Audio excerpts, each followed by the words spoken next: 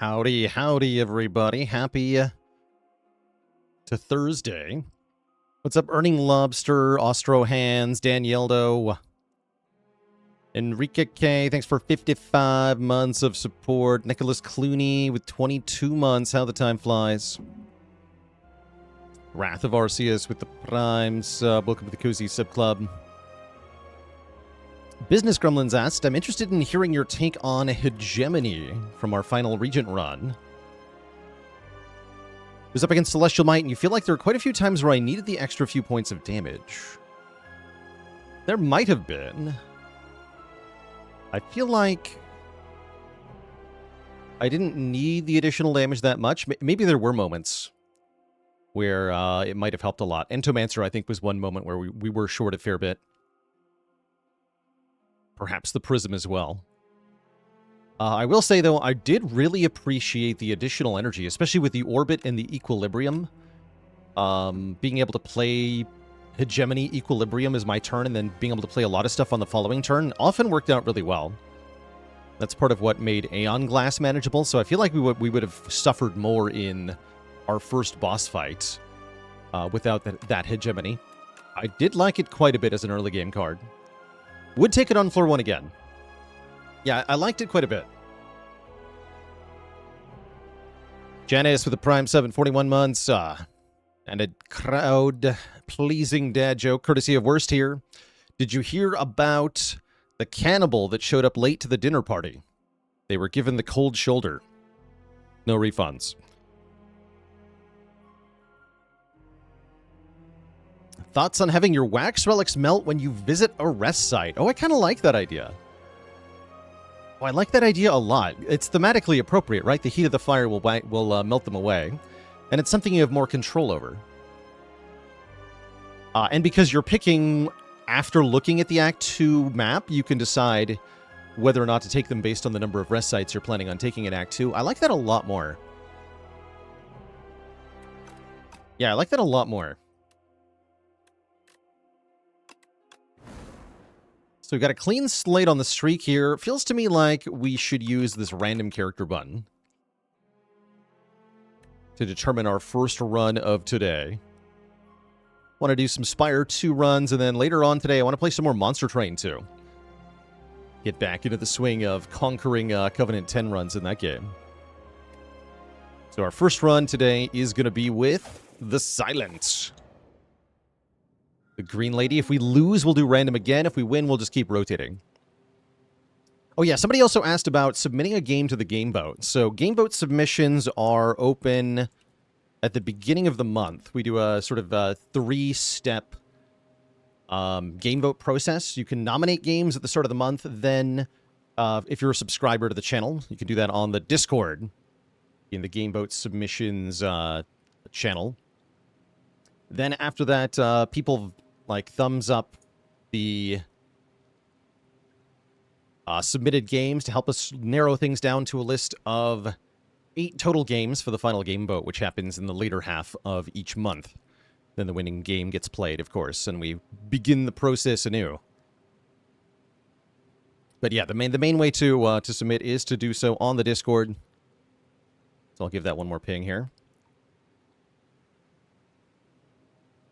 Sintinder had a fun clad run today. Took Silken Tress, and your first card award had to Dominate. That's pretty cool. Strength gain galore.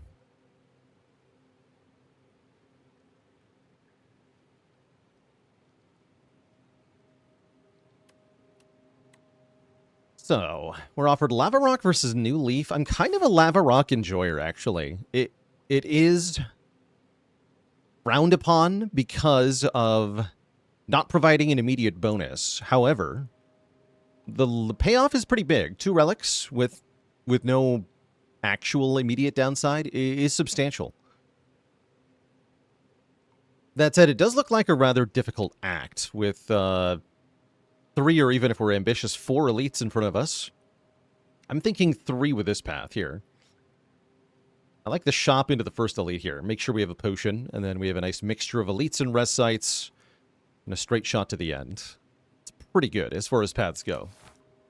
We'd end up with a ton of total relics if I take Lava Rock. New Leaf can also be very good here. I don't think I would ever risk it on the Hefty tablet. That injury is very painful.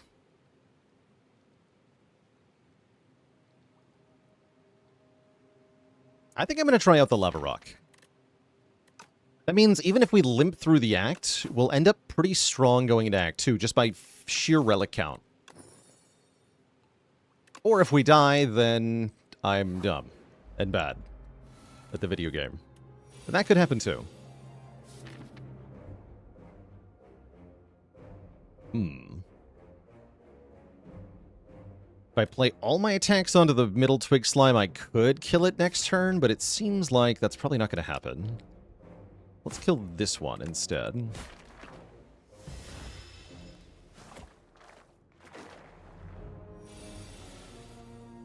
So I can strike, neutralize this one, kill it. Block for 8 and take 4, or I can neutralize this one. It goes down to 9 damage. 9 plus 4 is going to be 13, so I take 1 more. Might as well kill this one then.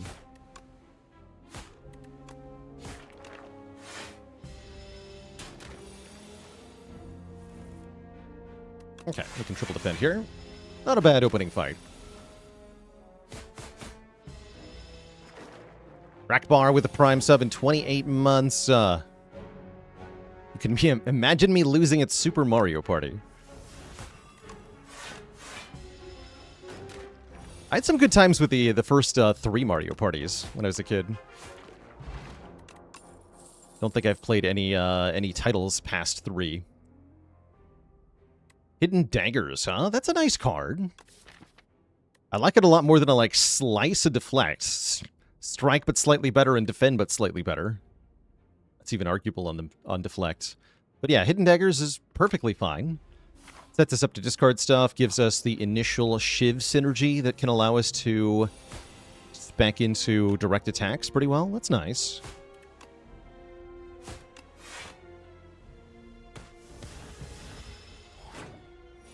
Yeah, all 3 cards there were 0 cost. That's kind of interesting.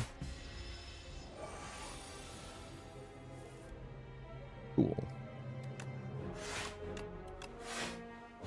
Bear in mind, you can play it as your last card to just get shivs without discarding anything. That's quite nice. If you had to discard cards to get the shivs, I think it'd be a lot worse as a card. Thankfully, it doesn't work that way. Offered more shivs or untouchable or backflip. Untouchable's nice with the Hidden Daggers. I think I want another way to get a shiv, though. In Cloak and Dagger.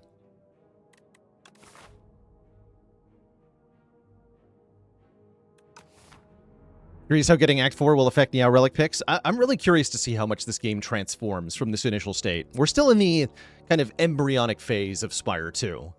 We haven't really even fleshed out Act 3 that much yet. We haven't gotten our alternate Acts 2 and Acts 3. Haven't gotten any new characters. And we haven't found out what else the devs might be planning on adding or end up deciding to add. Things they maybe didn't initially plan to. Very curious to see how that all works out. Can't wait. Bug. Okay, our event being a combat is kind of fine by me. That means we get a hard pull combat here, which is fine. Fine-ish. This draw is less fine. More like Stinker Beetle. Okay. Next turn looks like it could hurt a bit. I'm definitely not killing next turn. This is 14, so unless I get a bunch of blocks, which I definitely don't, means we take some damage here.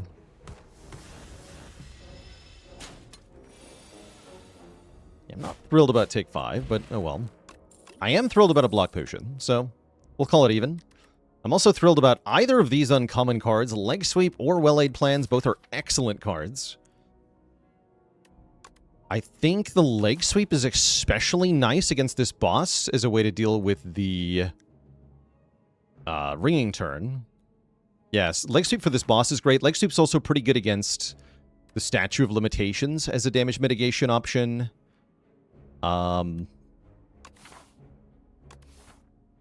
Yeah, let's take a Leg Sweep here. Feels bad to pass on Well-Laid Plans, but that's such a good block card that feels hard to justify. Bag of Prep and Bread are here. That's kind of tough to say goodbye to. I wonder if it's ever worth taking Volley. Volley is a pretty good damage option. Haze is another option for damage here.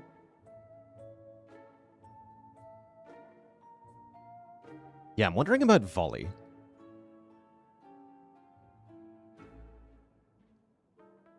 This upgrades to 14x, right?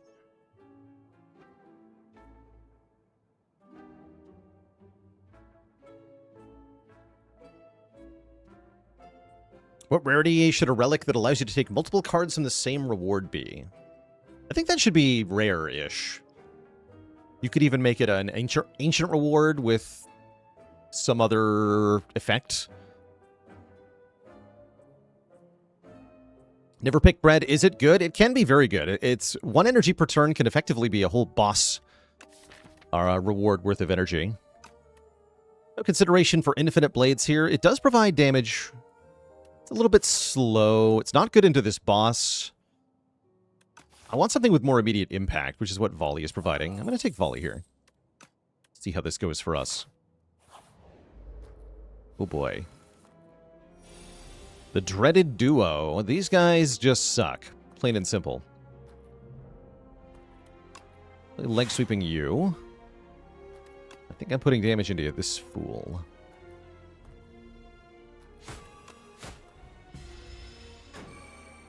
I think we have to kill the jackfruit first. We don't have that much damage output at the moment.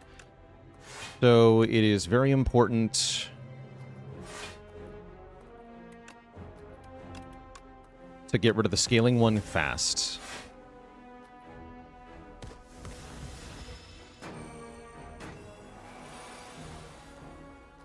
Oh no. This is like volley into block potion. This is where neutralize on the Flycanid would have been nice.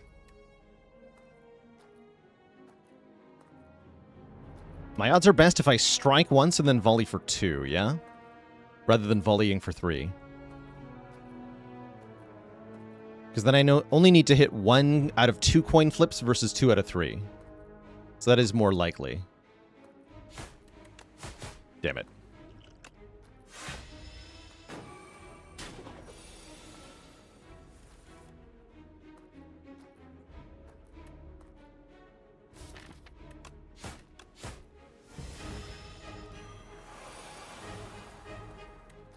Not too bad. I'd say overall this is not going well though.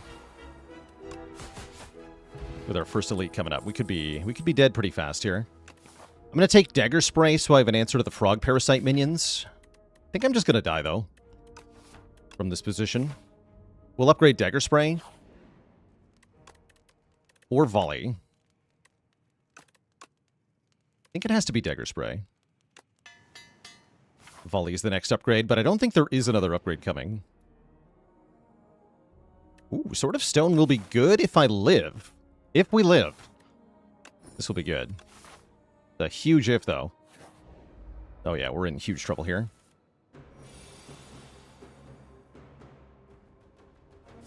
Oh, we're so cooked.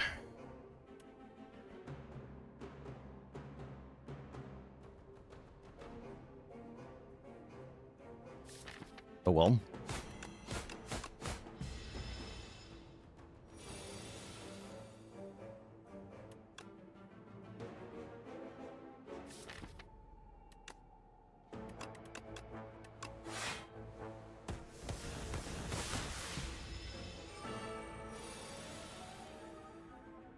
Yeah, we're cooked here. Guess I'll buy myself a little time. At least I didn't upgrade the card I bottom decked. That would have been ugly. I think I do need to volley for 1. Go neutralize volley here.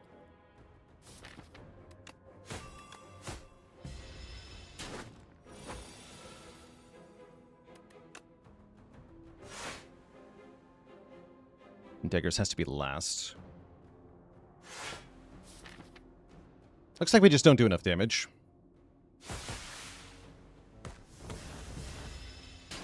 I still can't do 30 in 1 turn. I can block this turn, though. In fact, I could even play 1 strike out of 1 health. Am I going to allow that? That kind of feels necessary, right? Like, we're never realistically killing next turn. Off of 30? Well, we do if I get volley, huh?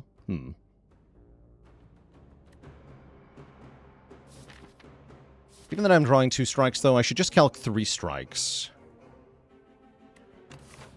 Yeah, it kind of seems like our only shot, right? I'm going to go to 1 here.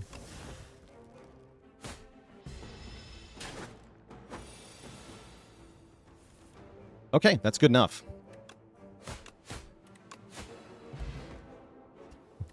Who called the Juzu? Who called the Juzu? Gonna ban you. No, I'm just kidding. I'll take a leading strike. We're gonna rest. I could go a different way now. Give me a good relic, please. Please give me a good relic. Okay, that's decent.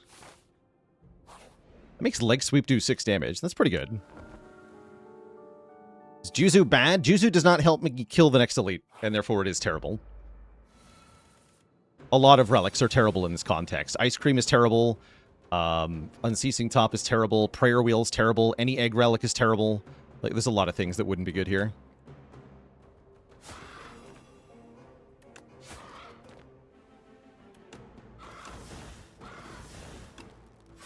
Where are the potions is the number one question here. Without the potions, we're very cooked here.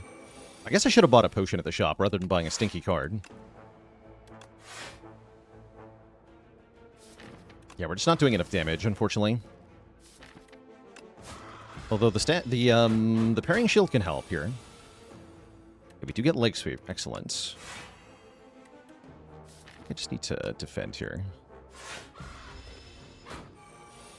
Baze, thanks for 16 months of support. Okay, hold. Volley kills now. Okay, that works too. One more's fine. Now we win. Okay, we killed the bird. We get a strike dummy. That's going to help. That is a much better relic than Juzu, and that it does help me kill the next elite. We're also likely to make it through the next elite. I think Ricochet is going to be really good with this sort of stone, so I'm going to pick it up here. Dealing 3 damage to a random enemy 4 times. We're going to rest at this fire. Like I said, when we picked up the lava rock initially, just struggling through Act 1 here will be sufficient because of all the incoming delayed value that we have. Question is, can we successfully struggle through Act 1? That remains to be seen.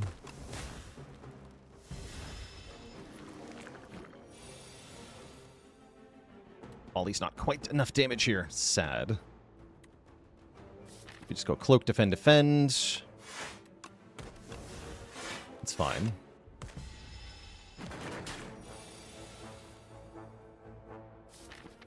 This is pretty good.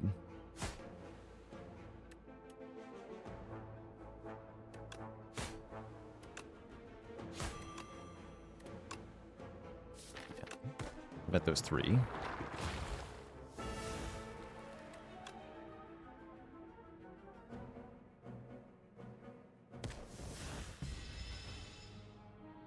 Really hoping we draw into Dagger Spray pretty fast here.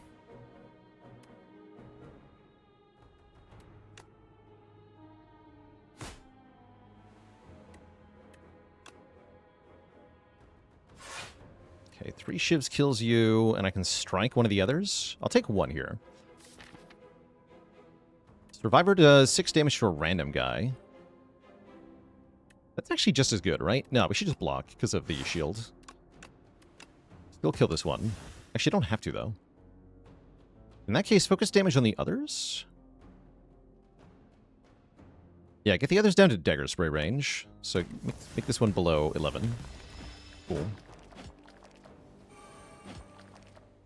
Please draw a Dagger Spray. That works too.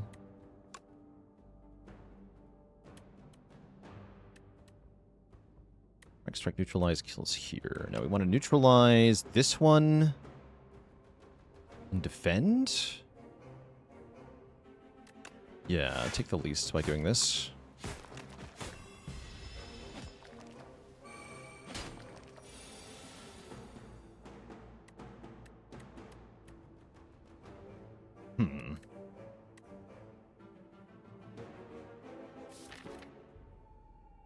It's a little unfortunate.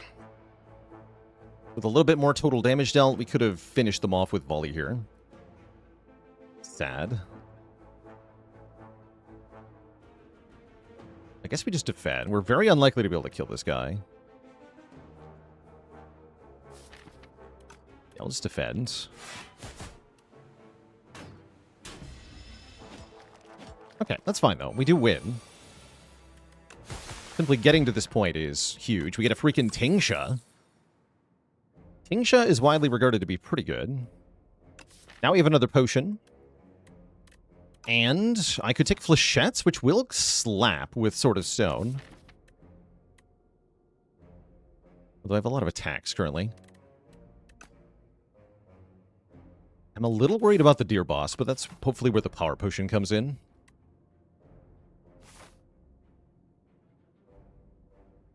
Let's take an event at this point. I don't think I want the Cloak and Dagger number 2. Oh, okay. Yet another relic pantograph. Wow, okay. That is extremely convenient. Perfect timing. Okay, so we end up with freaking 5 relics, plus the Sword of Stone, plus 2 more relics if we beat the boss. So I'm pretty happy to rest here. We're behind on upgrades, but that's okay. Upgrading Volley is kind of impactful, though.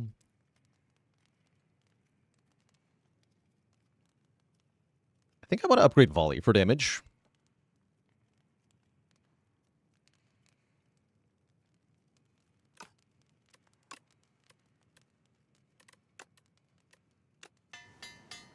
And we're still going to use the Power Pot.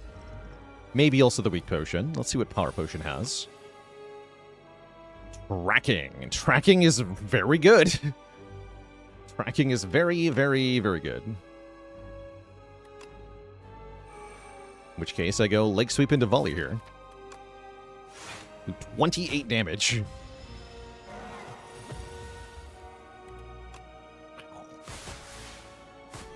Huge.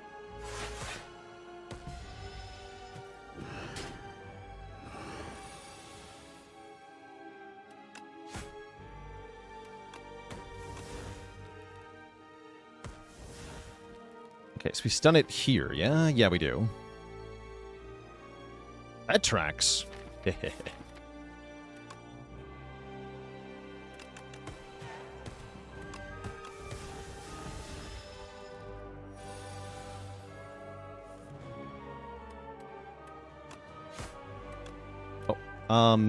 use Weak Potion here. I'll try to save it. Don't need the Weaken on this turn. Nice timing, Leg Sweep. Perfect. We've almost full block the Ringing Attack, and we do 6 with the shield. We have double damage on this turn. Which is Volley. 28 times 3. A lot of damage. That's even more than Dagger Spray. I think we just Volley and Hidden Daggers here. Take 14. Maybe Volley for 2. Maybe Volley for 2. But I think we just go for 3 here. Go for the kill.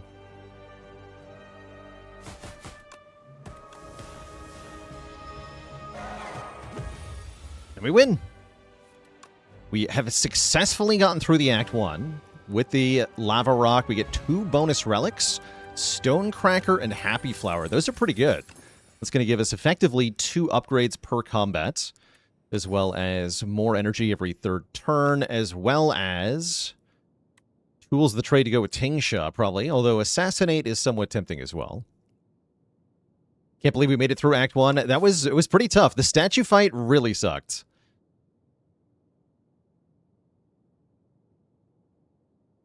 But it went pretty well otherwise. And the Volley did end up being good in at least one fight. The easiest fight in all of this was the deer. That's also true. So yeah, we end up with 7 Relic Act 1. And we have 2/3 of the Stone of Jade active. Which means we'll be able to have 3 bonus strength soon enough, which is going to make all these attacks do way more damage. Clone. Why is it always clone when I have no good clone click? Dang it.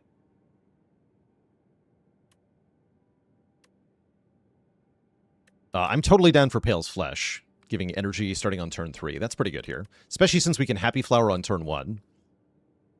Yeah, clone the tools of the trade. It's definitely an option. Clone Volley, get Chemex. Yeah, I don't think we have any good clone targets, sadly.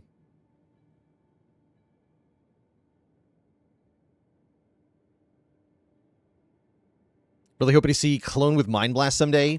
Yeah, the cool thing about that is that you don't actually need the Mind Blast to be what you clone. You can just clone any card, and as long as you have at least one Mind Blast, it will do massive damage. We'll take the Flesh. We have enough money to make an early merchant somewhat worth it. Looks like a late merchant might be better. Yeah, a Clone Uproar deck. I'm still waiting to have the Clone Uproar run. I would like to make that happen someday.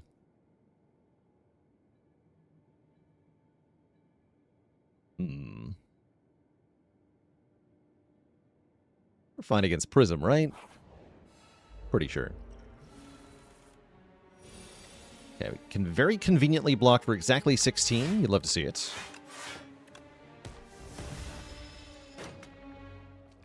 Buys me a turn.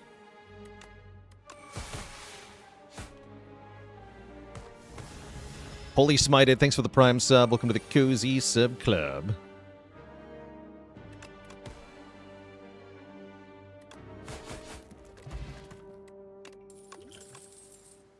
What? Or another Ricochet. Another Ricochet is actually very good. Which bug do I kill first? Nectar bug is the #1 priority usually. I don't go for rock bug first unless I can't block the 16 occasionally. I'll take a footwork, actually. Footwork has got to be pretty solid, I think. Let's take an extra event. Ooh. Upgraded common attack for my energy potion or my weak potion. Let's lose the weak potion. Ricochet with a plus. I mean, that does seem better. Sure. There is no hope for the future. How many elites do I want to fight? I guess we go this way. And then we either have a choice. Go like this. Or we can be more ambitious if we're kicking ass.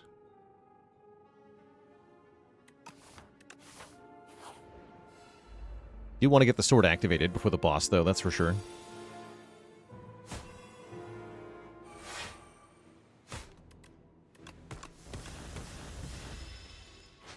Ow. My feet! Stop, thief! And it's important we play the Survivor for that 3 damage from Tingsha here. Get him. 1 damage 5 times. So we can easily kill with Volley, but then Happy Flower's on 1 again.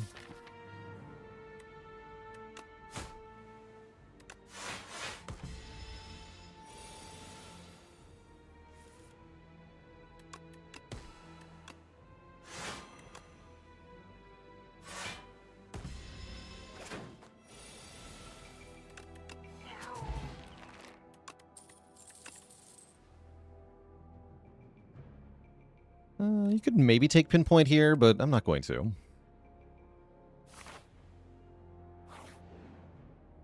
A rock. Ooh, we can enchant an attack with Vigorous 8, which is very good on Dagger Spray, Volley, or Ricochet Plus. Probably going to put it on Ricochet Plus, but all of these are kind of amazing. It's your favorite fruit juice saving payoff? the drink and lift option? The stone of all time. Yeah, notably, you cannot encounter this event at all unless you have at least 1 potion.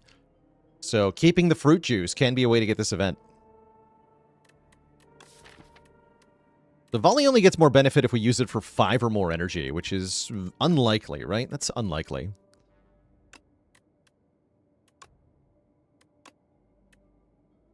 You push and push with everything you've got, but nothing happens.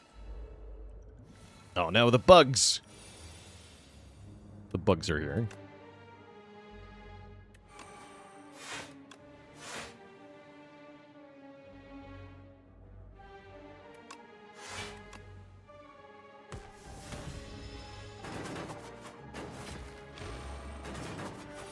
Things should help. Oh no, I gotta hardcast it? That's still pretty good though, right? Just see what happens.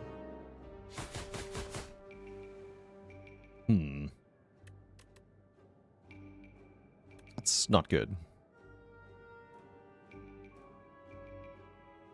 We energy potion, and it's still bad.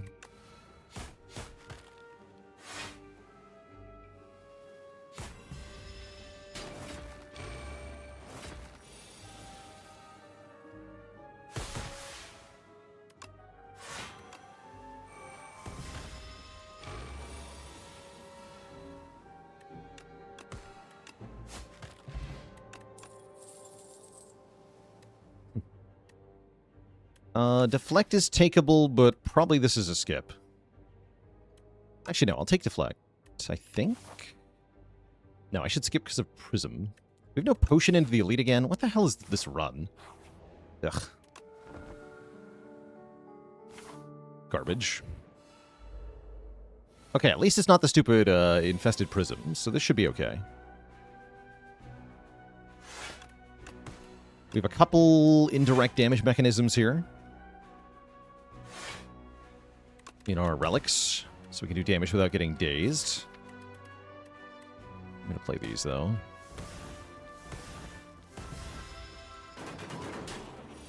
Ricochet with the upgrade is going to be especially helpful. This is awful.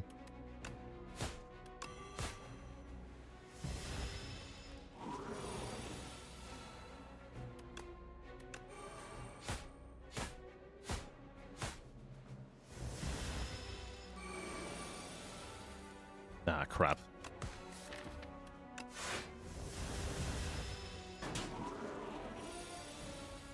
Okay.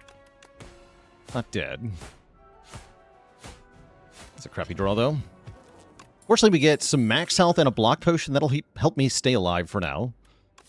Accuracy plus can boost our shivs, but honestly, shivs are not a very high proportion of our damage. How's it going, Drake XLT? Thanks for the Prime sub. I have not played any of the Star Trek games. Oh, there's no rest site, though. Oh, crap. Ah, we're cooked. Okay, what do you got? Mummy hand, huh? Yeah, we're cooked here. If this is Prism, I'm probably just gonna die. And I have to take 2 crappy common cards or instantly die. Backflip's at least good. Whale could maybe save our butt. Yeah, let's take Whale backflip. Those are at least nice cards. And then we have to hope this goes well. Okay, it's not the Prism. Is that good, though?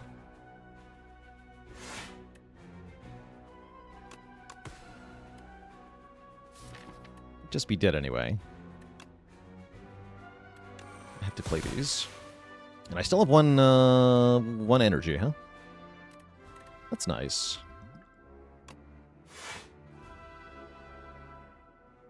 It's 28 on turn 1, so we take 3 currently. I think I'd rather play the Leading Strike. The one that's buffing.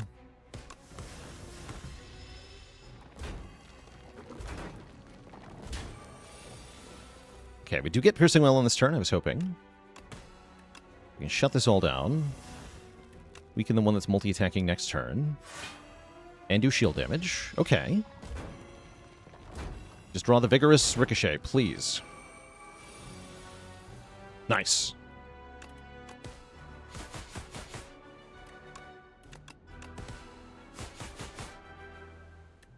We did it.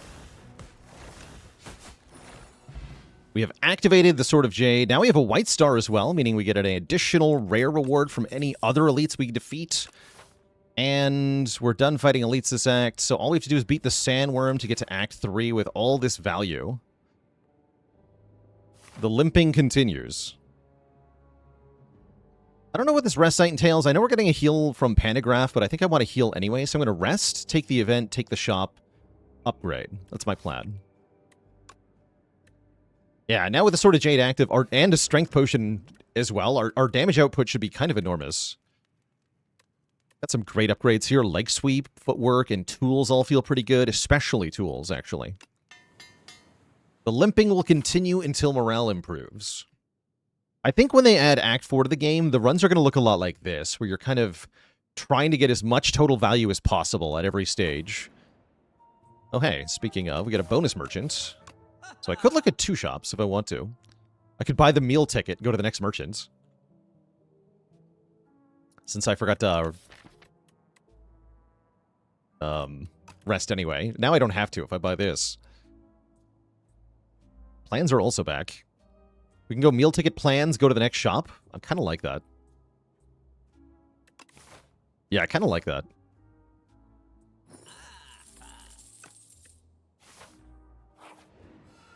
And then probably just remove strike here. Automation's cute. Could buy a potion. Yeah, just remove a strike here.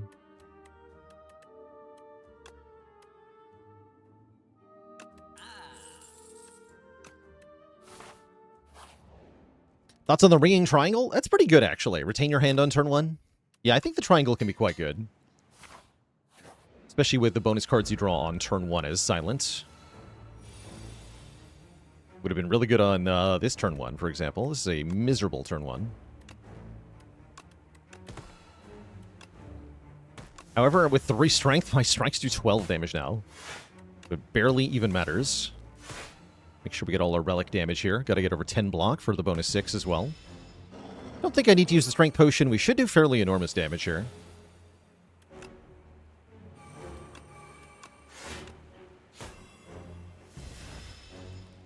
And our bonus energy will make the statuses in this fight not that problematic. This turn hurts, though. Quite a lot.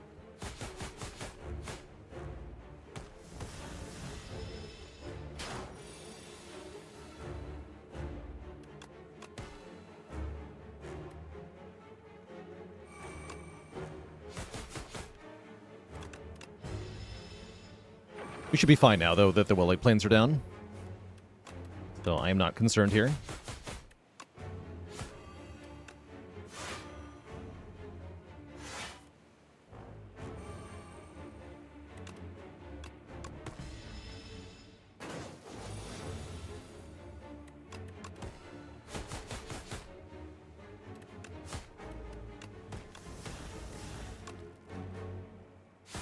GG.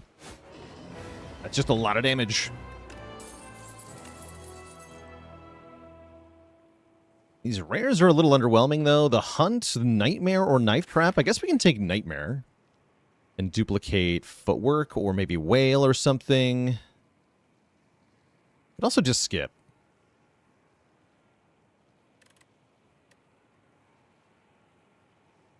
What happened to tracking? It was just from a power potion. We never had a real one.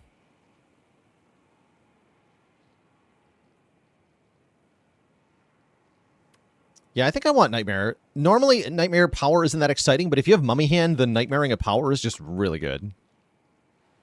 So we'll take Nightmare the feat.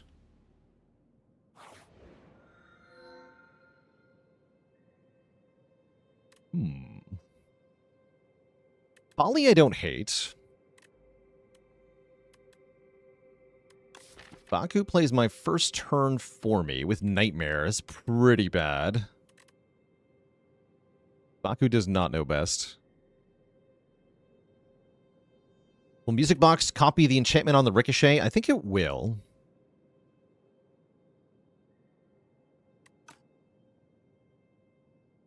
Oakheart Monster, thanks for 52 months. Yeah, I'm leaning towards Preserve Fog here. Cut 3 strikes. Even though they do 12 damage. Heavily increase our block density while still maintaining really good attack damage.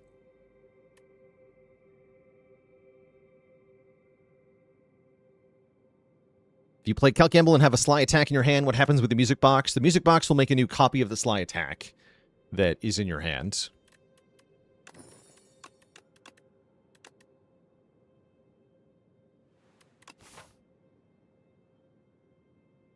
Okay, we do heal at shops.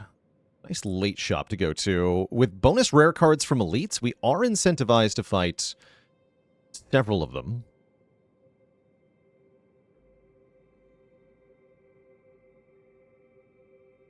Two or three looks pretty good. I do want to upgrade footwork, though. Let's go this way. Nightmare tools the trade. It's happening.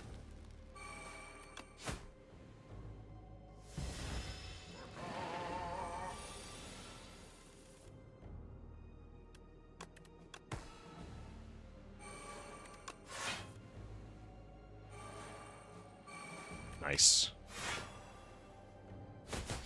Have some damage.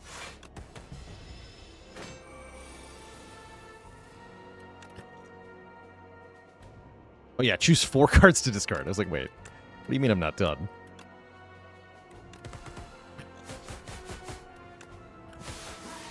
Yes. I love it. We're fighting Queen, and I have a Willy plans. I'll take a second Piercing Well. Such a prudent pickup. Splash. Splash is kind of spicy here. I don't like it. I'm going to do it. Taking the splash. Splash.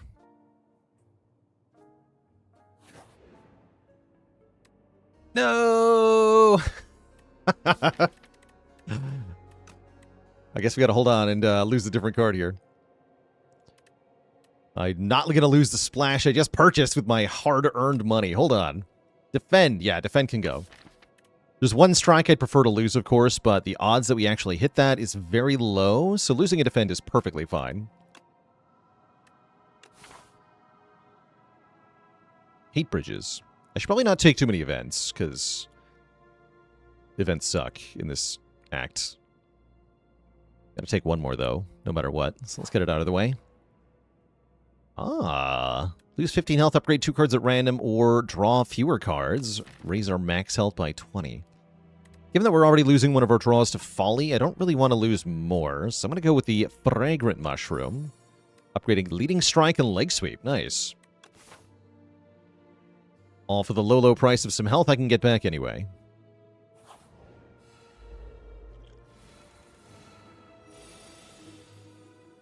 Yeah, exactly. 3 health for a starter card remove is honestly fine. Mangle. Mangle that scroll. Bonk. Aw. I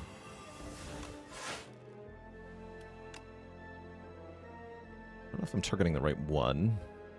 The only one I know is attacking next turn is the front one. Let's hit the front one.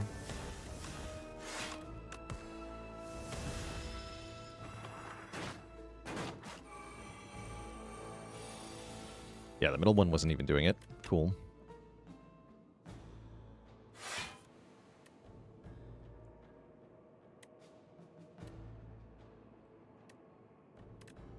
Yeah, this always kills all of them. Nice.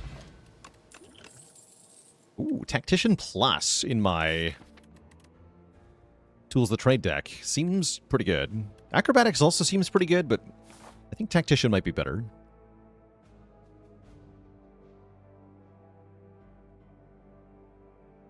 And then we could heal up here. Or I can get more total upgrades. I want to upgrade Footwork. I want to upgrade Nightmare. I want to upgrade Splash. Okay, let's go for more upgrades. Start with Footwork. Splash second, I think.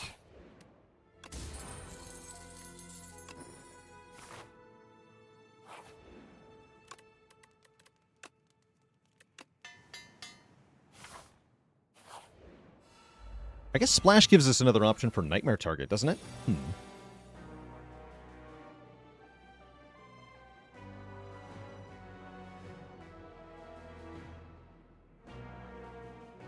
I'm going to Tools first. 3 whale.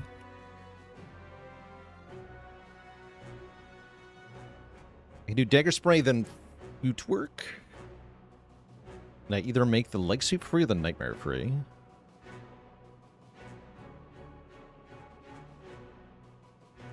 What can footwork first?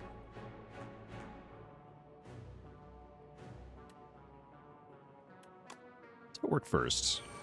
Nice. Okay, so if I make copies of zero-cost whale, I think I'm going to get more zero-cost whales. Pretty sure.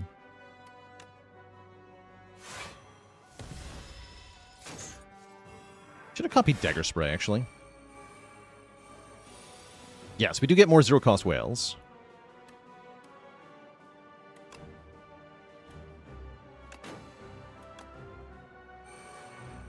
Aww. Of course, they're ethereal, so I just have to play them. That's alright.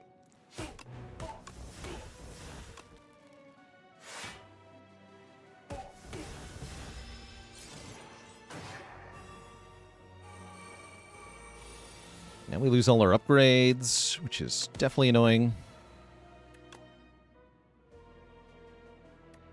Damn. I guess Shining Strike is the best option here, but then it goes on top of the draw pile. It's still fine.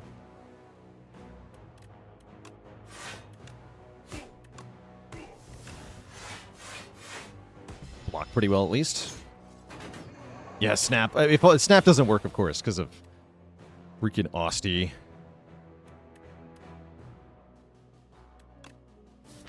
Yeah, we have to discard the enchanted one. Even though I don't like that, we're doing that.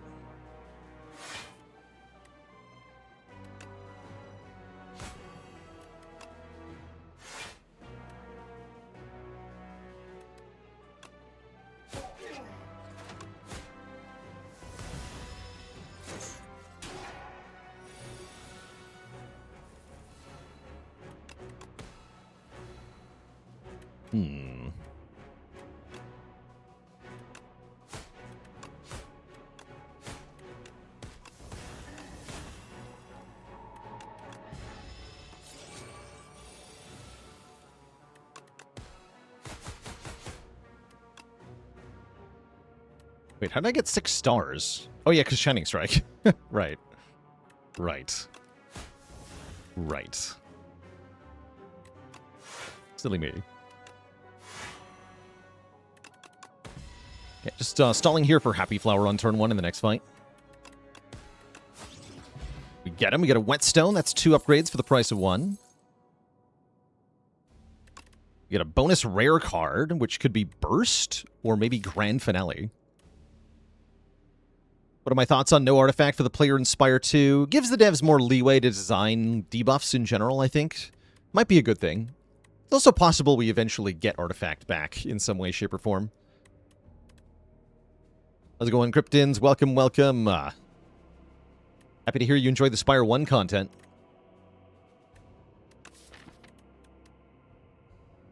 The thing with Knife Trap is we just don't have enough shivs to actually make it any good.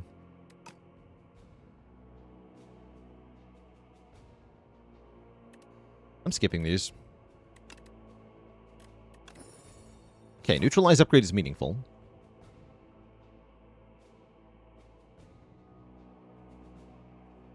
I'm going to go for 1 more elite. I'm going to rest here. Keep her health high. Grand Finale ever a take? I think with for Grand Finale to work, you typically need 3 things. You need... Well, 2 things, actually. You need to be able to retain Grand Finale, and you need a way to... You need a way to draw variable numbers of cards. So having like a draw 1, a draw 2, a draw 3, stuff like that can go a long way. It's free to play this turn. Give me the 3 draw.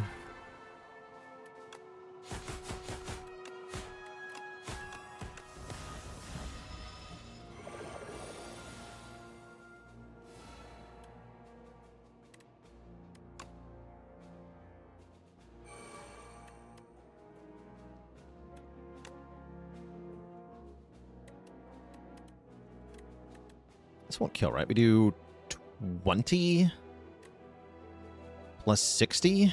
Oh, that's really close. Strength Potion does kill here. I'm going to do that.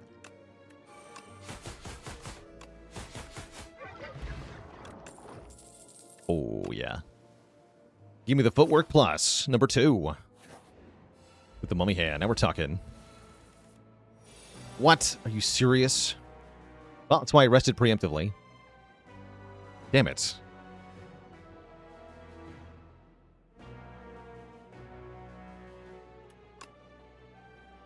No block.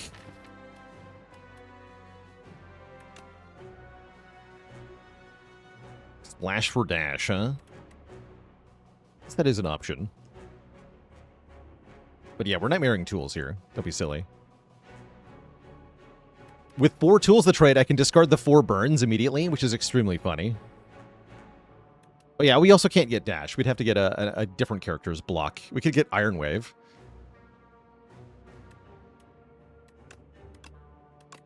This is a 2/3 chance to let us play Splash anyway. It does not. Great. That's fine.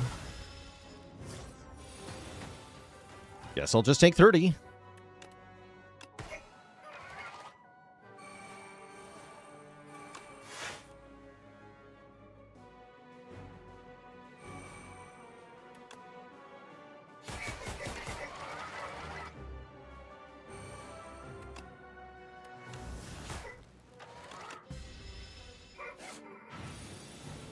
Choose 4 cards to discard. Don't mind if I do. I like that.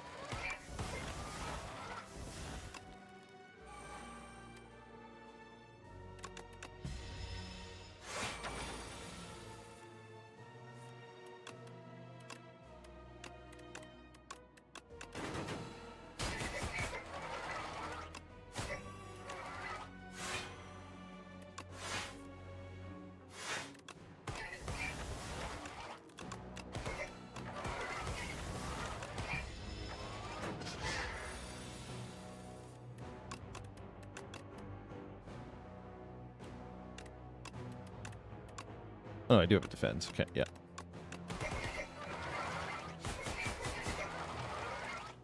Bombardment.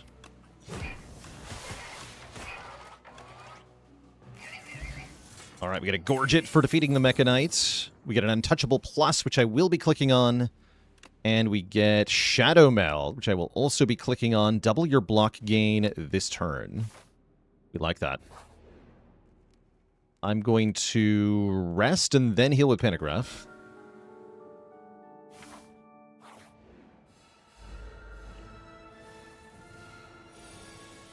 Okay, looks like a pretty good turn 1. Into Aeon Glass here. Cannot weaken it, but we get well-laid plans and footwork down. We get to Survivor the Untouchable. Seems good.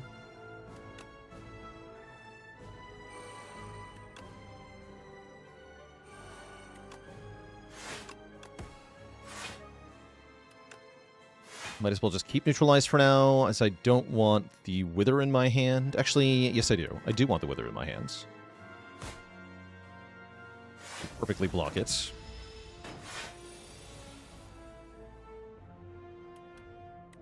This turn is bad.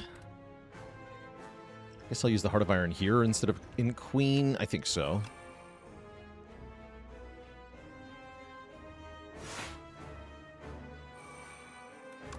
I want to play my crappy attacks? Not really. Not in the block. It's not worth it.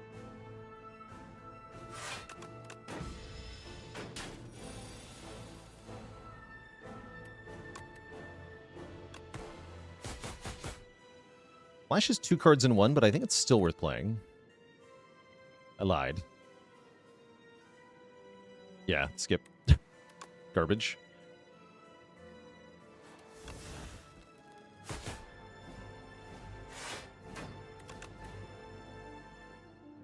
Snap retains, right? No, it doesn't, because Asti can't... There's no Asti to attack with. Doesn't play, but it does retain. Oh, interesting. I feel like Asti has to attack.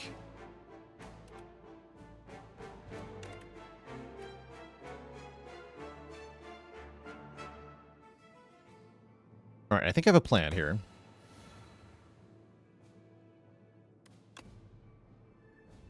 Watch Papa do it last night. Okay, so it does retain. That's cool, actually. Not quite what I expected there. Here's our master plan there. We're going to Nightmare the Ricochet with the enchantment. The power.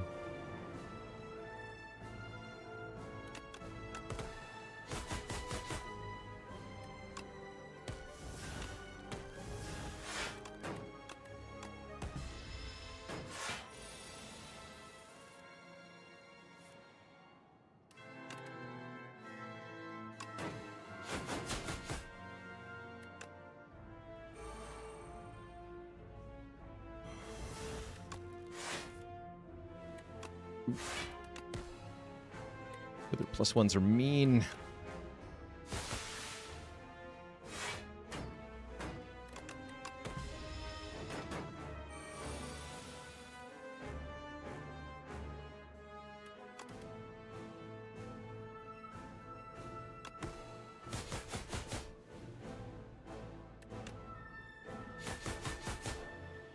This we block with the plating. Okay. Let's keep Shadow Meld untouchable.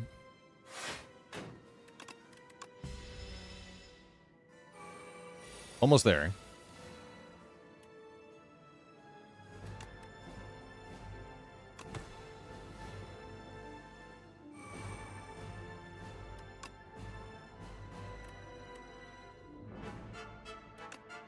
Hmm. 30 block.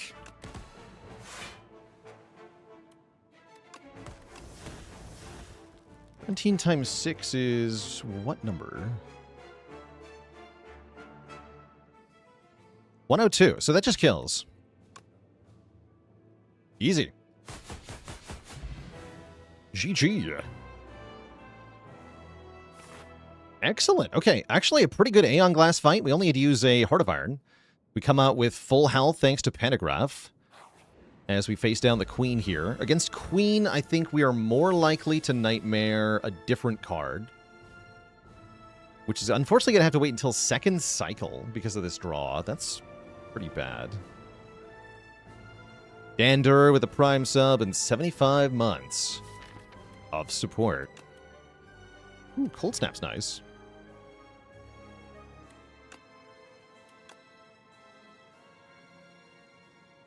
We definitely want to kill the Torchhead first. Weak forever. It's nice not having to count my cards anymore.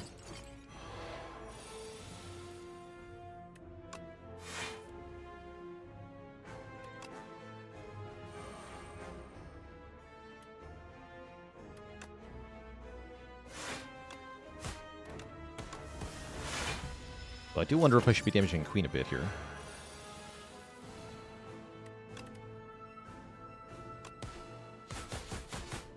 This draw sucks. No way around it.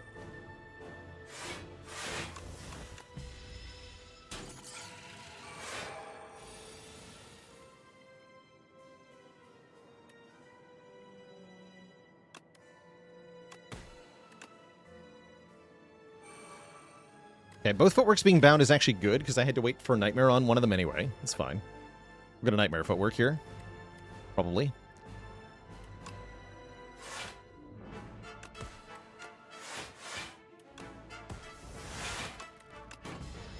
Let's see here.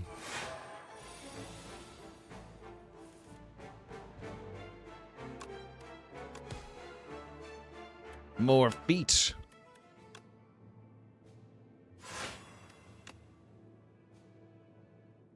Problem is I can only retain 2 cards.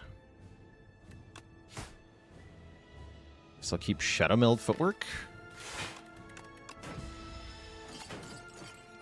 Keep our Piercing Wells for the Queen part of the fight. There's Nightmare.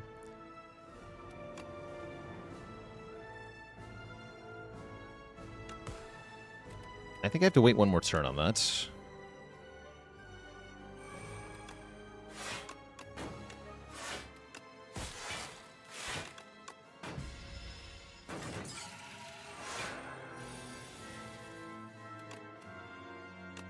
Here we go.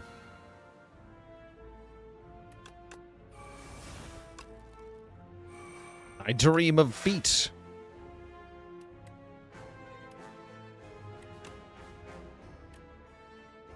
I dream of Hyper Beam or Body Slam. Wow. That's actually a tough choice.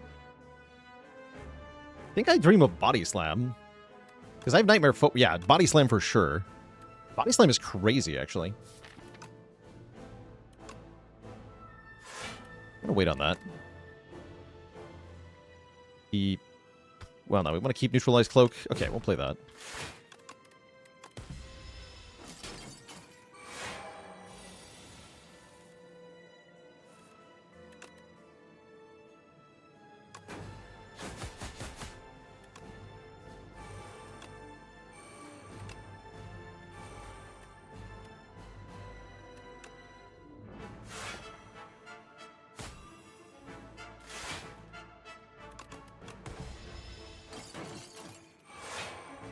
Okay, ideally we're killing very soon, or we're using Shadow Meld to just completely block. That also seems completely fine, right? Because I can Shadow Meld, and then defend is 30 block. Amazing.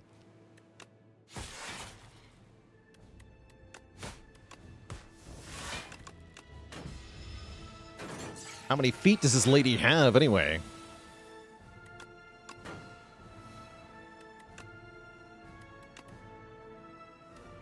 Bonk.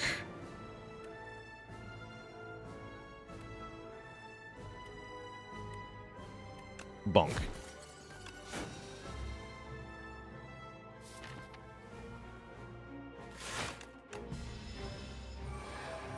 Okay, we should be able to block the first multi-hit, no problem, the old-fashioned way. We can also play Berry, normally, if we want to. Ooh, no, I'm stupid. Oh, crap. Heck. Shouldn't have played Ricochet there. I didn't realize it was bound. Ow.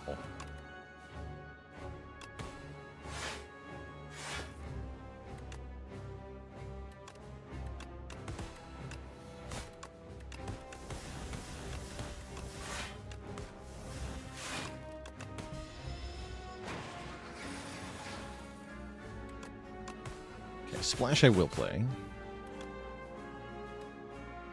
Hang.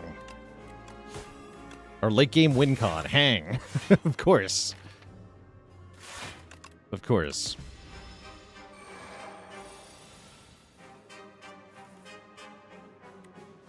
Yeah, very late game.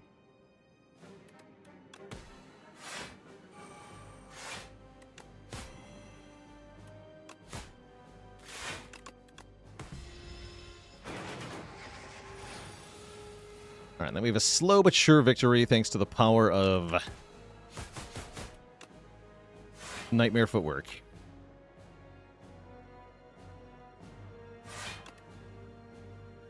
Bury again! Bonk.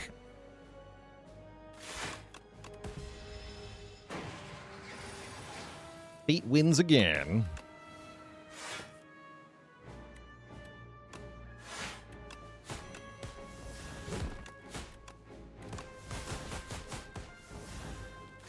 Alright, now we use the Piercing Well.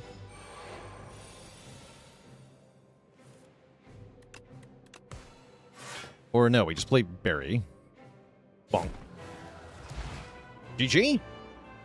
Silent takes the W after going to 1 health in Act 1 against the Statue of Limitations with the Lava Rock pick. We make it all the way to the end in a very scrappy, very fun run with lots of strength. Cool run. GG. Yeah, we went from crawling to running, definitely. Definitely. But yeah, Lava Rock into First Relic Juzu Bracelet, never something you really want to see. Worked out, though. Just barely. Just barely. 1 hit point.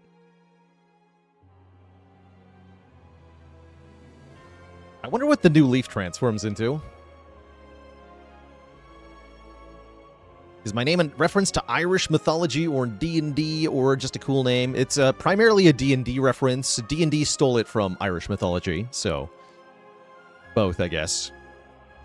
More specifically, my name is a reference to the misspelled version of the Baylor creature that appears in several of the early BioWare RPGs, which were games that were very foundational to me as a kid. Specifically Baldur's Gate and Neverwinter Nights.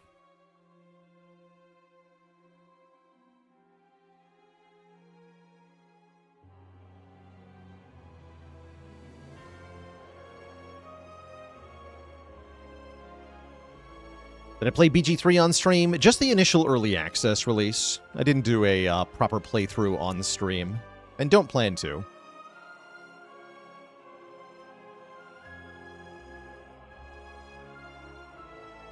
Ever played Gothic? I remember installing Gothic 1 and playing like 15 minutes and then dropping it. Not to say it's a bad game, it just didn't capture me. I don't have any interest in the remake.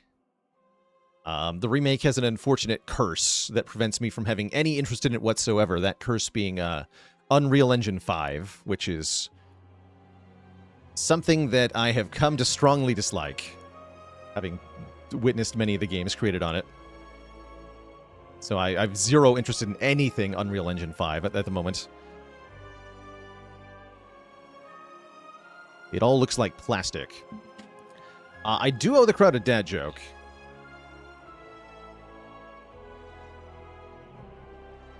Yeah, that was also part of why I never played Expedition 33. I hear the writing and music and voice acting of that game are definitely given very solid praise for good reason, but the actual like in-game visual graphics for me are like hard no.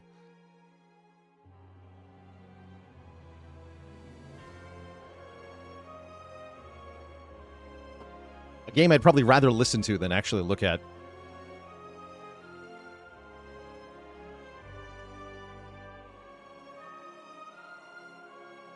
Do I think Splash needs a nerf? I feel like it probably does. I think they should give it the Discovery treatment, where the unupgraded version says exhaust, and then the upgraded version says don't exhaust. And remove the upgraded part of this.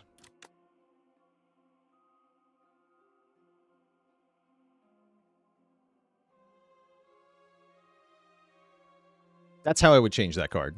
Just make it like Discovery, but for attacks.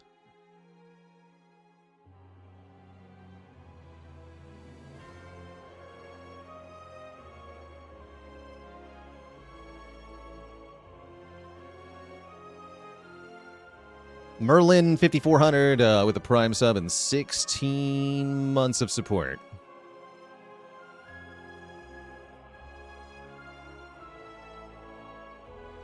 Is Discovery on Regent extra strong because he has so much big and powerful cards? Yeah, it's the star cards that you can get without having to pay the stars for, and it counts as creating a card for like Pillar of Creation and Supermassive.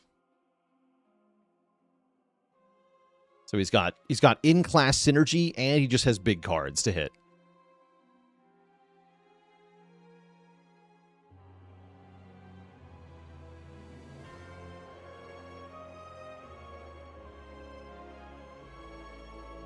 And I do owe the crowd a dad joke. Did you hear about the adventurer who tried to recreate the goopy Ancient of the Spire? Unfortunately, it was merely a pale imitation. No refunds. All right, chat. We are going to jump into another run in just a moment. Before I do that, I'm going to take a quick break here, refill the legs, stretch the water. Back in a few for, I guess, a Regent run. He seems cool. BRB.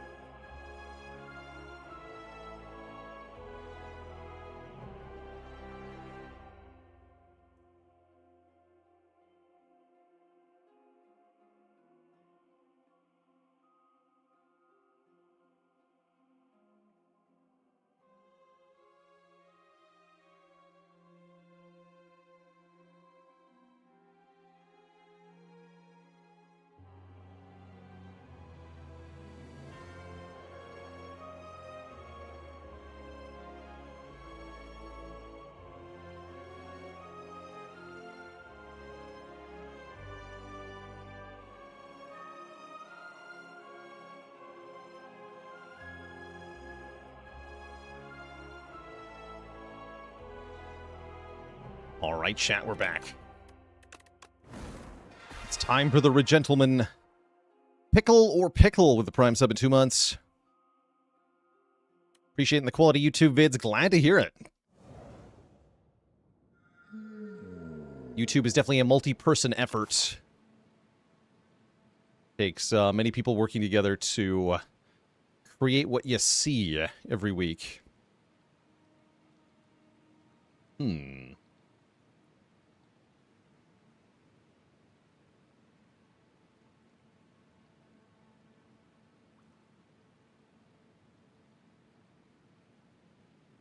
Underdogs, huh? Eyeballing the Silver Crucible. That would leave us behind on relics. Maybe it's just transform. Not the biggest fan of the Crucible losing you a relic and a chest worth of money. Although if we don't get to spend the money this act, it might not matter.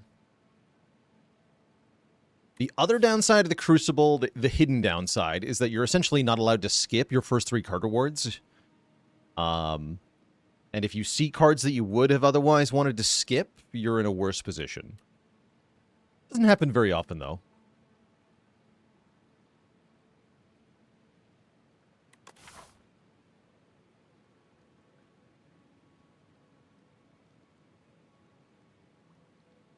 Crucible maybe lets you fight this elite. That'd be kind of cool.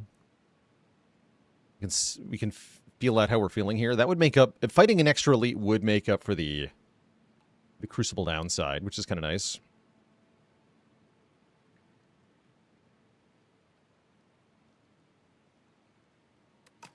Splash being a pick from 2 rather than a pick from 3 would make it more reasonable as well. Actually, a lot more problematic, because you'd be offered 2 Austie attacks a lot more often. Yeah, Crucible into event rooms can be very fun. If you get an event card award, you can get something special to happen. Transform a bit chaotic on Regent. Also agreed. I think I'm going to go with the Crucible here. Have a Crucible run. See how it feels here. Yeah. Against this Shark, I think I just want to put out as much damage as possible, as quickly as possible. There's no way blocking for 1 there could be worth it. Smile. They venerate so we can play Pulling Star again. Take 2 more, and then we're out. Not bad. 3 damage first encounter is pretty good. Oh, Gamma Blast or Collision Course with the upgrade. These are both great. I think we go with Gamma Blast. That's a really nice early pickup for extended weaken vuln. Basically a big improvement over the Falling Star. What about Crescent Spear? Yeah, what about Crescent Spear?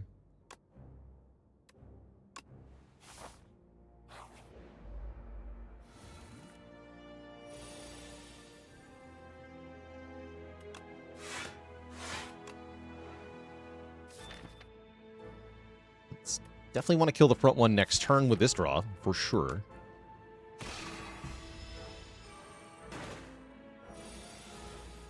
Yeah, that's the exact draw I was worried about. Okay, with Gamma Blast, we take 2 here. That's fine.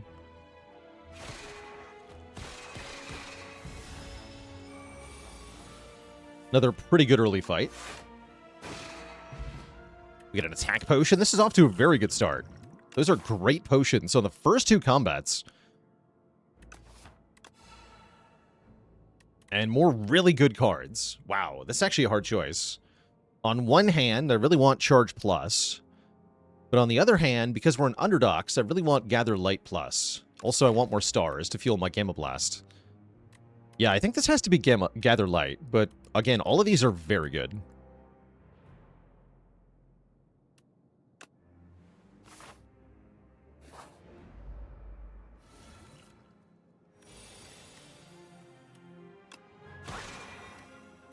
We're getting C-Punked for 9?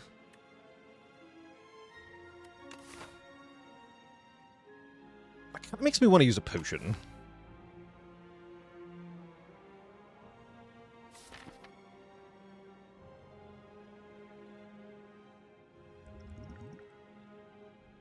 going to use the Heart of Iron here. Save 7. Because I'm betting that we end up with another potion before we get to the elite. Oh, look at that. Child of the Stars plus. Or I could just take Collision Course. Was that 3 Collision Courses in a row, by the way? Yes, 3 Collision Course pluses we could have had.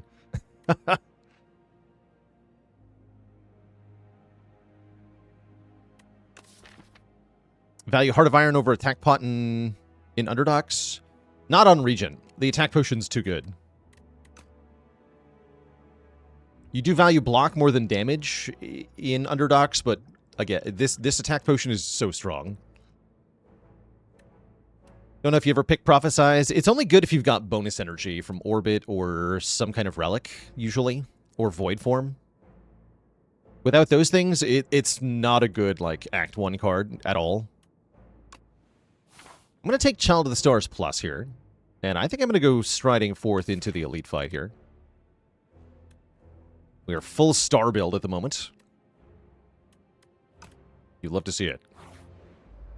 Okay, this is a good fight. Nice. I don't even have to Falling Star. In fact, there's literally no benefit to doing so, so I won't.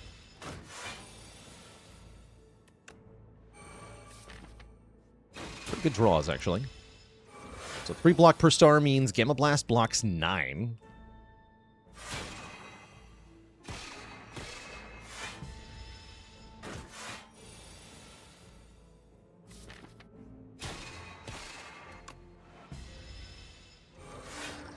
And Falling Star is 6 block as well.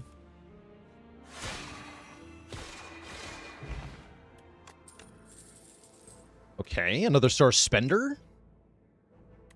In Astral Pulse seems really good because it gives me area damage, which we need to deal with Garden Eels or other fights. Patter's not bad either for more block, but I think I want the Astral Pulse. It's looking like an upgrade Venerate sort of run at the moment. Second Hardpool fights this guy. This is also not bad.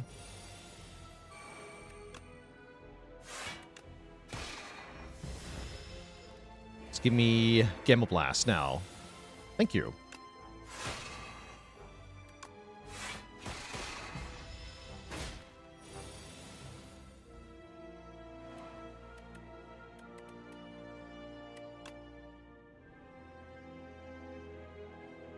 I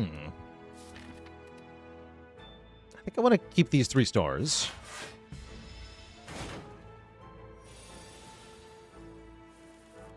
Bad choice.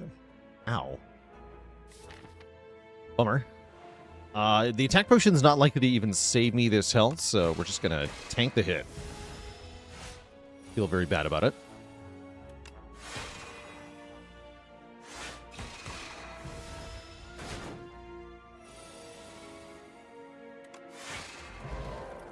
Okay, there's that second potion I was talking about.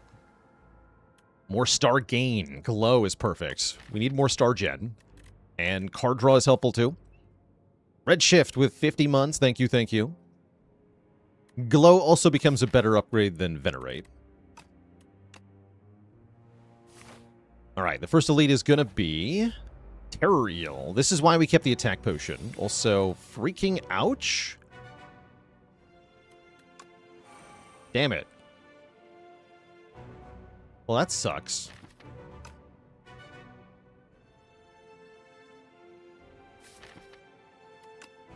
Oh well.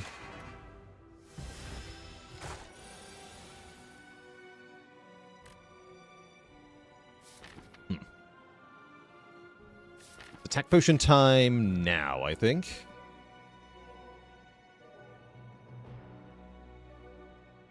Ali Cavalcade, thanks for the Prime sub. Welcome to the Cozy Sib Club.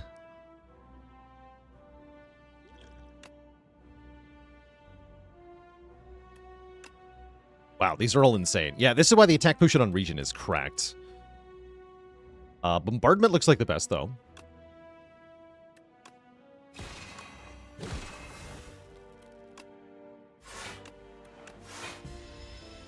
And we can stun easily on this turn, and it should be dead before it can do anything else.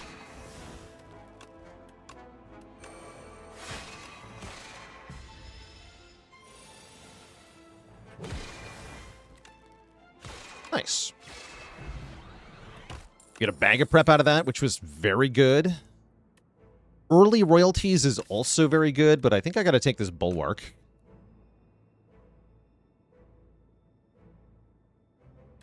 Give me the Bulwark.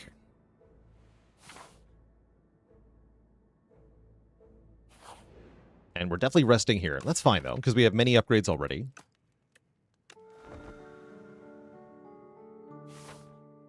Gotta say, so far, this feels like a pretty good start. We should be able to stabilize pretty well from here.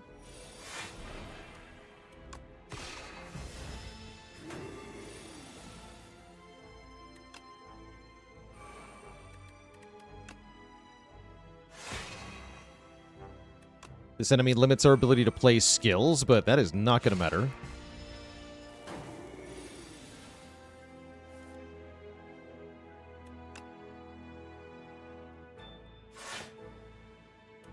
Well, it matters a little, because it makes it harder to get stars.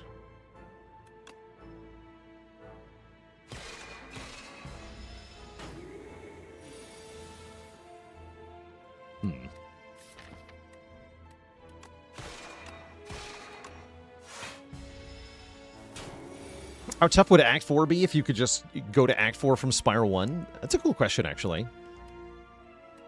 I think it'd be pretty tough. Oh, there it is, the hidden cache we've been waiting for. Yeah, I think it'd be quite difficult, actually, to deal with Act 4 with the ancient rewards that you get. Definitely some runs could do it, but a lot of runs that currently win would absolutely not make it through Act 4 of Spire 1. That'll be a fun thing to try with mods at some point. In terms of mods for this game, the ones I'm most interested in are the ones that port over content from the first game. In any way, shape, or form.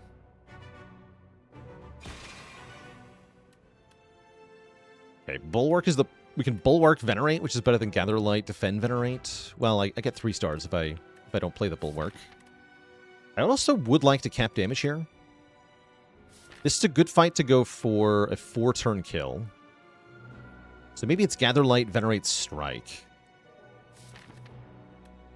Although, if I don't have the sword, I'm not getting the 4-turn kill, am I? Probably not. There's more Star Gen coming up. I don't actually need to play anything other than Bulwark and Strike. Let's do that. Because now we have Hidden Cache. Not getting Falling Star here is fine. We just cash in the Blade and defend.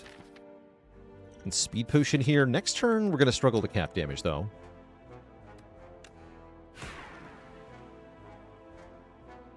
I'm not going to Speed Pot for 5 yet. Especially since I think I might be using the Explosive Potion here. Yeah, looks like it. Will this even be enough? I'm not sure. I'd like to set up the chance for it to happen, though. Okay, so let's Explosive Potion, hit the cap, and then just defend. Seems iffy.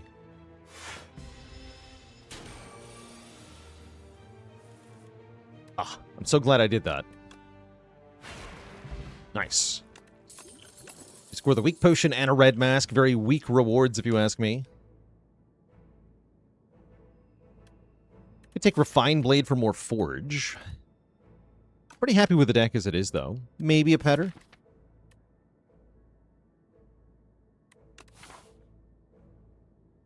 Refined Blade's good into Lagavulin. I should think a little bit about the boss. Yeah, let's take Refined Blade, actually. It's an acceptable Forge card. We'll add a bit of Forge to this deck, see how it feels. Am I allowed to upgrade a card here? I really would like to. With Glow being probably our best upgrade.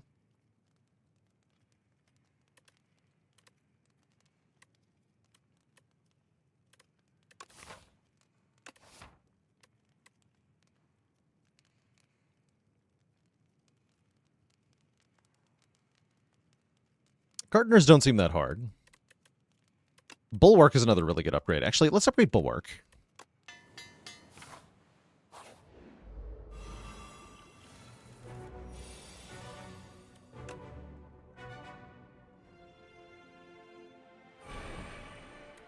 Big.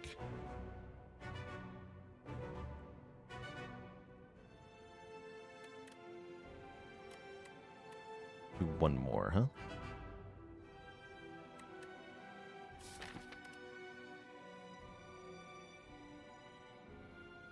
At Falling Star, I have to Venerate. Very important we stay at 3 stars. So I can Astral Pulse. Bonus energy next turn makes playing the blade pretty easy. Yeah, let's go defend. Venerate Falling Star. Take just a little bit of damage. There's the Astral Pulse, plus the Sovereign Blade to kill this one.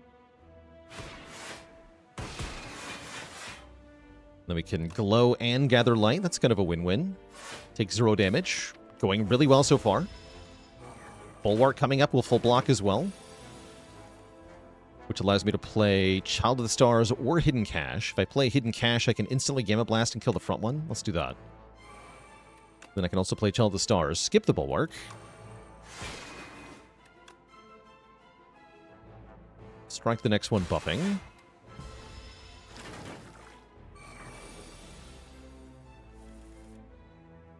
Cool.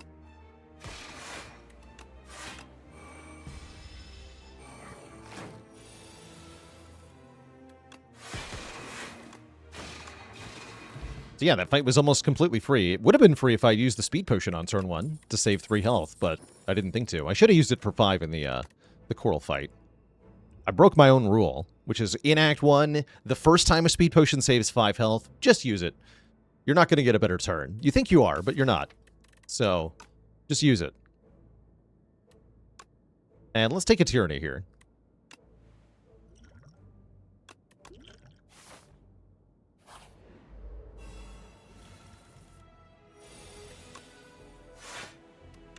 Hello, yes, I would like many stars, please. Give me the stars.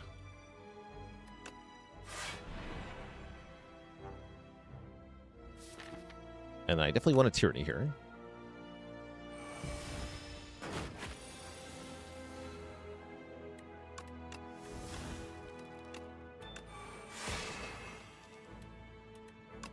Big.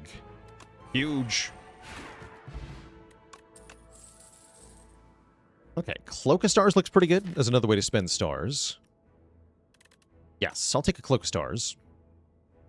Tyranny ever a bad card to pick up? I don't think so. Feels really good a lot of the time.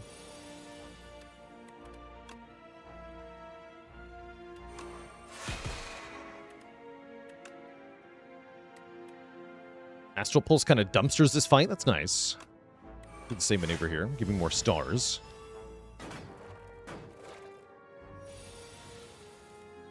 Big.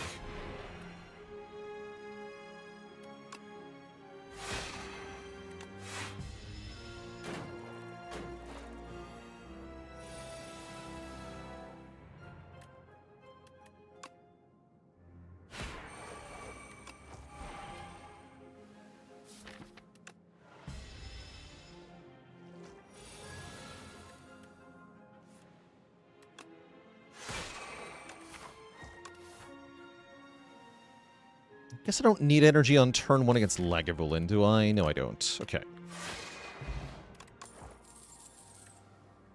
Could take another Hidden Cache, but I don't feel the need to.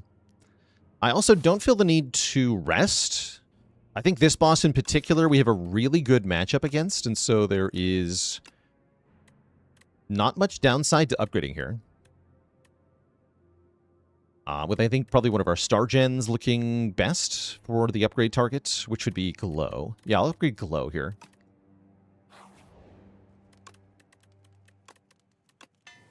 And this should be pretty free. Once Tyranny's in play and we forge a bit, this should be excellent.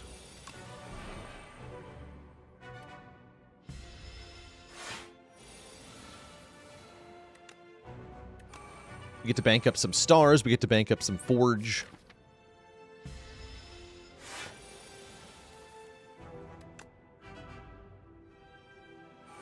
Go Tyranny and I guess Bulwark. Keep forging. Wakey, wakey. Eggs and Binky. What a hand I drew. This is like all star cards or star spenders. Impressive, actually. I guess toss the Venerate. Of everything.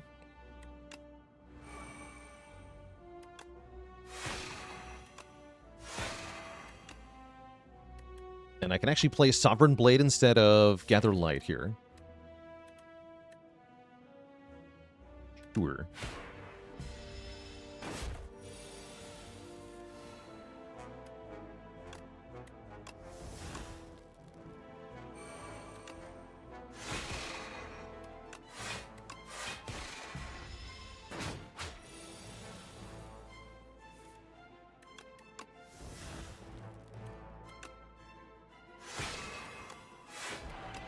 Forge.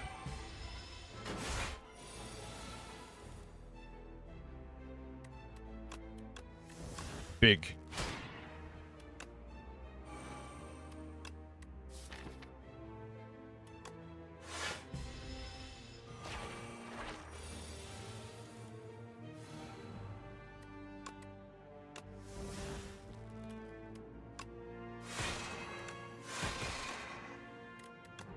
Yeah, no problem at all.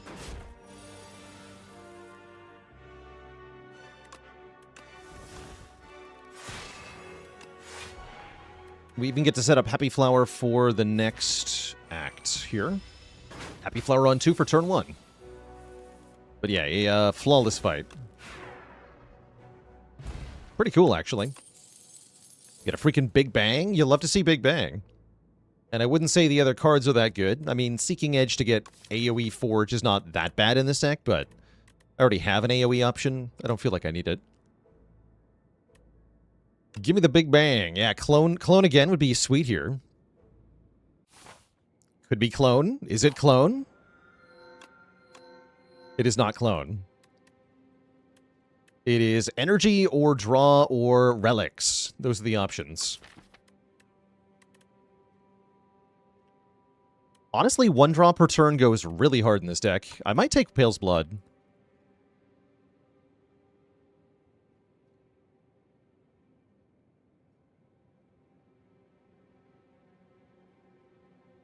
More draw per turn means we are more likely to get the Star Spenders plus the Star Exploiters kind of together.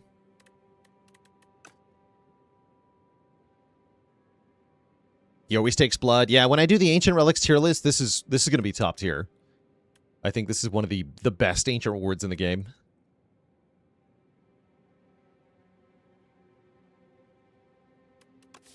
But Wing is tempting. We are going to skip a lot of cards, probably.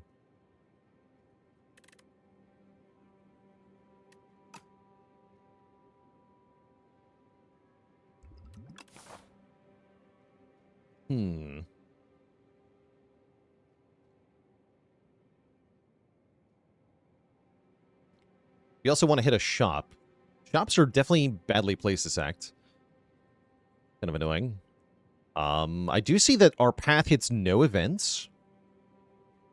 So that speaks more to going for the Wing.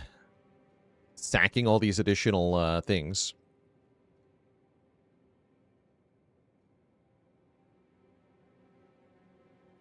Something like that. We get, is that only 1 elite? It won't really matter. Yeah, if I take Wing, it won't really matter that I only get 1 elite. Okay, let's go Wing. I think Blood might be better, but Wing looks really good here. So we're going to do it.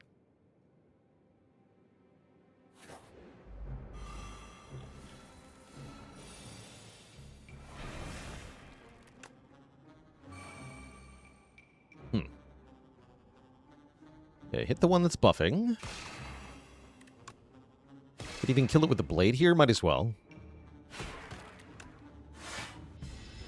I guess Astral Pulse goes pretty hard in this fight.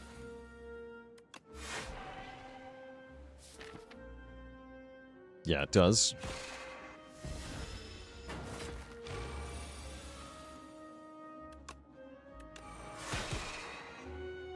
Ooh, not quite a kill, though.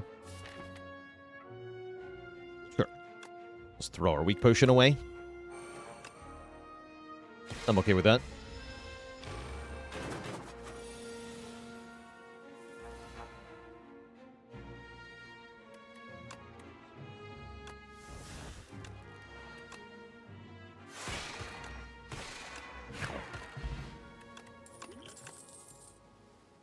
Sacrifice.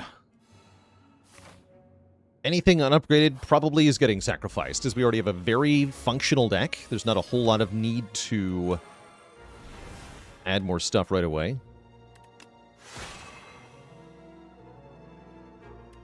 Get to see a deck where you wanted Pale's Tear. It's really good with Lantern.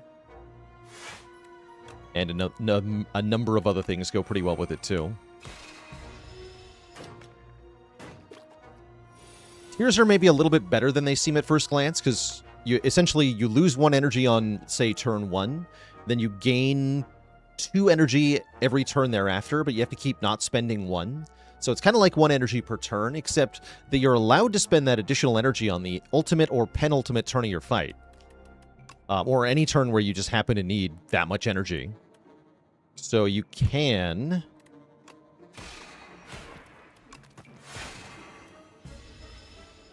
You can spend the bonus energy at certain points if you want to.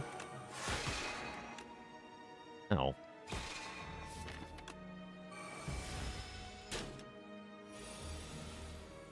Yeah, it gives you a lot of versatility. That's right.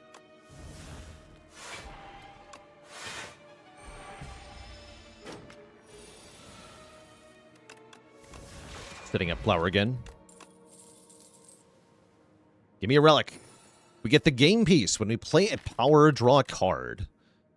We already have 2 powers, so that's already helping make up for the lack of 1 draw per turn. Nice.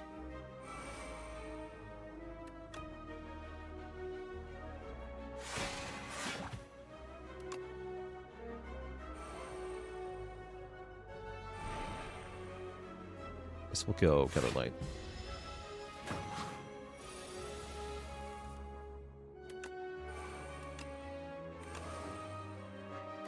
Forge.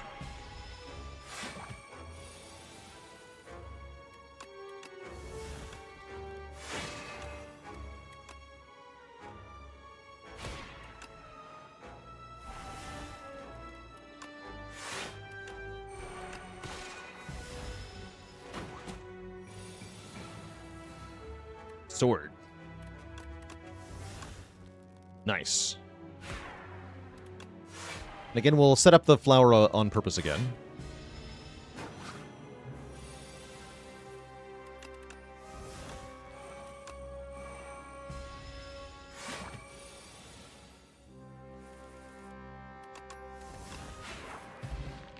Entropic Brew, that's nice. Particle Wall is extremely good. In a deck that makes many stars and has Child of the Stars, this can be essentially unlimited block. Glorious.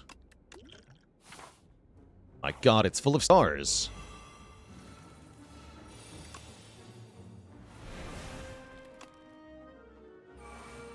There's Astropulse. Perfect. Get him. Yeah, another discarded speed potion. So it is, so it is. That is life sometimes.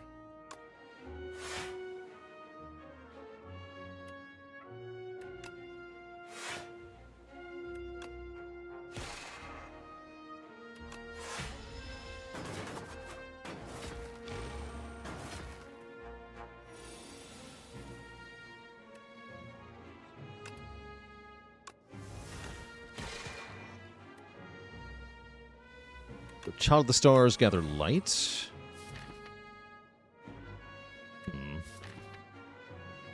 Next turn is going to be awkward.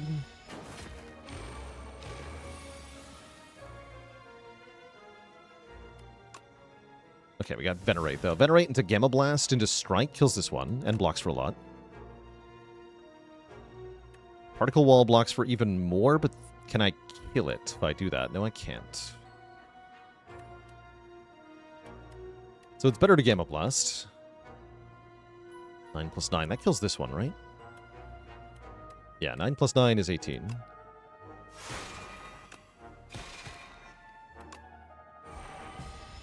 Take 3.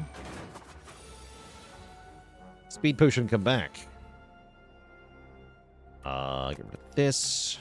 Like this and this and this. Get him. Ooh, Convergence. Retain your hand. Next turn, gain an energy and a star. I like that as well. Especially being able to retain Particle Wall. So I'll pick that one up. And then we can hopefully go back to skipping soon.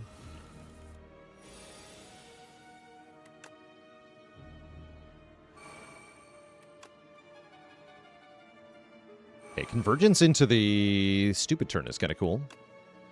Seems like a good start, actually.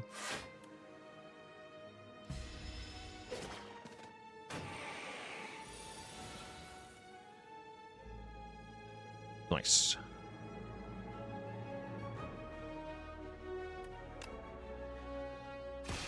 Gonna aim to kill this one next turn. With my sword.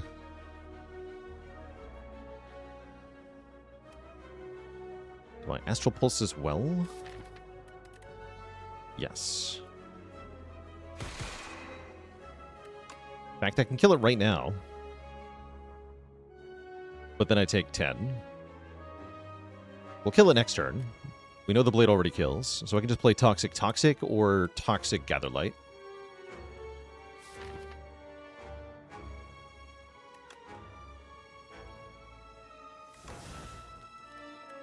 To Gather Light, because I know I'm going to play Tyranny later.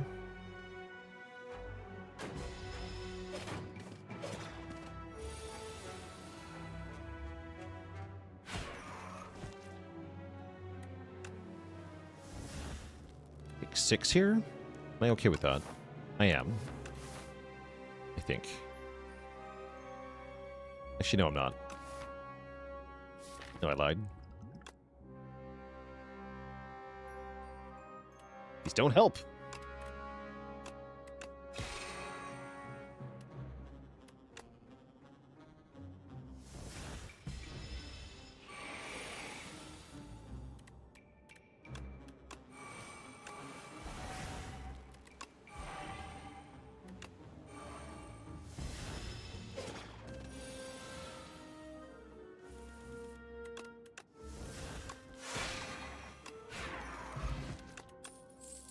Finally, cards I can skip. Although Furnace is actually kind of decent here. We'll be skipping it for half a relic instead. I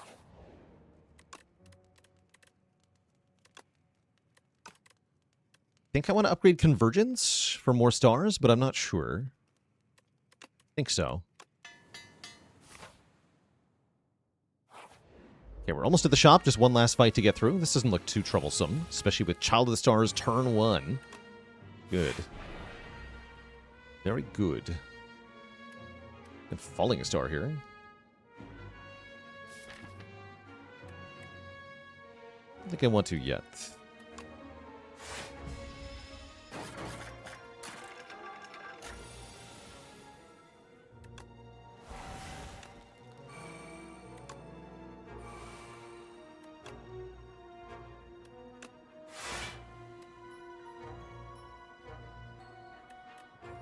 Okay.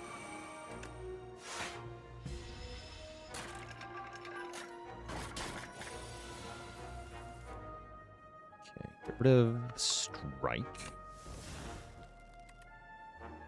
Kill this one next turn. This is easy to block, too.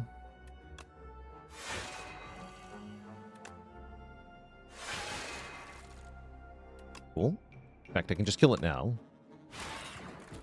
And then play Hidden Cache, Refined Blade.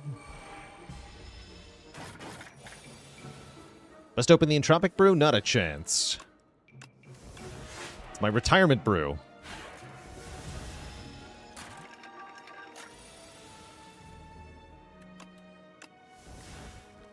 Wait, did I just delete Strike? I'm dumb.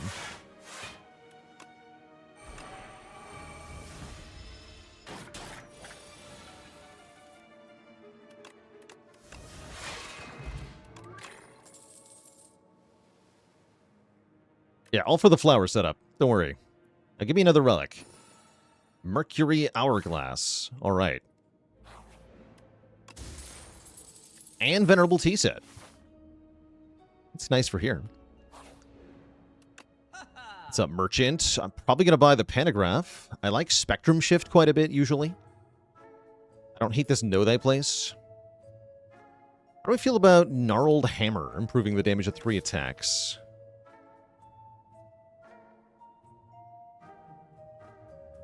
Not that good, actually.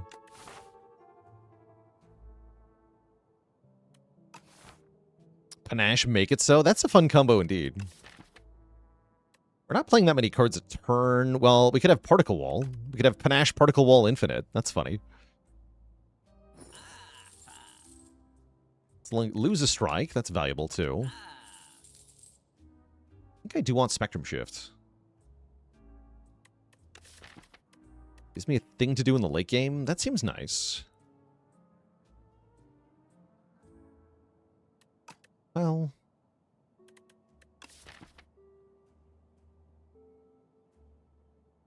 yeah, it's nice with Tyranny, too, right? Let's take one.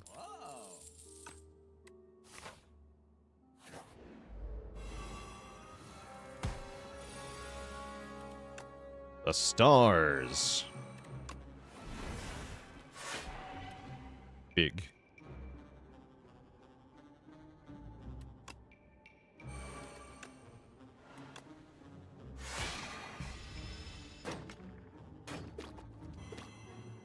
Yeah, we go Bullbug first, Nectar Bug first here. Is usually my priority in this fight. 6 plus 9, that's just enough damage.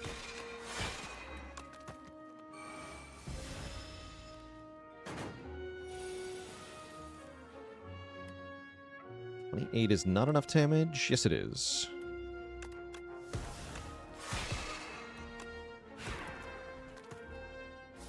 Cool. 3 stars. Yeah, I miss Sadistic Nature. That's a cool card.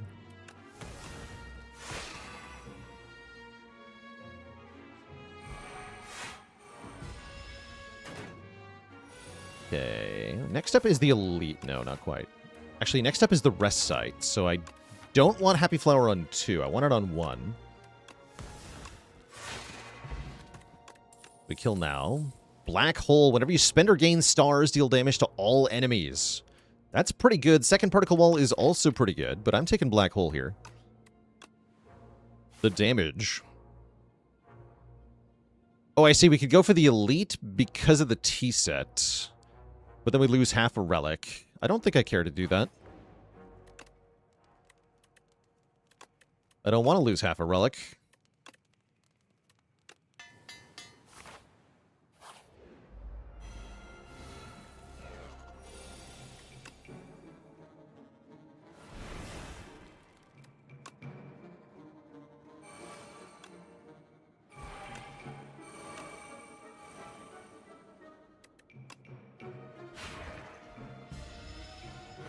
Blarf.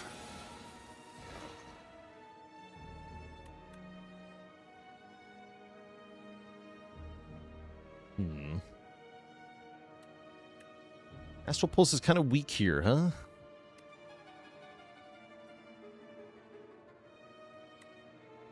Where's Falling Star? What's weak? Maybe Falling Star is what's weak. Let's open with Astral Pulse. Get some damage in. Then Glow.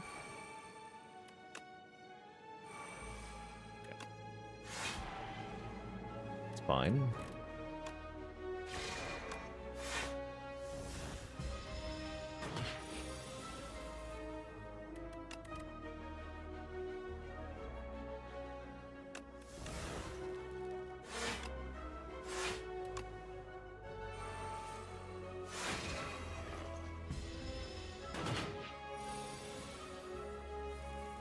Okay, seems fine.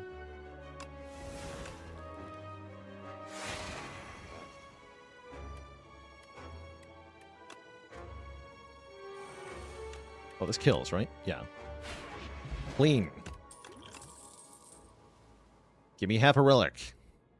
Although Glitterstream Plus is okay. And Conqueror is actually also okay. Too bad.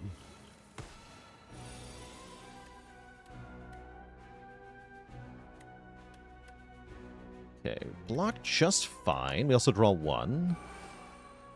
Block even more fine. Guess I'll just save my star. Sure.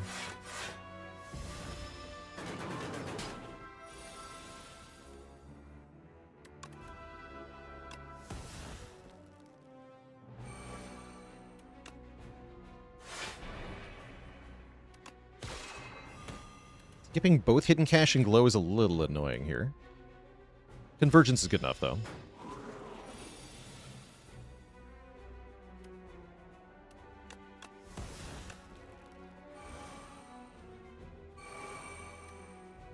Keep the Big Bang for next turn? Yes.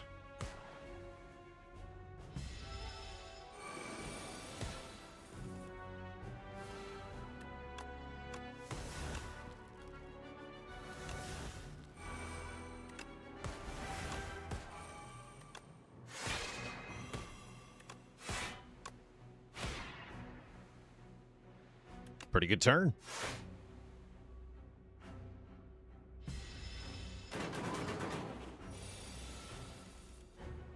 The Mind Blast.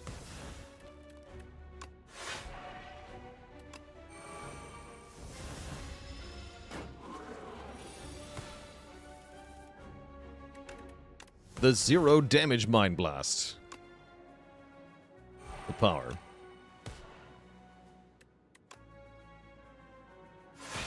Wait, if I add cards to the draw pile, though, Mind Blast grows in power. Wait. Genius! Get him. Alright, we got a boat thingy and a block potion and a royal gamble. I'm taking that. It's worth half a relic. I'm skipping the block potion, I am.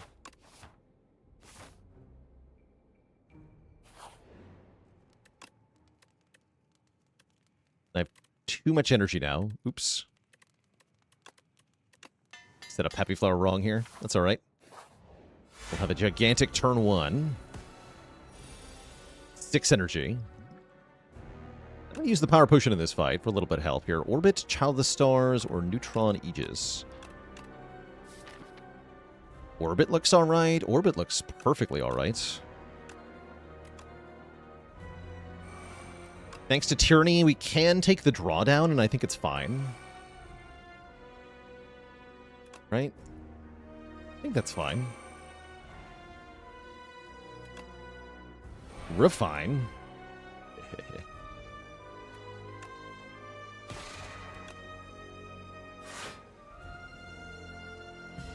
Yeah, we also have Spectrum Shift. We can definitely take Mind Rod here. Lower that damage output. We just get so much energy here. A little bit obscene, actually.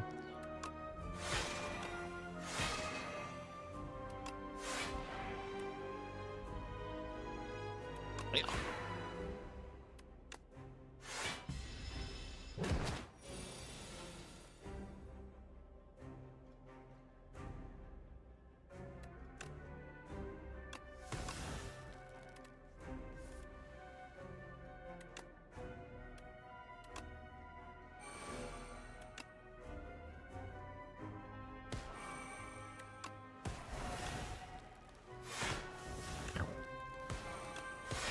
Getting smacked by the black hole over and over and over again.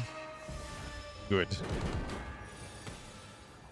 Catastrophe.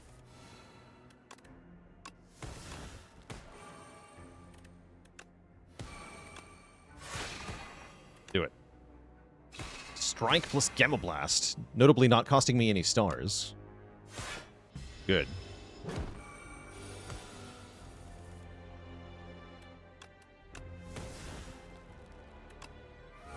Fine Blade Convergence is pretty sweet. Plus we can prolong this Bulwark.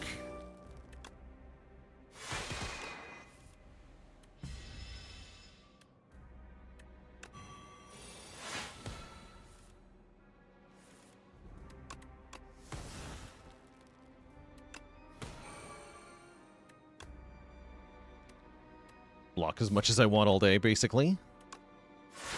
What's Catastrophe gonna hit? Falling Star, Gather Light, sure.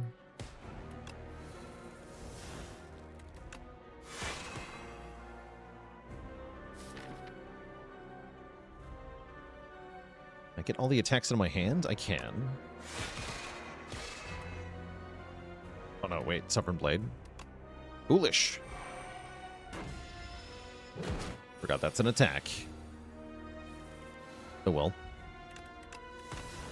Rip Knowledge Demon. Hiya! That was actually a very, very easy fight, which is oddly suspicious considering this guy's one of the hardest Act 2 bosses. We're offered Void Form and the Smith. Void Form's oddly questionable, actually. Void Form means I can't spend my stars and then I don't get actual block from doing it. Maybe I want Smith here. Yeah, I think I want the Smith. Gives us much better damage scaling by getting the sword online much faster. We saw in that last fight we had lots of unspent stars. This is a really good way to spend them. Let's take the Smith. Monarch's Gaze ever good? I think it can be, although not really in a deck like this. You want it in a deck that hits many times for a small amount. Oh, this could be a really good Blood-Soaked Rose, actually. Because we have one of the very few ways to deal with this curse, which is Tyranny. And then I could upgrade the Tyranny. Then we just have 1 energy per turn, which is really good. Yeah, really good. Let's do that. Jeweled Mask also not bad, getting us a power immediately, but I think the Rose is going to be a little too good to ignore here. We are still going to draw it on turn 1 sometimes with a Bag of Prep, but that will be annoying if it happens. But that's all right. Looks like I'm definitely going up the right side here. We can pick Elite or Fire early. Get a late shop here.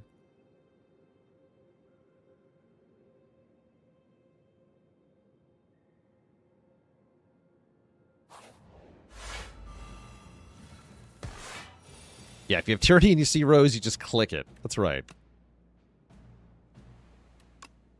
Again, that does happen sometimes. That's all right. Note that our turn 1 is still perfectly fine in this fight.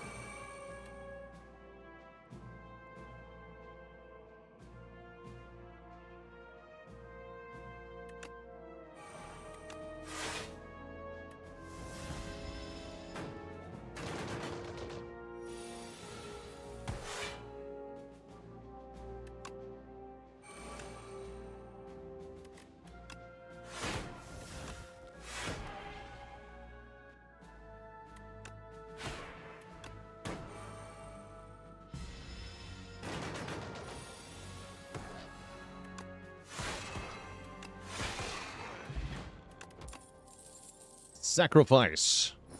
We get the Petrified Toad, which will do essentially nothing unless I have empty potion slots, which I do not intend to have. It occurs to me that we value an Elite much better than a Rest Site because it's an additional half relic, so I'm going to be going for this Elite fight here. Fights are good. You don't really want to be taking events with Pale's Wing. Another pesky turn 1 enthralled, though. That is annoying.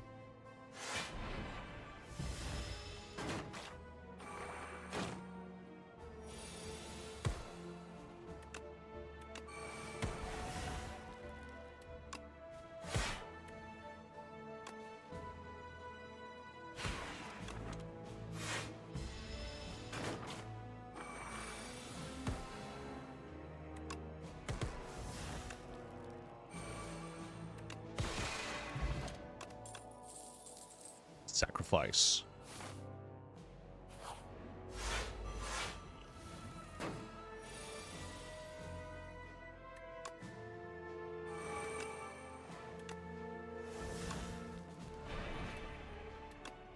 Sword.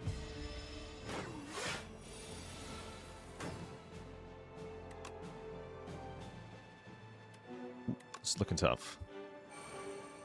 Nope. Need Child of the Stars now. Not happening. Alright, I'll Power Potion here. This helps. This will draw 1. There's Child of the Stars. Perfect. Okay, everything's fine.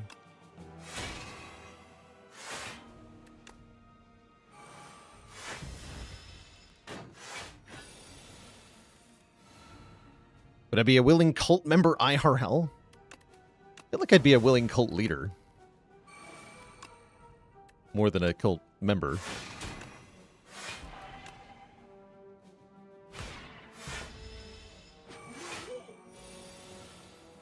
Yeah, I guess in a sense I already am.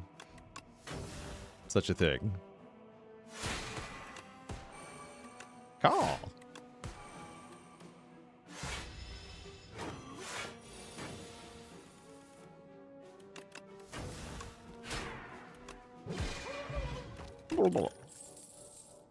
Oh, it says plus, though. This is also nice. You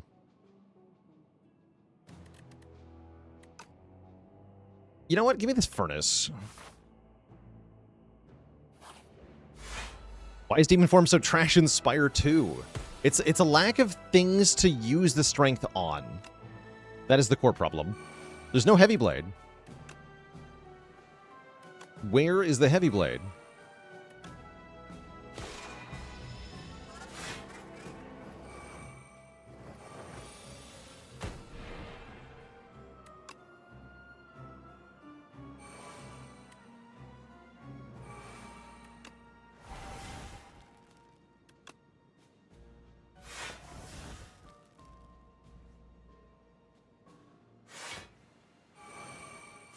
Where is it?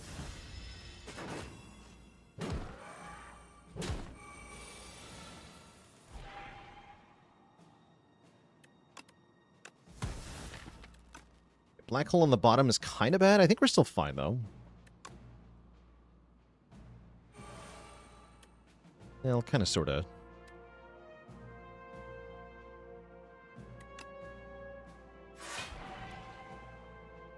Nice.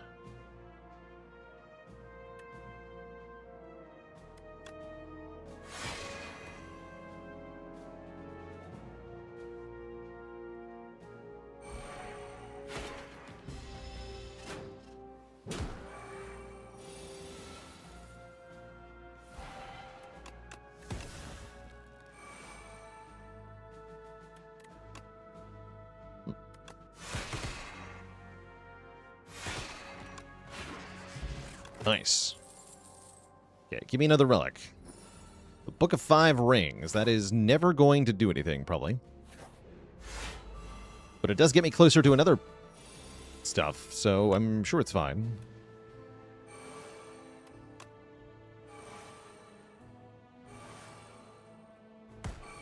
Okay, nice turn 1.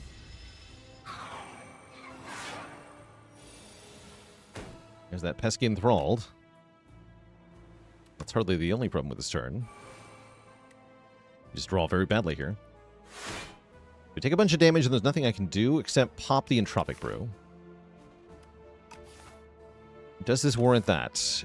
I think it does. Bad enough. Yeah, bottled potential. Okay. Let's use that. Get the curse again. No, I get nothing. Great. That was a waste. Complete and utter waste.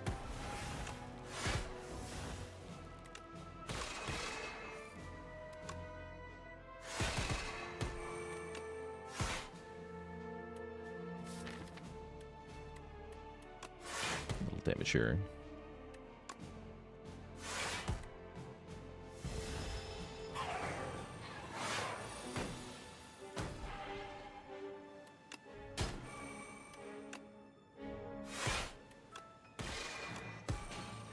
You. Still ouch. Wow, we really got wrecked in this fight for no reason. Damn.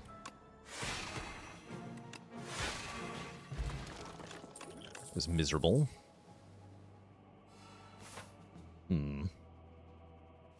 Concerning development.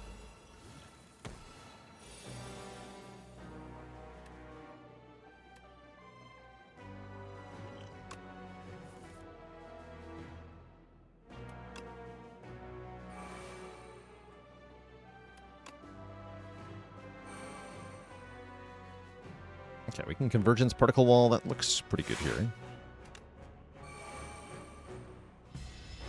Do I think a no damage run could be possible? Absolutely. Yeah, especially if you're talking Ascension 0 rather than Ascension 10, but even on Ascension 10 it is possible. It's not very easy.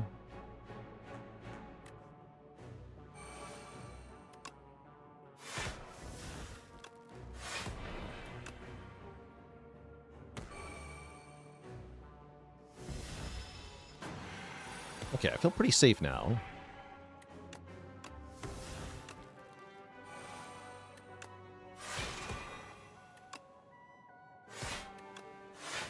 Yeah, feel very safe. Wurmkin Calamity. That's cute.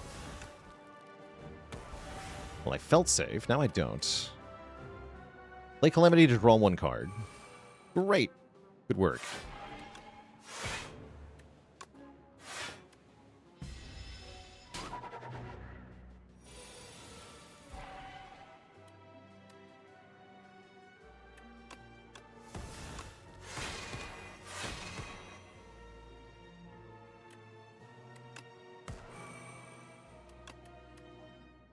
Sure. Not going to say no to free plating.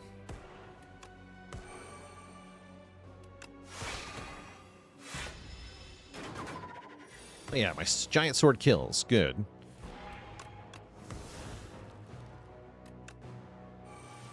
Let's wait a little bit, though.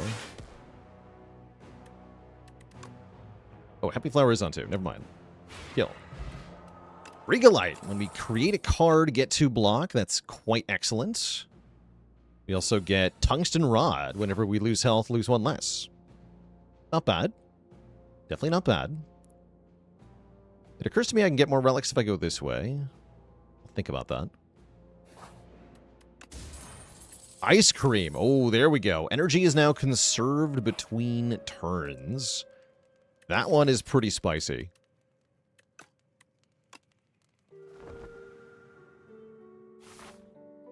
Yeah, that is especially spicy. I don't think I want to mess with events here. Let's keep taking combats. Oh no, the one that penalizes powers.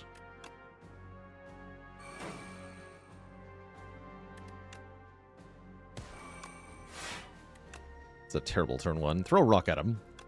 Yeah.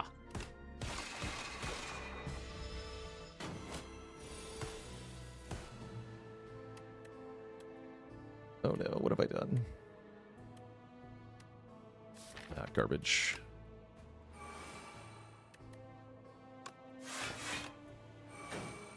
There we go. Worth it.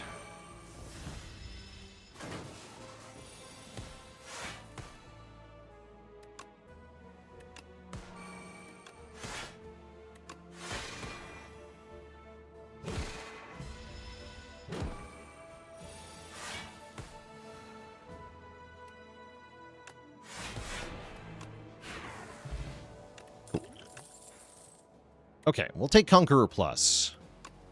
That's actually quite a good card. You know, I don't have to fight this elite, but it will let me get 2 more relics. I'll take 2 more relics.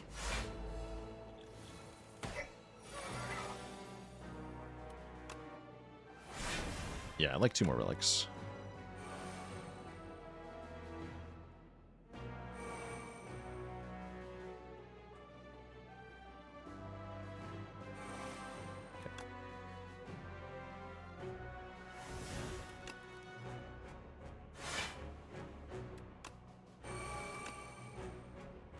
Take 10? That's not too bad.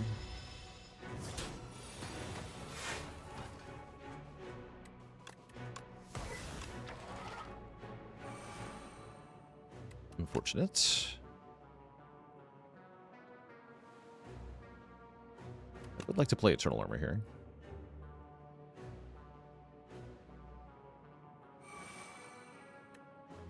Am I getting 2 relics? We get 1 from killing the elite, and we get 1 from sacrificing both of these card rewards to the Pale's Wing.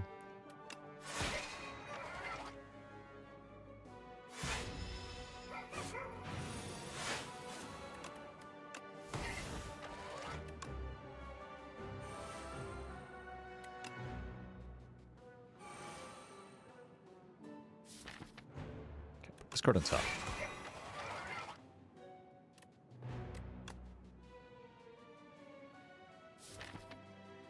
Then just keep the energy.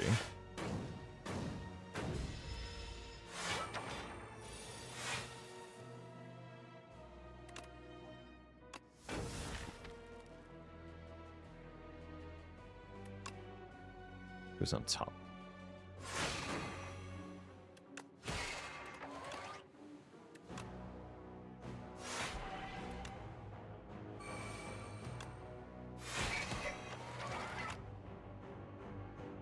Already full block. Falling Star again, sure.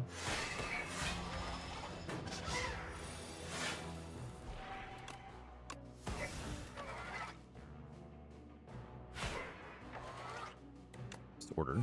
I should have conquered. Well, conquer. If I conquered, then the conqueror doesn't go on top, which is what I wanted.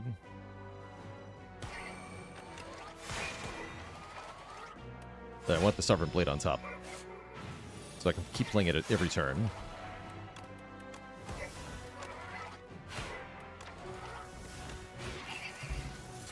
Easy. Fencing Manual. Start the combat by forging 10 is definitely good.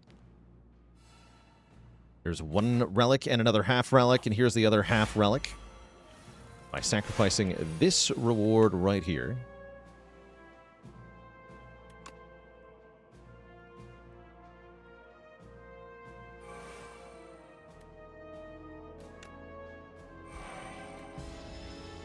Bird.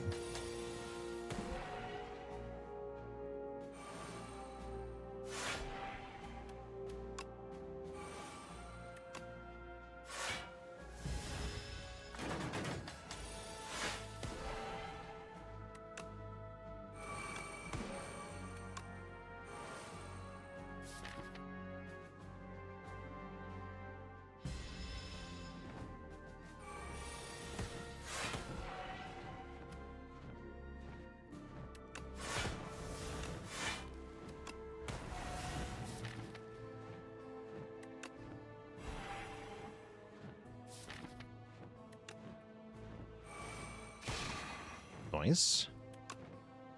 Boom. Enjoy your 109 damage. You stinky bird.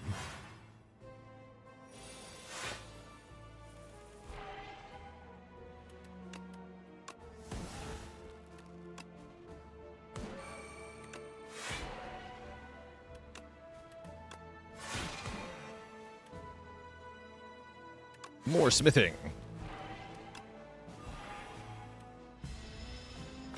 Big sword does 145 damage now. Yeah. So I'd be tempted to take maybe Summon Forth over a Relic. What about Pillar of Creation? I don't think so. We're not making that many cards. Give me a Relic. Meat on the Bone. Well, never mind. That's actually... Well, no, that could be something. That could be something. Forge Potion can upgrade our sword. It's got to be better than a Strength Potion, right? Strength Potion is worthless. Clamp is nice, letting us persist block. Some of these potions are okay. The Wiggly Worm potion in particular is quite nice. Wait, Ori gives me 2 relics, right? Wait, hold on. This is 2 random relics. And 1 card. And I can still buy the Worm potion, right? 325? Yeah, I can. Okay, cool. That's probably the one we're keeping. Sacrifice this. Sacrifice this. We get a Gorget. Sacrifice this. Sacrifice this. We get a Festive Popper. Not bad.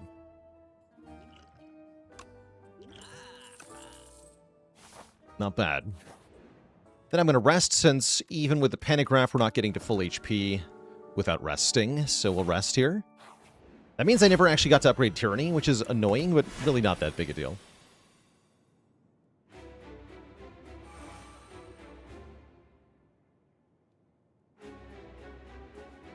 Really want to go Hidden Cache and Gather Light so I can Royal Gamble. That's going to give him a bunch of strength, but I think that's okay.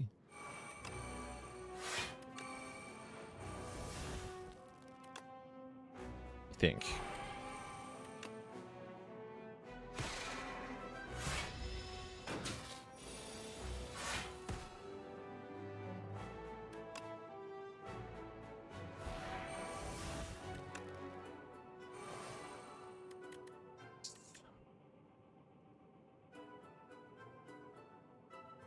We're not fighting the jerk.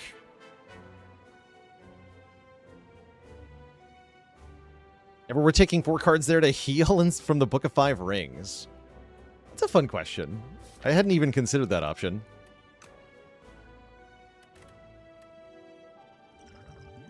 I think I'm going to aerobic acid here. Oh, yeah, we get block. Nice. Guards. Guards we like a lot.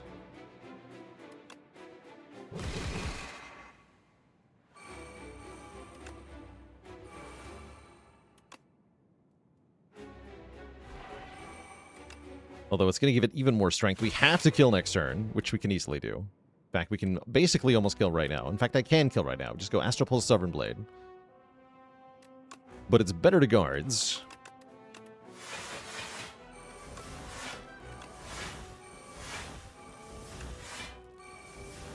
Smile. 87 damage.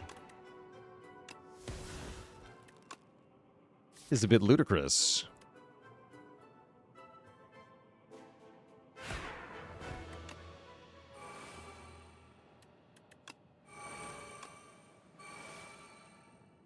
Perfect.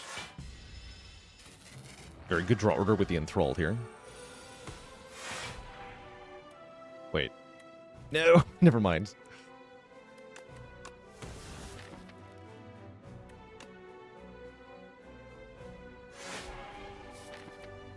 Wait, if I Catastrophe, we discard it? That's kind of fun.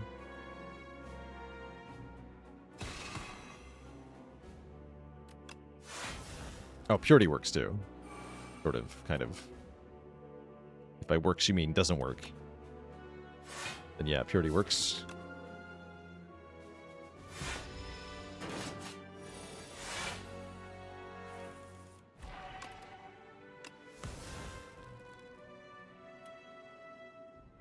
Anointed will draw Calamity and the Smith.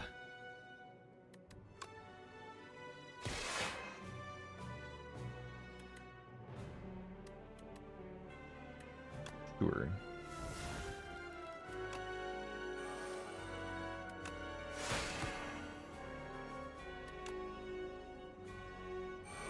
Take 2 random cards. Oh, Particle Wall got into my hand that way. That's fun.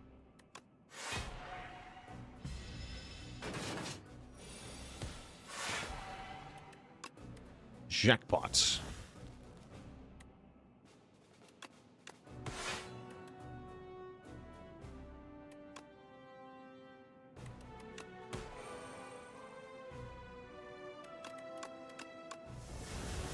Cards are trash.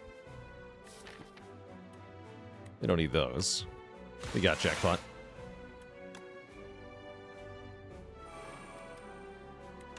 Not much.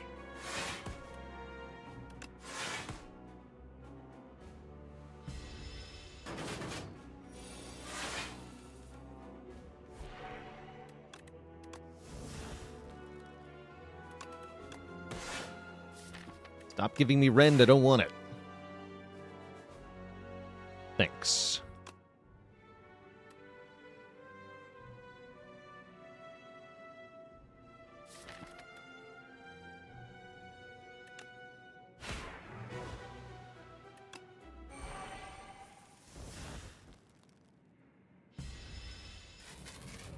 Yeah, mostly just have to get back to the blade one more time.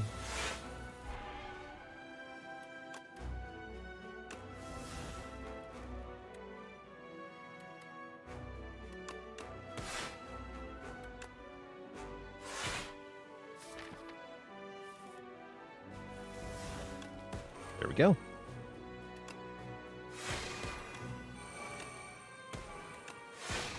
Easy.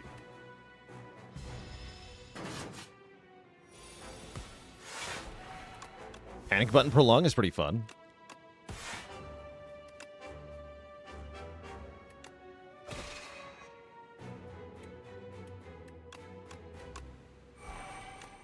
Boom.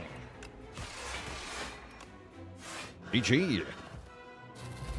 Alright, we demolish that nerd, and now we get to face the queen. This seems like the sort of fight where we can skip dealing with the torch head and just go straight to dealing with queen here.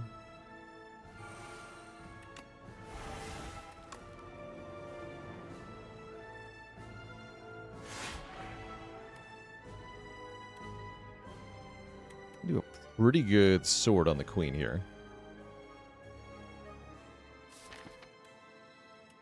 Might as well, yeah?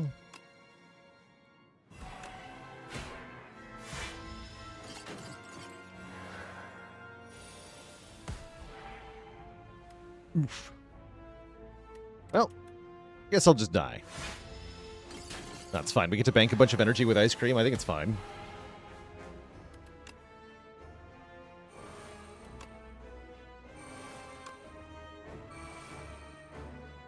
Yeah, we got Child of the Stars down, although I don't have enough stars. Sad.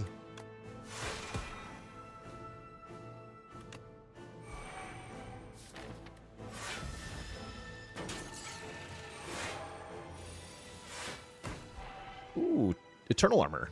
Convenient, actually.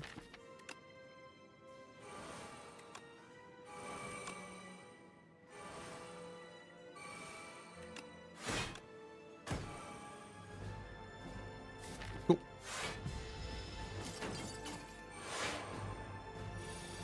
Alright, now with all the power set up, we should be fine.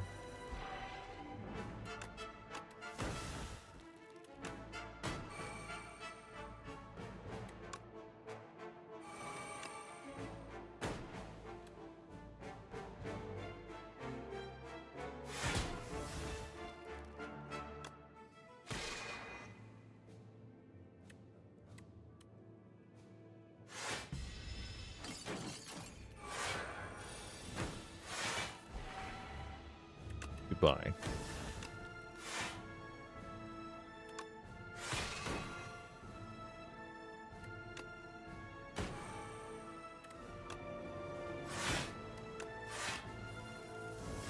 There's my sword. I'm not convergencing again, right? So let's go Smith.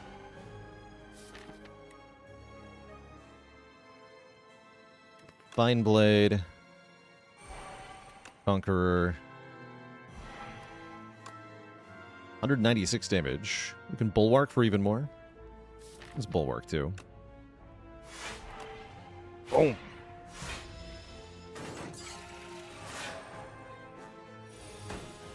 Big sword.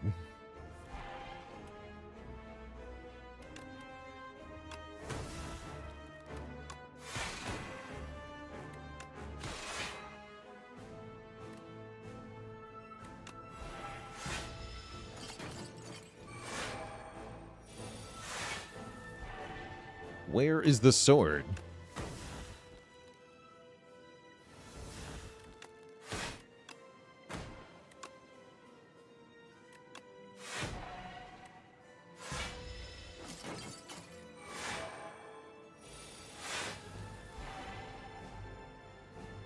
Hello? There it is. GG! Struck down by a mighty blade. Our sword. Brilliant. Had enough of your poor manners, Architect. Now let's dance. And then die. Save the rock. No. The Oratog, thanks for the Prime sub and 7 months of support. Pretty cool Regent run. More Forge heavy than most of my Regent runs, so I like that one. Thanks to the Smith. Yeah, I like that a lot.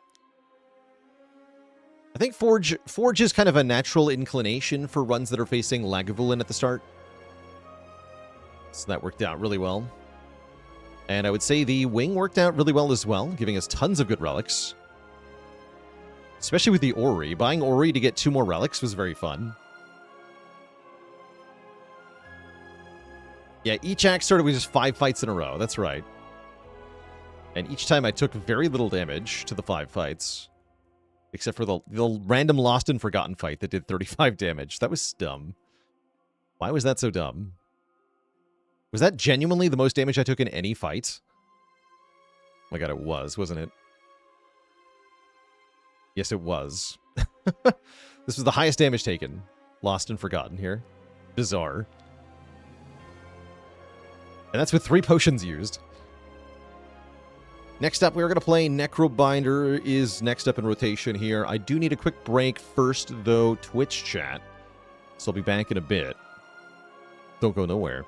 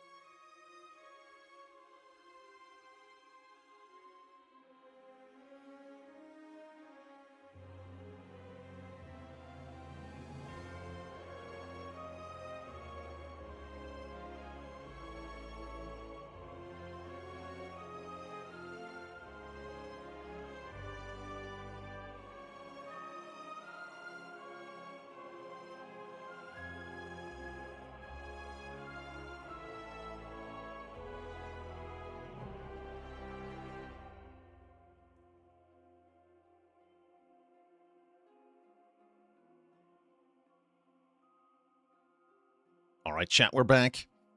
Yeah, I just noticed we actually went to no question marks in that last run. Not even one. Which is mostly a result of the Pale's Wing and the way the path ended up working on Act 1. Pretty funny, though. Next up is going to be Necrobinder. Let's see how she can do. Here on Ascension 10 in the Underdocs. Might take Pearl if there's an early shop. There is. Is the early shop positioned appropriately to actually take it, though? Not really. No, not really.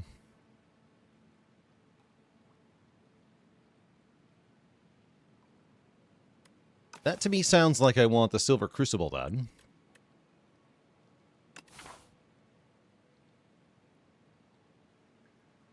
Yeah, the right side looks pretty good. Something like this.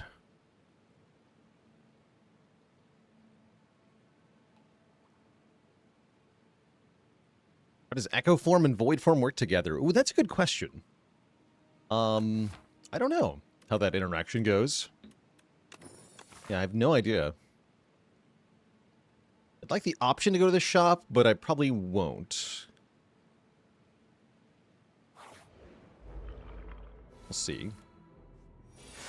Crucible seems like it might be a good start for Necrobinder, as she doesn't really need help in the first 3 fights. Hit the back one first with our block heavy draw here.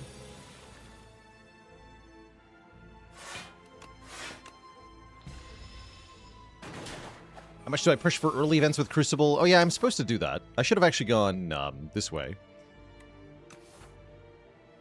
What is this draw? Not that bad, actually. Take 4. No, take 6, actually, because I got 2 damage from Thorns.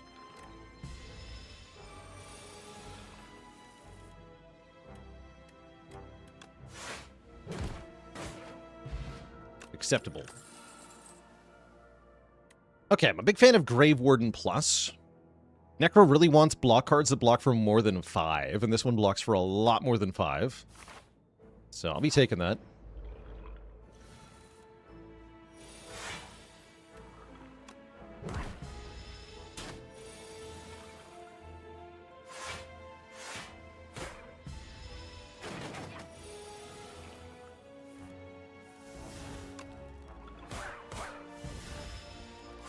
Why are events better early with Crucible? Because if your event gives you a card reward, the cards in that event will be upgraded. So you can get upgraded Colorless card from the Colorless card event. You can get upgraded...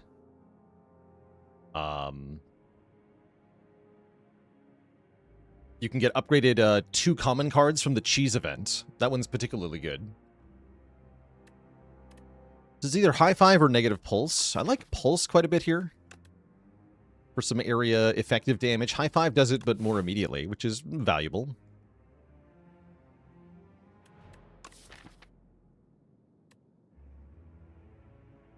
Touch is very good too, but I don't think we can get away with taking it here. We need some offensive impact cards. I think that means negative pulse here. Wurmkin says, oh, that was fixed with a cheese event. Well, good, actually. Maybe events are not as much of a priority then.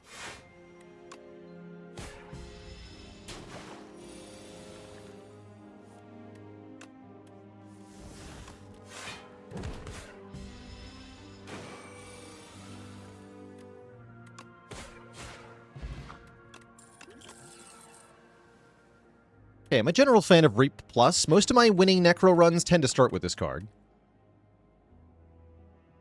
And I think this is probably no exception.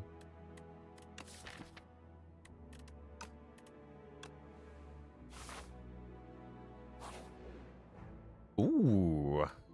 Upgrade 2 cards or remove a card. Remove a strike is very good here. Probably better than upgrade 2, given that most of the important stuff is already upgraded. Yeah, I think this is one of the few moments where I take remove 1 over upgrade 2. That's kind of cool. Go for the Dark Door. See nothing, but this helps you think. You shed pointless thoughts. You're back in the Underdogs. The upgrade was Bodyguard. That's the thing, though, is we upgrade Bodyguard here. So we're going to upgrade Bodyguard in a second. And if we did upgrade Bodyguard, then this rest side is useless. Where, well, mostly. We'd upgrade Unleash, I guess, or Defend. Ew. Doesn't matter enough. Anyhow, I definitely want to go 3 elites with this start, so let's head here. Ooh. Nimble or Sharp? I like a Nimble Grave Warden blocking 13. That's kind of badass. 8 block negative pulse, also acceptable.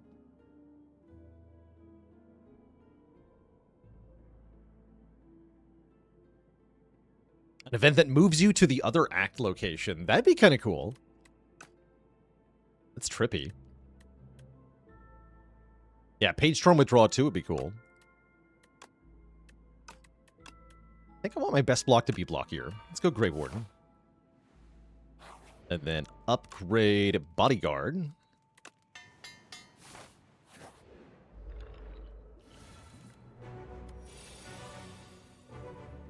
Okay, this is a good fight for the Dexterity Potion for sure. Let's just use that here. We'll play this very defensively. We'll just kind of chip away at it with Doom. Unleash where we can.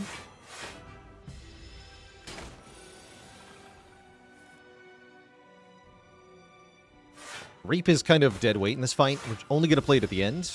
Actually, it's dying to Doom, so we're never going to play it. Yeah, it's never getting played.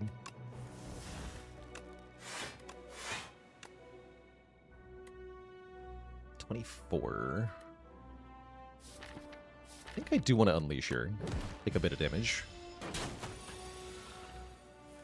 That was an acceptable time to Speed Potion.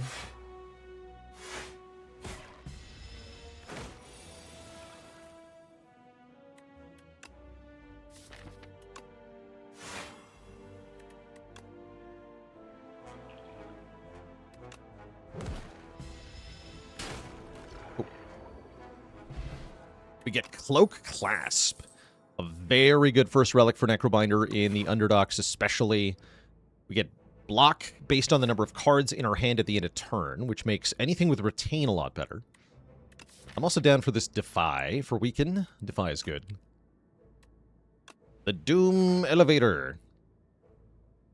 Now we want like a countdown or something. Do I want another... I want an event here. Sure. It's a fight. Perfect. I'll take it.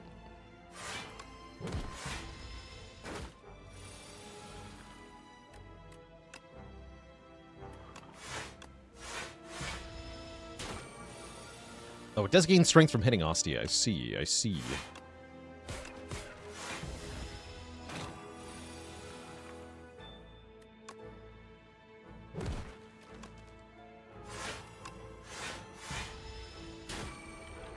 Doom.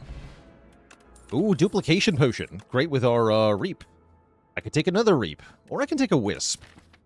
Wisp we can upgrade to have Retain. That's actually good because of the Reap and because of the Cloak Clasp. This can also be 1 block per turn, effectively. Sure.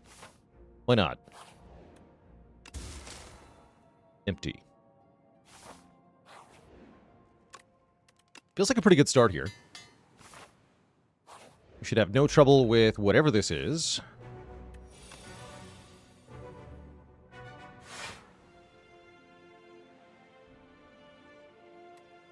I can actually play 2 strikes.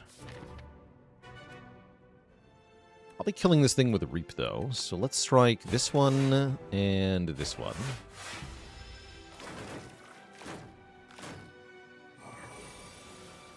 Yeah, there's the Reap. Although, it looks like I want to hold off on that, because I want to play Negative Pulse and to Defy.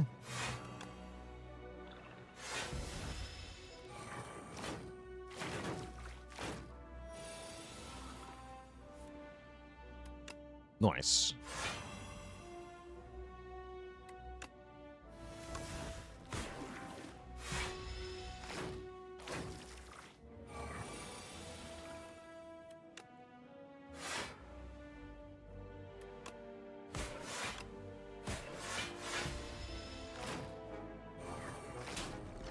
Doom. Doom.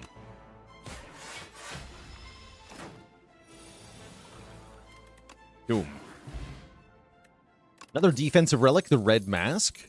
And there's the countdown I asked for. Start of your turn, apply Doom to a random enemy. That is very, very helpful. And I'm going to take that. Excellent. We're going to upgrade it as well, make it 9 Doom per turn. A great way to deal with Terrariel here, who is our next opponent. I'm going to say this is probably where our Speed Potion gets used, but not here on turn 1. Probably not on turn 2 either. Very easy for us to just sit back and block here.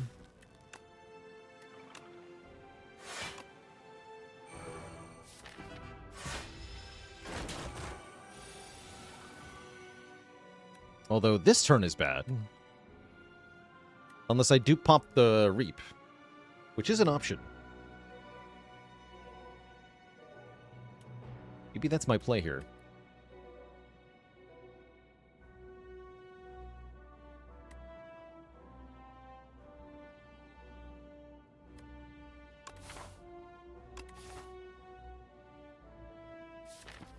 Can I kill it after I do that? That's also a good question.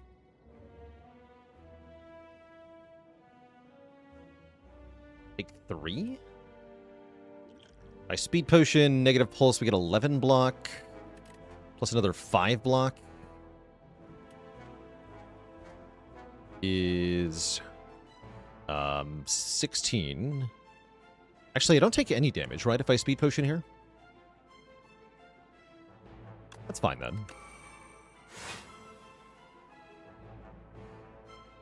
Yeah, in fact, I can play 1 strike as well.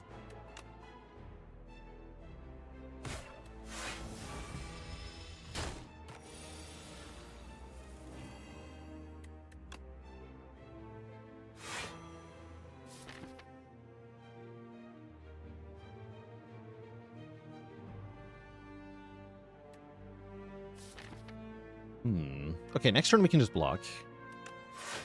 Okay, slow it down. That's what countdown is for. In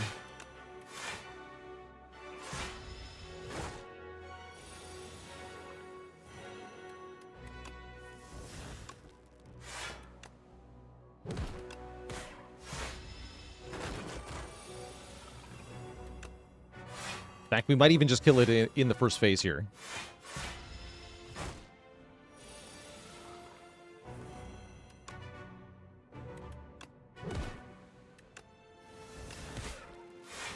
GG.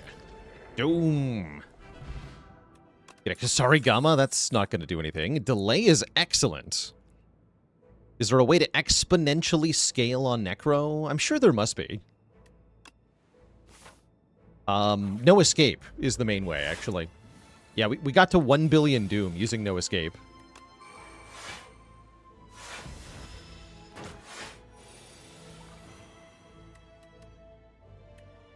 $1 billion Doom. Hang. Also exponential.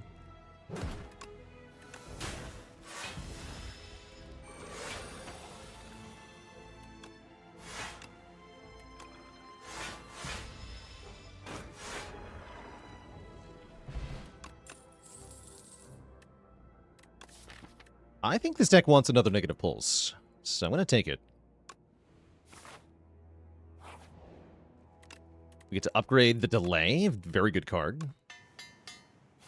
And then Soulfish shouldn't be that hard. Might go a little slowly, but it's not that bad. 14 damage or lose the Defy. I'm going to do the damage.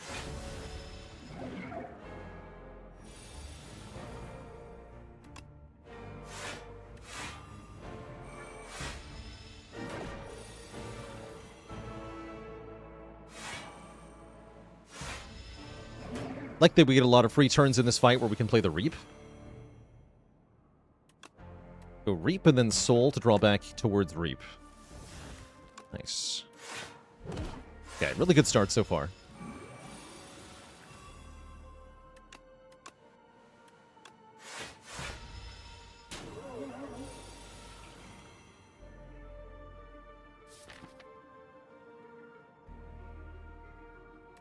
Gonna delay. We could just play Reap again. A lot more energy on the next turn, though. Is the big hit is next turn, I think? Yeah, it is. Let's just go negative pulse here. Pretty close to dead, because of that Doom creeping up. Yeah, good turn to have more energy, as you can see.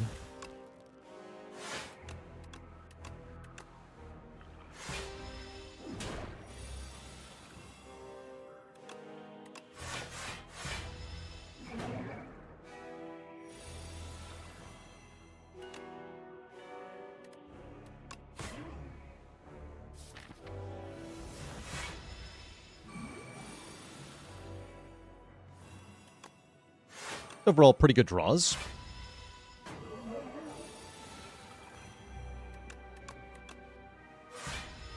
Even in moments like that.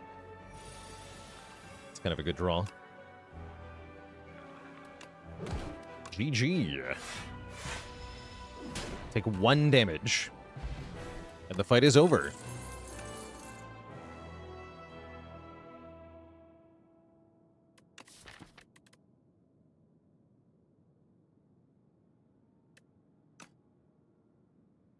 None of these really fit the deck. Like, maybe you could try Reaper Form. Devour Life only has 1 soul, so it's not very good. None of these currently help. So it looks like a skip to me. You could maybe take the Devour Life and try to work with it by getting more soul-generating things. Yeah, Reaper Form upgrades to Retain. That part's kind of cool. Maybe we nab this Reaper Form for later. It's a nice way to scale our damage. Let's give it a shot. We're fighting Crab. We have a good area Doom, so that's fine. This is either Tears or Legion. Tears makes it much easier to get Reaper Form in play. Necro in general really likes energy, so Tears is excellent. I think Pale's Legion's also very good, as we have some big blocks. 2 different block 13s here. Benefit massively from the Legion.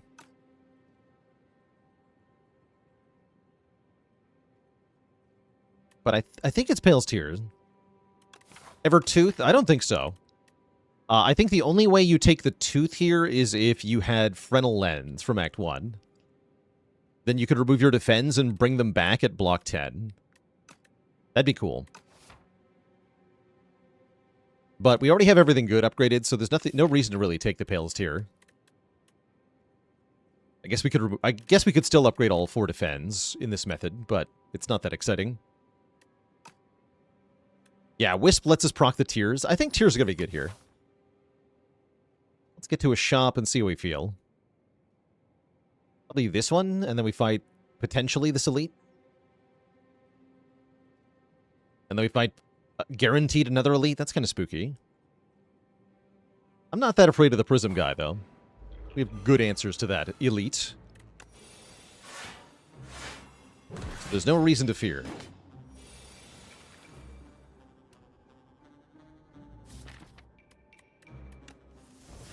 Okay, probably want to delay here. Yeah, because then I can strike Reap.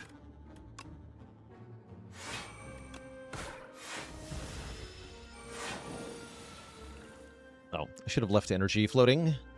Anyway, we drew like garbage, so we take damage. Quite a bit of it.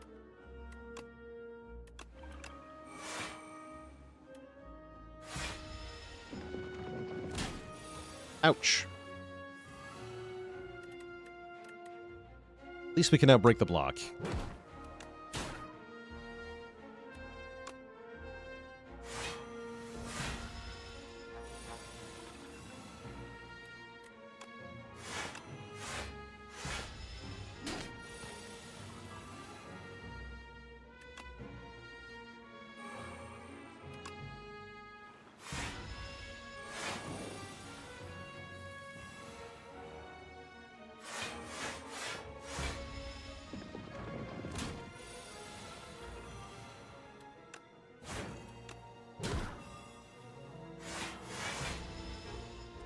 Doom. Enfeebling Touches here, not a bad card. Mostly good for certain fights.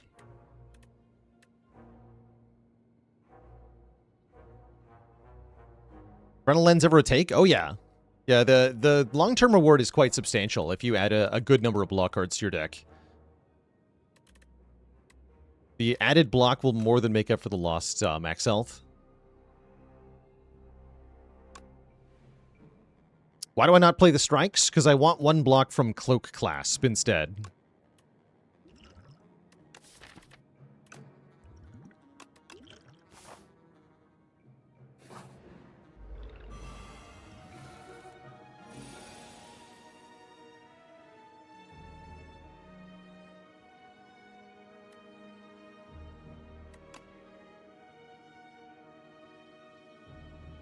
I think just Bodyguard Grave Warden sounds good. Couple negative pulses and this fight will be done. Hello?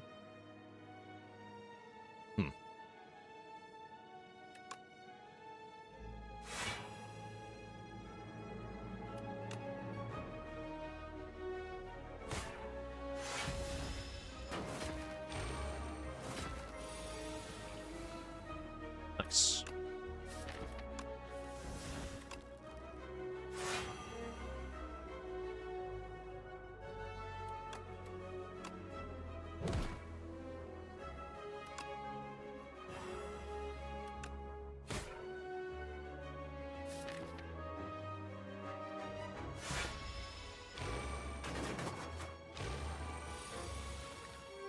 I was afraid of that.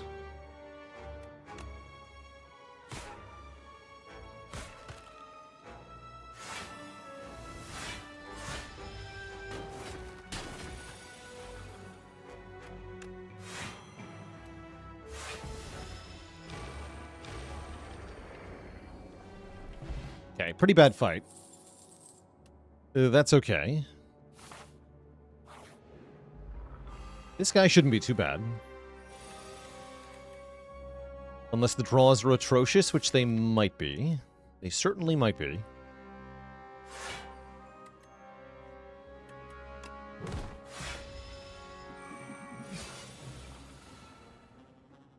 Okay, not bad.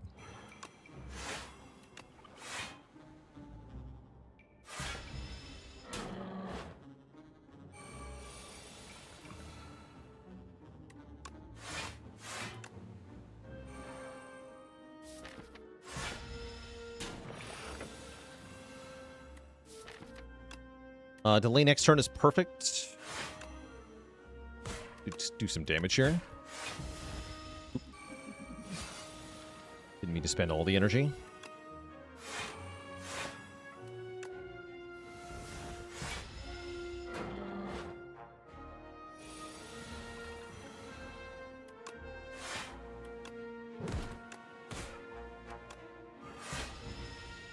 Boom. Okay, nice clean fight. Soul Plus. Don't think I care enough. I think we hit the event, then we hit the shop. Ooh, whenever you play a power, deal 8 to all enemies. We have currently 2 powers. And I can remove the decay immediately. Let's do it. Would I say Necro struggles with early game damage? Yeah, broadly speaking, I would. Ooh. Equilibrium is very nice. Royal Stamp can make something innate retain. Stamped Delay is very good. Stamped Equilibrium is even funnier. Although I think I'm removing the Curse. Buying Equilibrium, buying another Countdown. Yeah, no relics for us. Okay, now I feel pretty strong.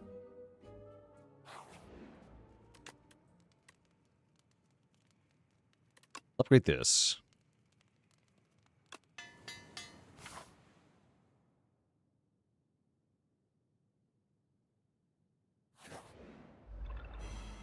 What would you need to change for Rend to be pickable? The price, mainly.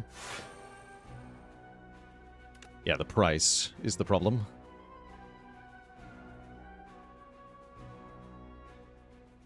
This is fine. Not in energy, but in terms of gold. Guess I want this card to stick around, huh?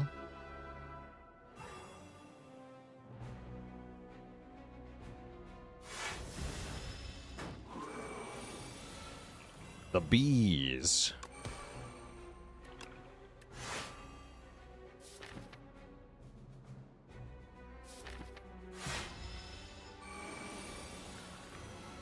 Oof. Ouch.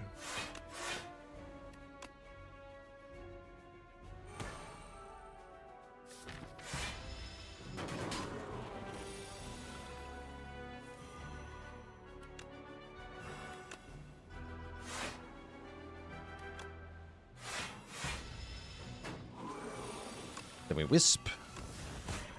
Goodbye. Okay, that wasn't too bad. We get a Gigantification Potion and a really good Tuning Fork. Could take Invoke.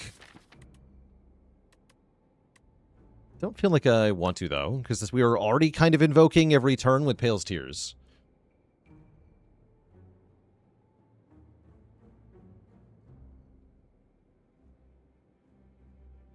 Do I have a favorite enemy thematically in Spire 2? I think it's Mechanite.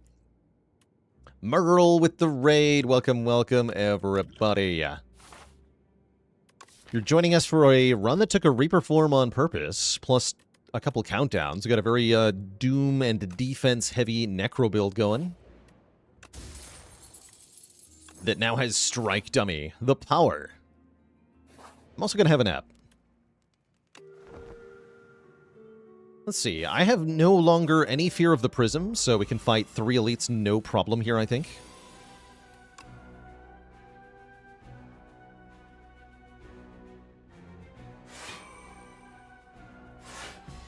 Okay, we'll take some damage on turn 1 just to get our tears going here. You get enfeebled for sure. Countdown gets played for sure. Then I believe I unleash here for 7 damage. We get 5 more blocks. We go to 18 block. Yeah, we don't take damage anyway. Endurin, thanks for the Prime sub and 39 months.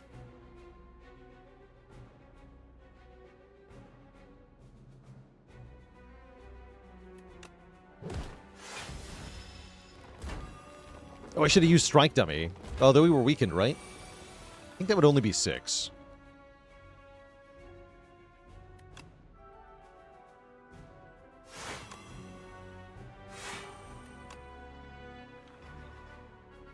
Okay, this is fine.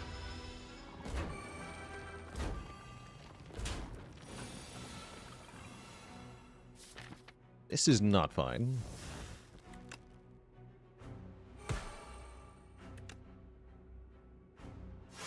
But with Tuning Fork, it is fine.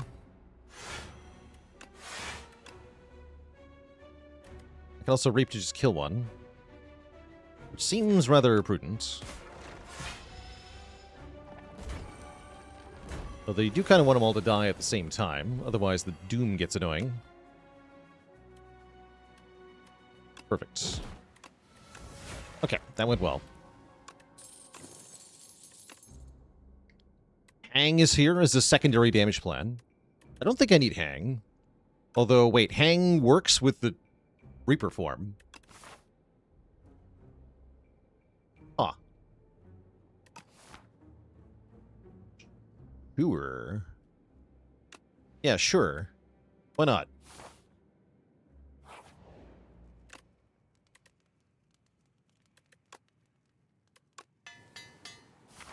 Infinite Doom. And yeah, I'm not scared of this guy. Even if maybe I should be. Liquefy here.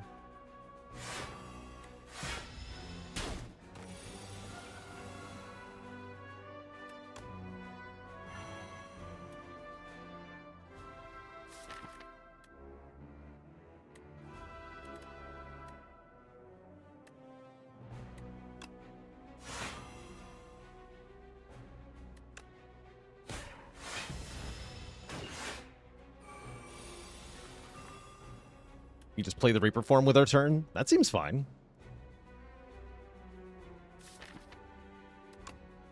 I shouldn't have played that Reap last turn, though. What I'm realizing. That's alright.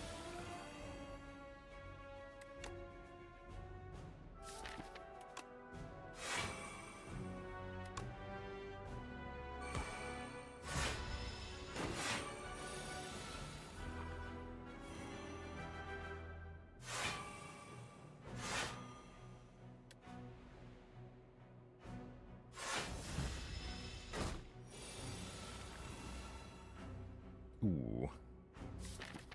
I kind of need it dead now, though. This is concerning. Ah, crap.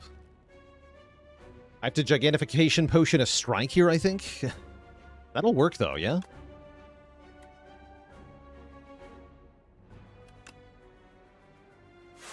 Yeah, I think that'll actually work. Or do I even need to? No, I don't need to. Never mind. That's great. Get a Pendulum for more card draw. A third copy of Countdown if we want it, or another Defy. I don't think I need another Countdown. I think I'm good.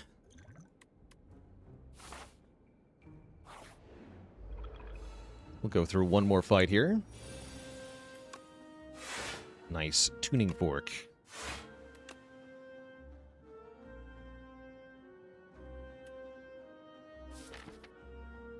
Alright, we'll skip that. Seems questionable. It sure was. Ah.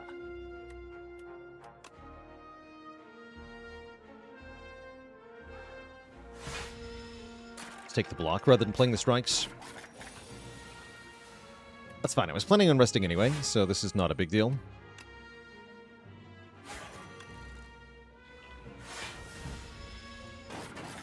Think I'll ever consume a potion? I think I'll have to use one of these potions against the crab. Pretty sure.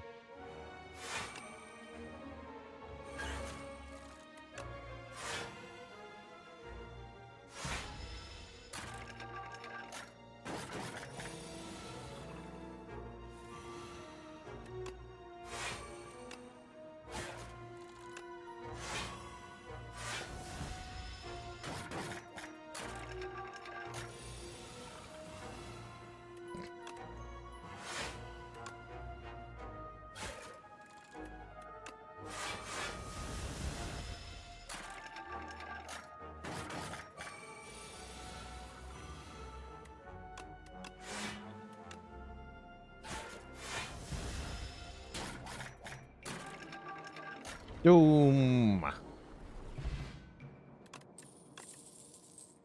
Death's Door. If you apply Doom this turn, gain block additional times. That's a very good card for this deck. I feel like I might be able to cheese an upgrade, but for safety, I'm going to rest here.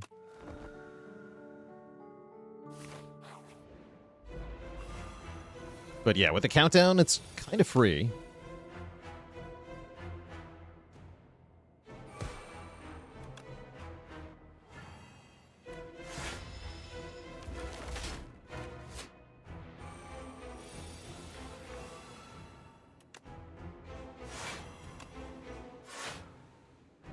Turn around.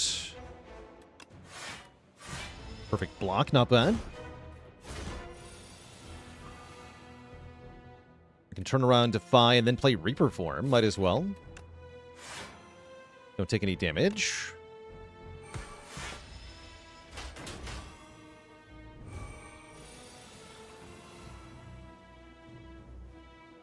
Ooh. That's not good. No way to turn around. Except for Reap. But that takes most of my everything. I can block for a lot and play Reap, though.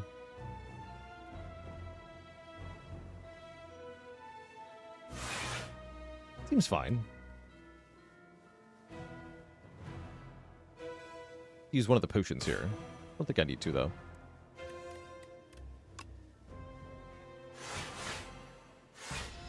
Yeah, not that bad.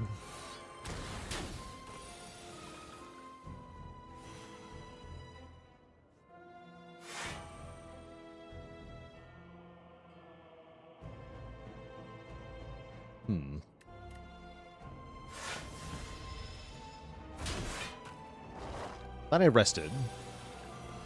Definitely very glad I rested.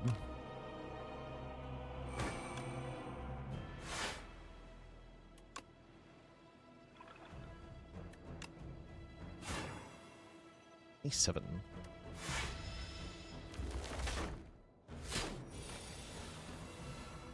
Okay. We're looking to kill Rocket before the next big attack, which is very soon. I think that means it's time to play Reap to kill it.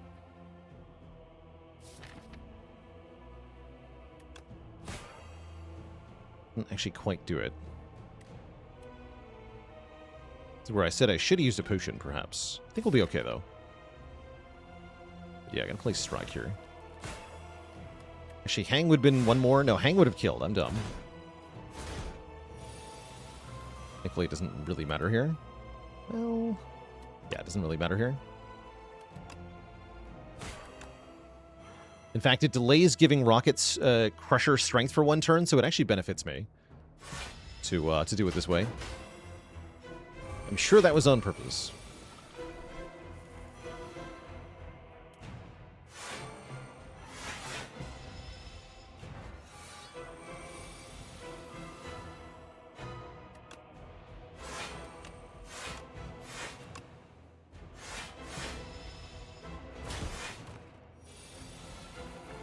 We're getting too much block. Stop with the blocking.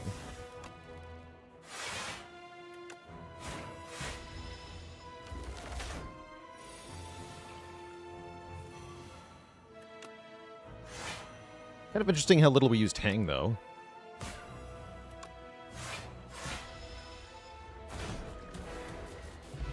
GG. Undeath and Reanimator both here. Undeath seems especially kind of nice here.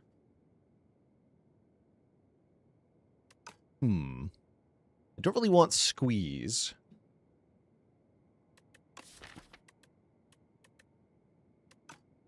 Take Undeath.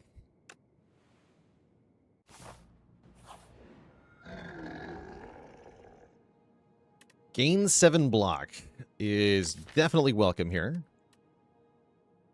That's what Undeath does. Spike Gauntlets are kind of interesting, but we have enough powers that I don't really want to do that.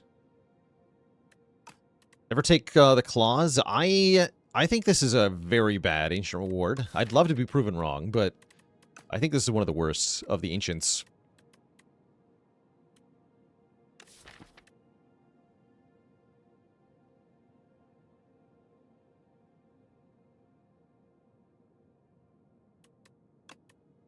You can transform curses.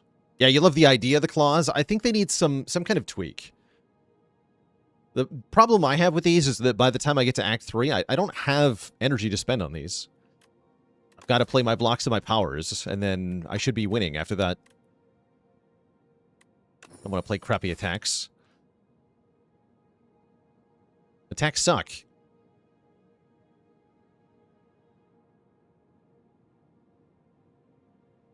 Chucky Prime. Yeah, it'd be better as an Act 2 relic. I agree.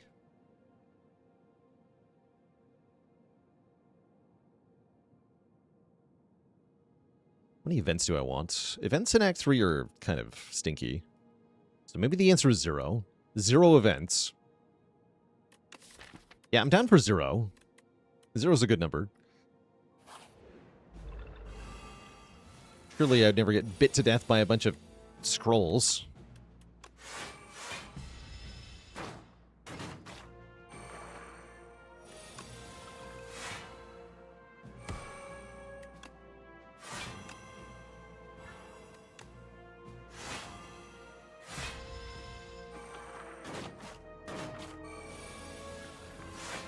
Oh, heck. I'm gonna get bit to death by a bunch of scrolls. Help.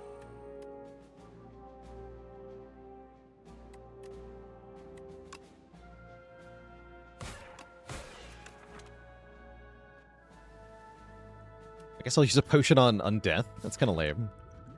I'll do it, though.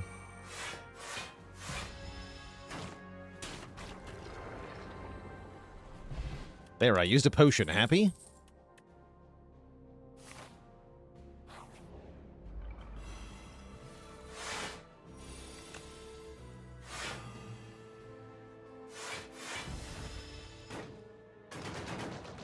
Enfeebling touch. No. That's fine.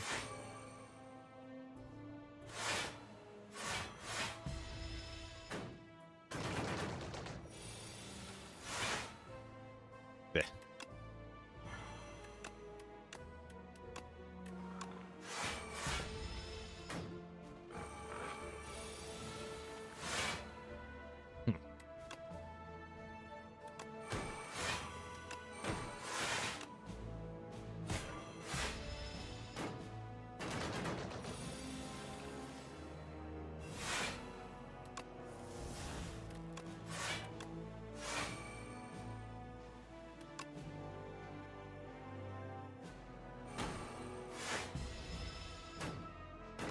I'm trying to win with the fork on 9 here. Yeah, perfect.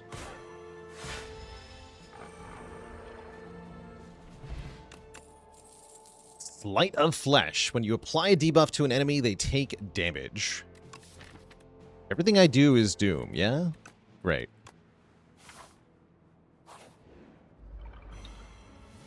Oh no! The powers guy.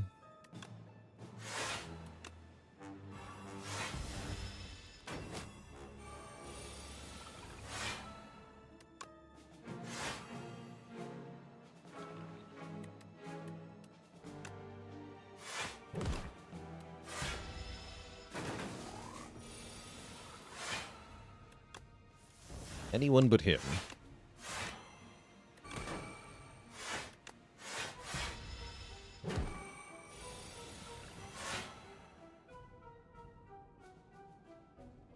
Okay, that's actually a bad turn, though. For real.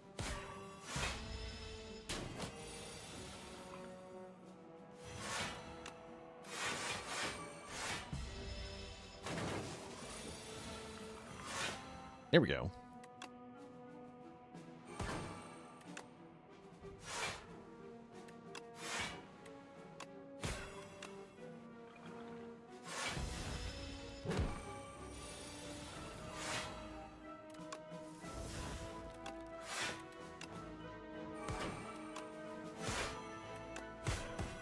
The damage. Borrowed time can be an energy generator. Is Undeath better than Anger to deserve the rare tag? Yeah. Yeah, I think it is. It's also on a character who doesn't have a lot of zero-cost cards at all. So it stands out even more for that reason.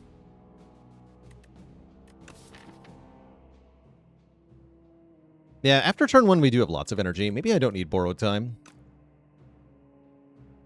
I'll pass, I guess. Yeah, Anger itself would fit in at Uncommon. I agree with that.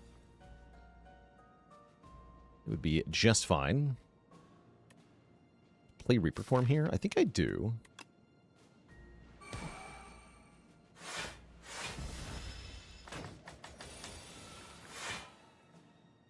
Easy. Order, by the way. Wrong order.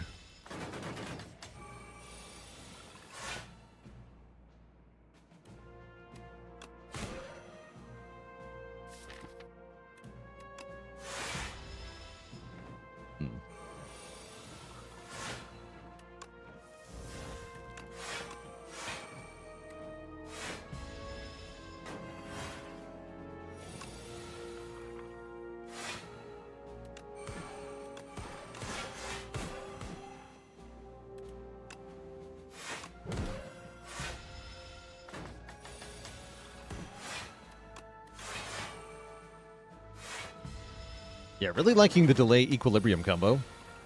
Seems very strong.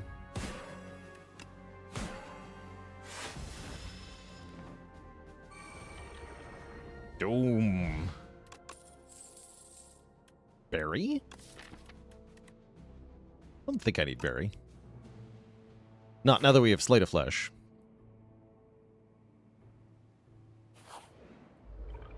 A vaguely tempting berry, though.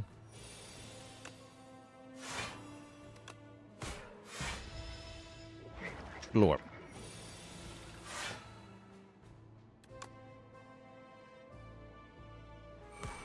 Get enfeebled idiot. Strike was actually 1 more damage there. It's alright.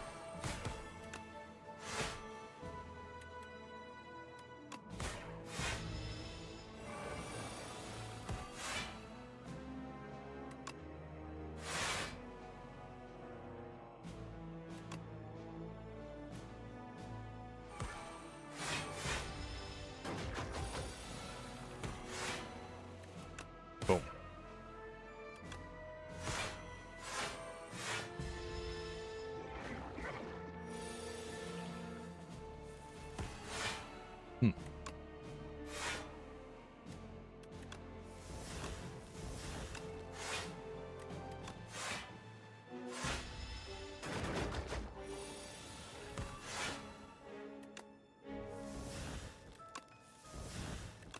There we go.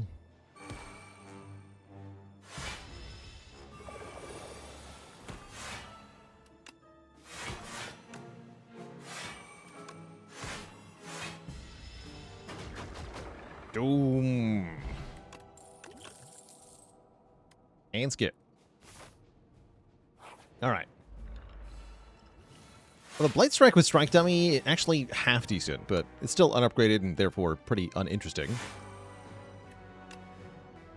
Take 0 damage, sounds good to me. We don't need the bonus energy until a little bit later in this fight. Like now.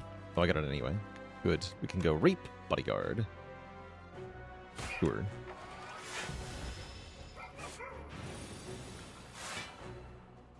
Great time for Equilibrium. Keep the negative pulse as well here.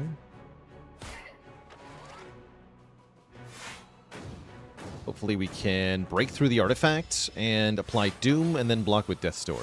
We can, yes.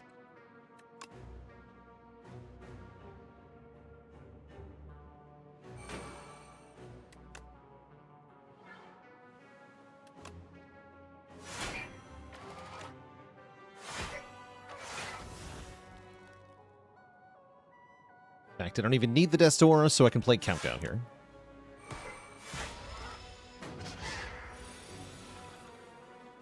Followed by Reaper Form.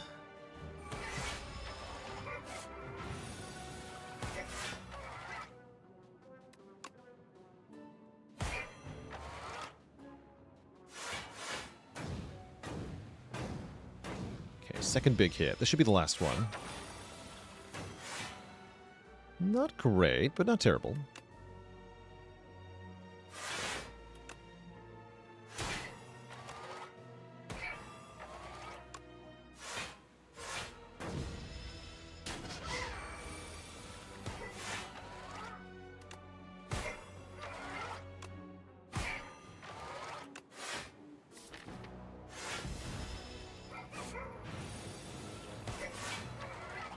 Boom.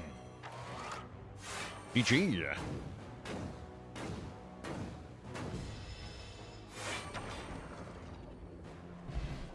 Funerary Mask is a good one. We get 3 souls at the start of each combat in our draw pile.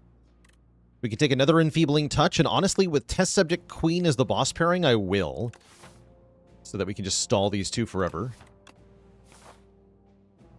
And we're definitely going to a shop, because I am loaded here. Boostone. Blockier blocks. That's good. Especially Death's Door. Just got a lot blockier.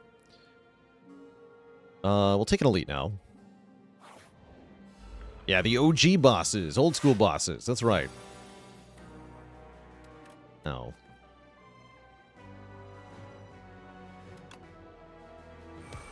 It's not that bad. This enemy does not scale.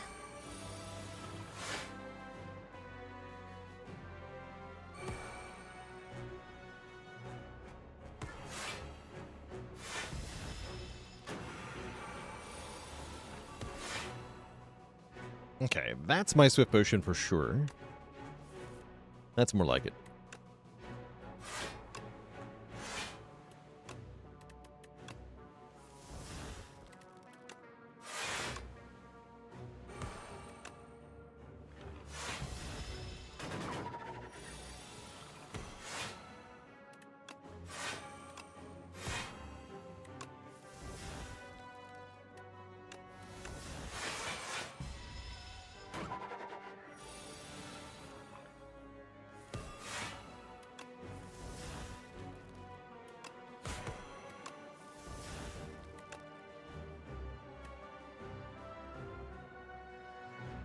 Does Death's Door get more block from all Doomblade cards? No, it only counts...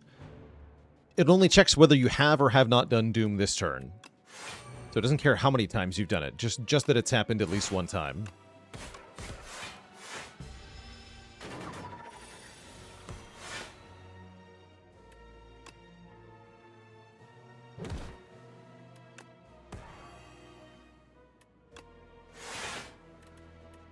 Boom. Okay, we get a tungsten rod. And a skip. And I guess we do combat then fire rather than fire then combat. That just seems better. Don't even have to go to the fire, actually. If Unmovable was a Necrobinder card, that'd be awesome. Necrobinder would love that.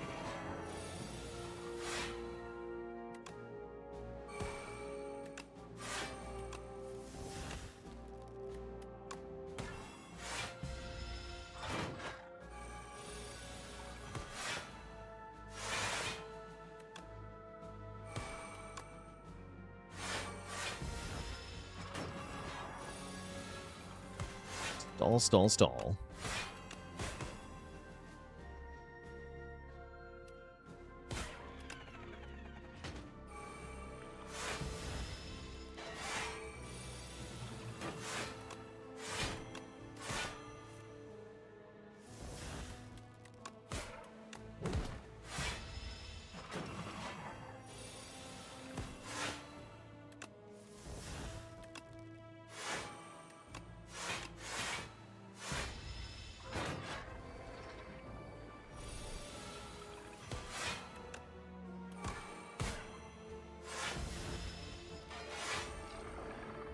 Doom.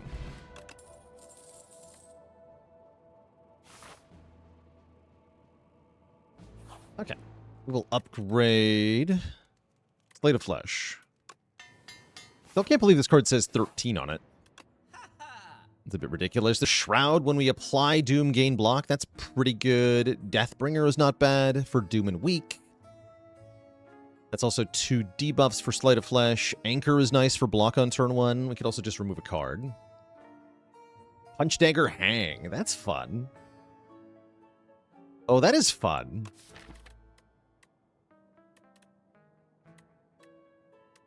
It's not going to be very relevant, I'm going to be honest. Yeah, I don't think it's actually very relevant. Let's get Shroud, Deathbringer, Anchor. Yeah. Maybe Striker Move. Striker Move is good. Momentum makes a attack deal more damage each subsequent time it's played, so that that gets multiplied further by the Hang special property. So it goes 10 times 1, then 15 by 2, then 20 by 3, so on and so forth. No, 20 by 4, rather. It scales really hard. But we're just not going to have fights lasting that long.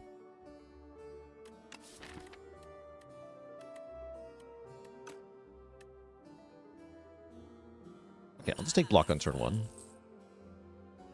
Maybe a better potion. Swift Potion looks pretty good over Powder Demise. It does. Do I take another elite? This is the 3 knights? That sounds like it could go kind of badly, actually. Let's avoid that elite fight. Fight the 4 jerks instead.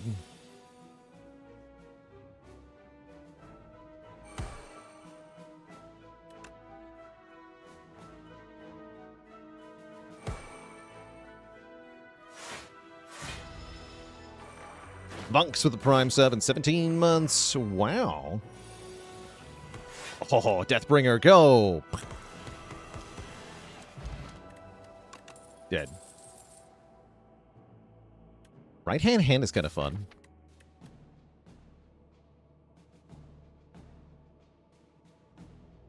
It's not that good.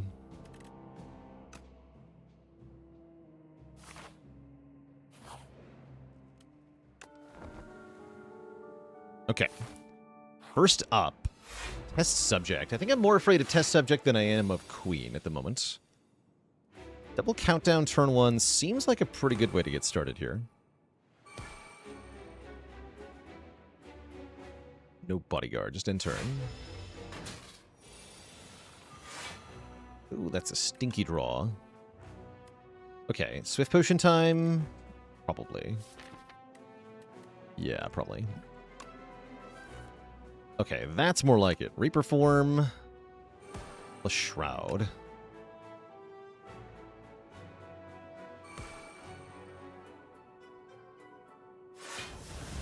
Take 0.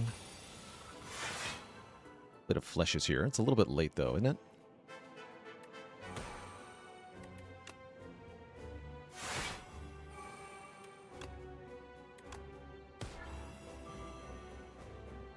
That's fine.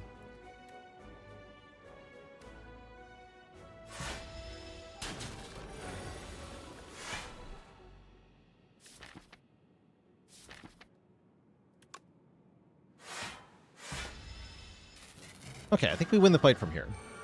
Which means we get to keep the gigantification potion for Queen. That's nice.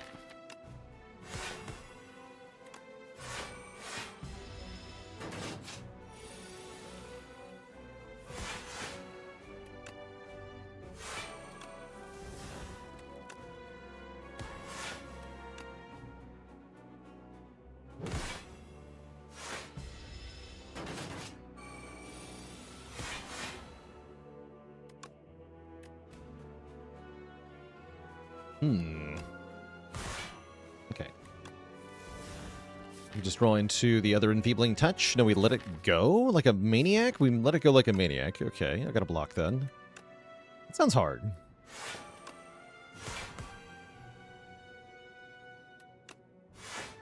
Okay, that's fine. Get a free turn to build up Asti, get our tiers back. Set the tuning fork higher.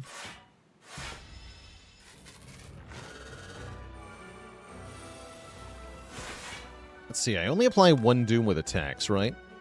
Yeah.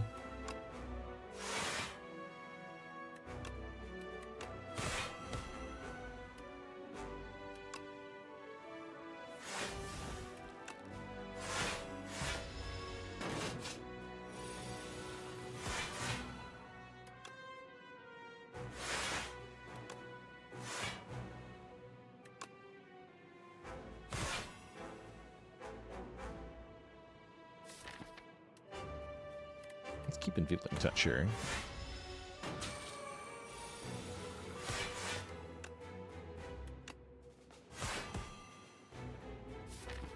Go bodyguard too. Okay, we can probably win on this turn. Yeah.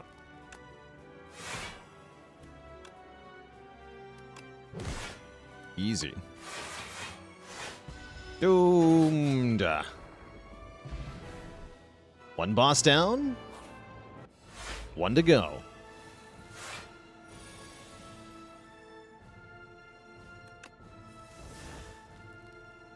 Not what I would call encouraging, though.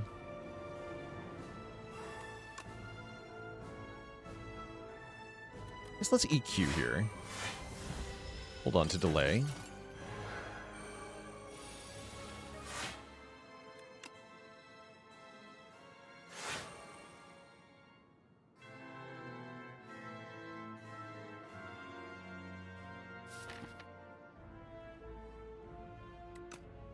I'm going to play Countdown.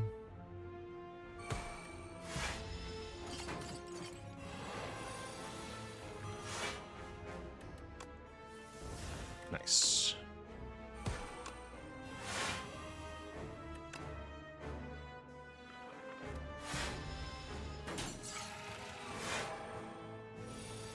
Okay, Slate of Flesh. There you are.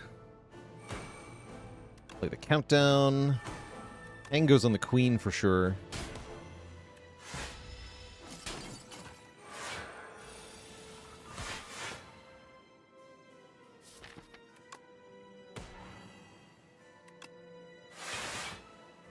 Use the Defy. That's fine, I think.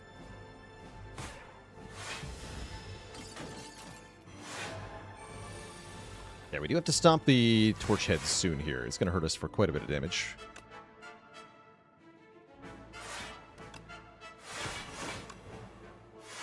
Yeah, quite a lot of damage. Ouch. But we're most of the way through the fight here.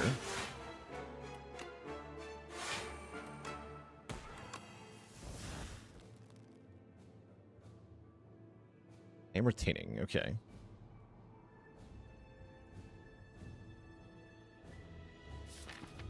Let's Deathbringer. And then Wisp. Try to get Reaper form down here. Perfect. Enfeebling Touch. Let's Reaper form. I think does 15. I could... That's not enough yet. Not optional to play this, though, so we do play Hang. A lot of damage. Don't play any more skills. Yeah, I think we have it here.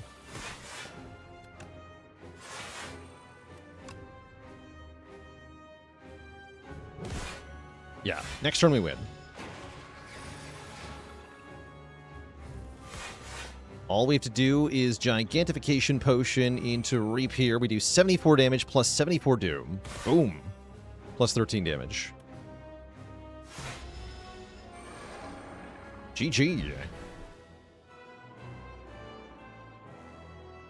And that's why I didn't put Punch Dagger on Hang, because we didn't actually get to play Hang more than twice.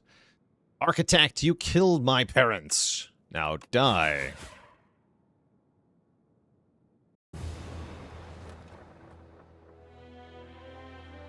Now die.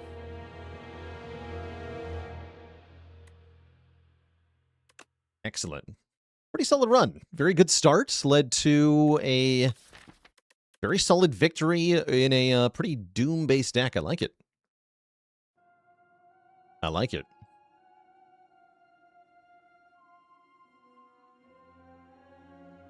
All right, chat. That brings us to a streak of 3, which is where I am going to be putting down the Spire for today because we're going to jump on into some Monster Train. So MT2 is next on the docket.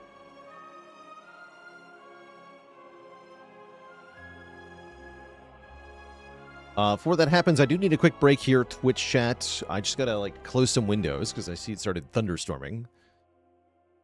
I'll be back in a bit to play some Monster Train.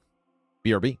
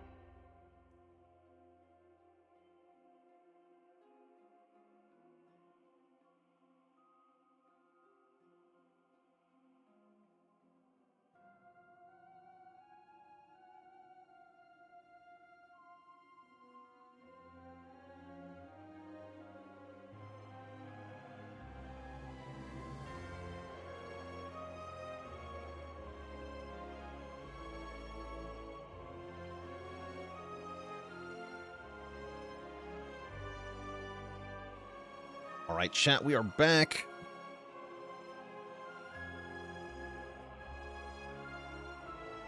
And switching over to some Monster Train for the second half of our stream today. You're headed out as we switch games, no worries. But if you're sticking around, then we've got a pretty cool game. Wait, why is my face up here?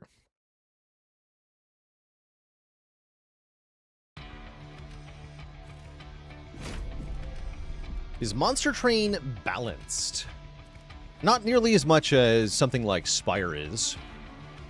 This game is very much more intended for you to find some kind of exploitable mechanic and then break it as hard as you can.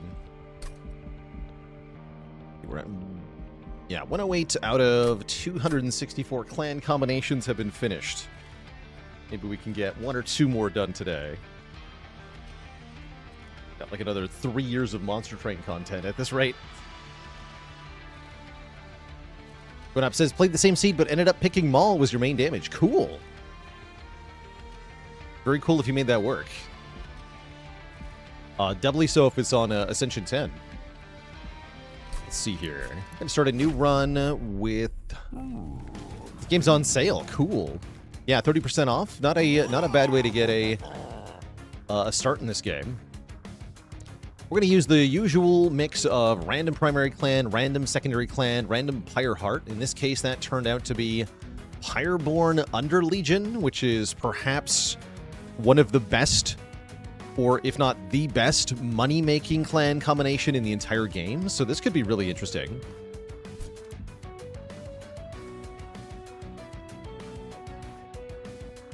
Would I ever make a general macro decision-making guide for Ascension 10 on Spire 2? Yeah, I think...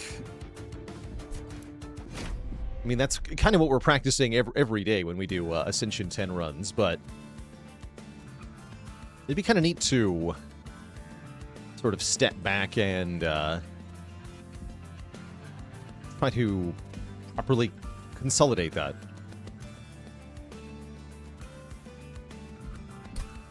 Let's see here.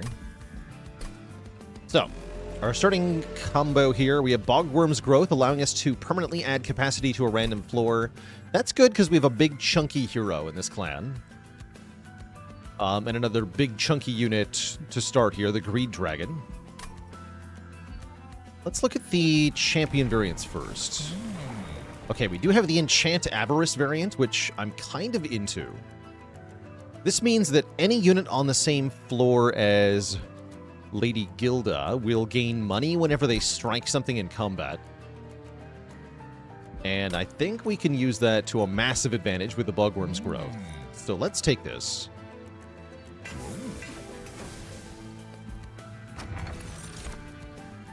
Ooh, first time each turn a card with Consume is played, get draw 1, or cards with Consume have a chance to be discarded. I think I want the draw 1. And yeah, we didn't get offered the Egg Path, which with the Greed Dragon would have been a pretty good thing to take.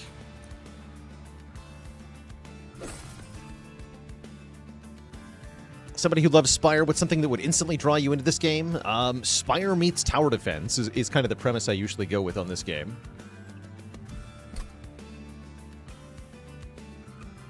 There's a lot more cards and characters in this, effectively in this game, just because of how many different clans and clan combos you can get. There's actually way more variety run to run, I feel like. At least in terms of the strategy the player employs. Feels like the world you go through is more static, though. I wish there were more bosses in this game.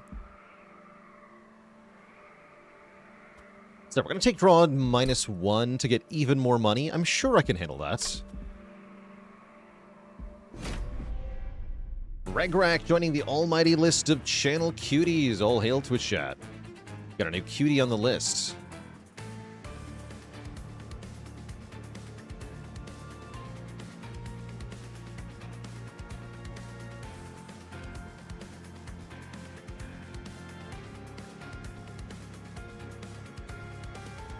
Welcome, welcome.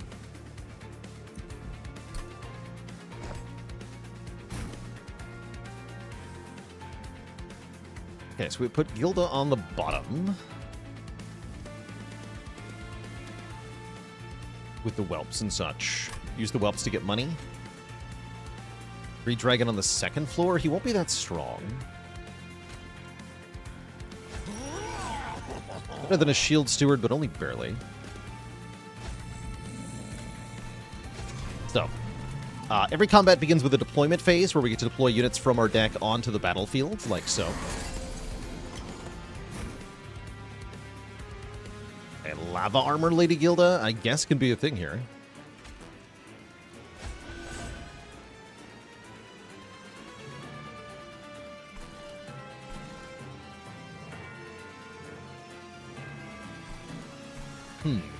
I can propagate... I can advance the Curse Bearer so that they don't make another curse, or I can just play my shards. That's probably smarter. I don't mind one little stinky curse.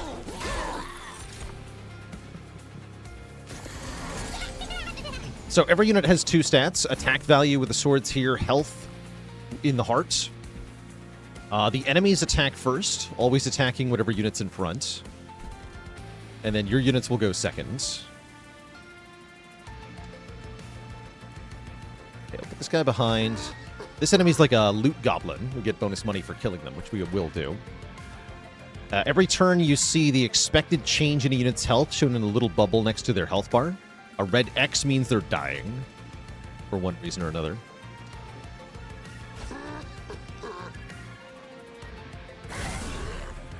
So we get money for having the bloated whelp sacrifice itself, essentially.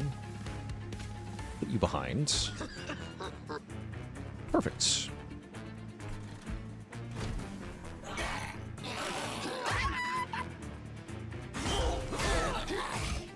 You might be able to make some good money off the boss here.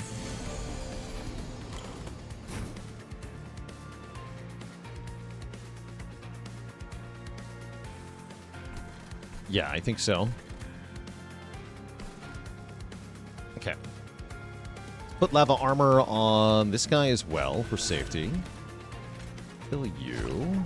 Then play Spear Steward up top just for fun. The boss will come in next turn.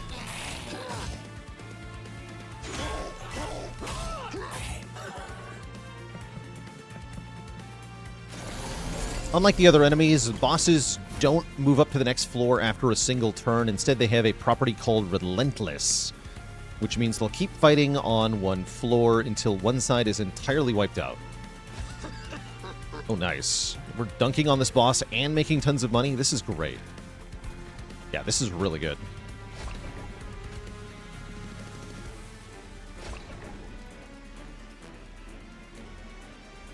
Yeah, so tower defense in the sense that I use that term because you're dealing with enemies by playing units onto your own field that fit into limited slots. The enemies usually will relentlessly move up your train, going up one floor each turn, and then they'll ultimately attack your pyre, which is essentially your health. So one way to lose this game is to have units that are too defensive, don't deal any damage, and the enemies will just waltz past you and kill the pyre. Exactly like a tower defense game. In how you lose that way. So that's part of why I make that comparison. There are no, of course, actual towers, but there are enemies that kind of move along a fixed path that you have to stop in a limited time, and that's very tower defense-y. So the real kicker here is that each time these imps attack the boss, they're going to make us 5 gold. So the total amount of gold we have just goes up and up and up. In fact, we actually win. Ending with 180 bucks there. I didn't see exactly how much we gained, but usually you end the first combat with 225 if you did everything perfectly. Now we have 305, which means we got 80 bucks from Lady Gilda's aura just in the first combat. Egg. Definitely would be nice to get eggs just to power up the Greed Dragon. I don't...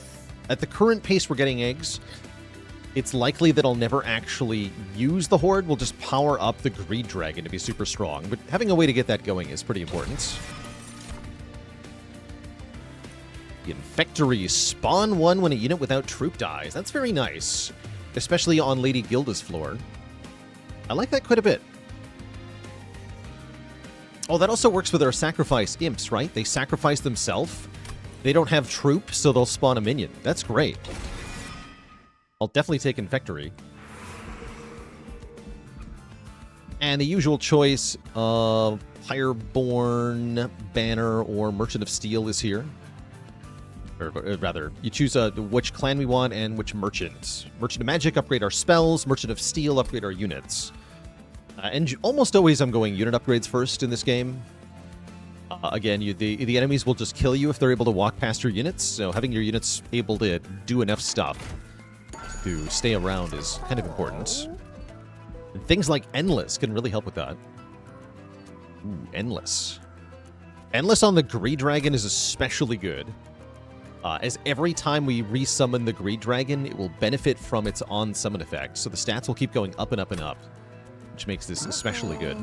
Let's see what this is first, though. Ooh, a Death-Capped Prophet. When a friendly unit is summoned on the floor, draw +1 next turn. That's really nice to be on the same floor with Gilda. It's also an unmastered unit, as it's a rare unit. Let's take him. Let's absolutely take him. Let's definitely make this thing endless.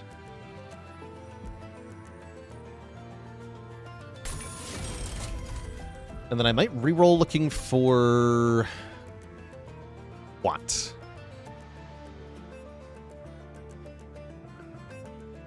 Need ways to do damage. I guess we'd put multi-strike on the Greed Dragon.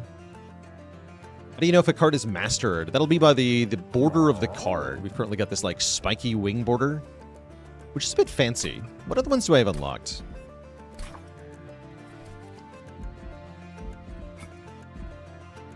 Yeah, here's the currently available mastery frames.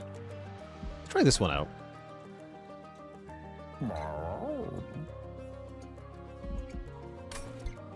See how that feels. These ones are tall. But here it's maybe a little bit more visible that the Death-Capped Prophet is lacking that border.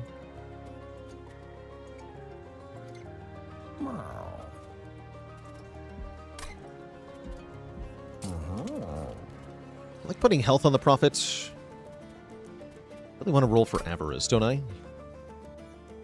I do. Who's our first boss? Oh, it is Knockback Archeon. Oh, I definitely want health on you then. Stupid Knockback Archeon. Small Stone on the Greed Dragon would be a whole different can of worms. That'd be amazing. Dualism. Didn't actually do anything. Gonna make one of these whelps have Avarice.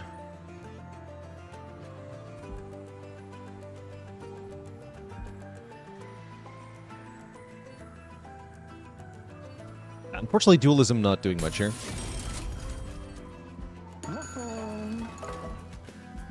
Take a Regen 10. Don't think I care, though. Okay, our goal is to make a lot more money.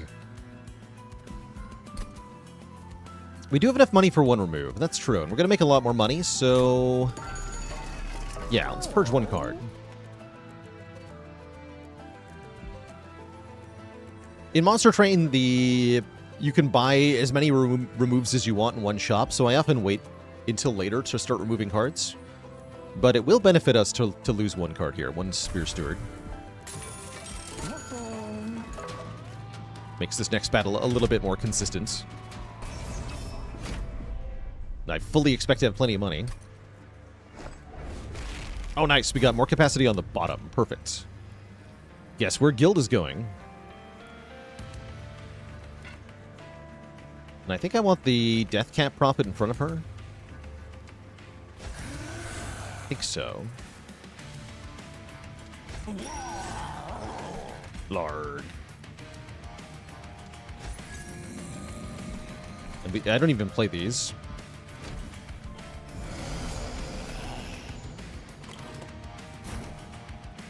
Nice. Early Infectory here. So spawn one when a unit without troop dies. Oh, unfortunately, the Titan Skin 1 will prevent my pings from hurting them. It's annoying.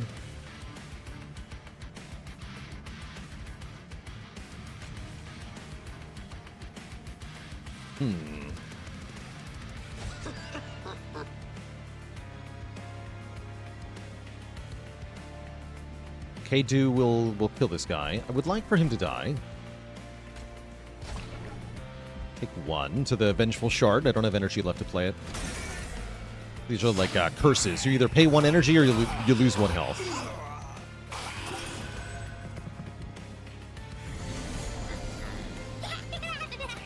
Those are the equivalent to the Ascender's Bane in this game. Imagine if Ascender's Bane did that. It'd be brutal.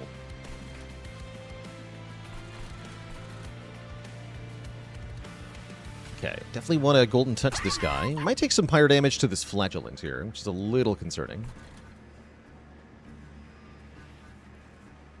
Well, a lot concerning, actually.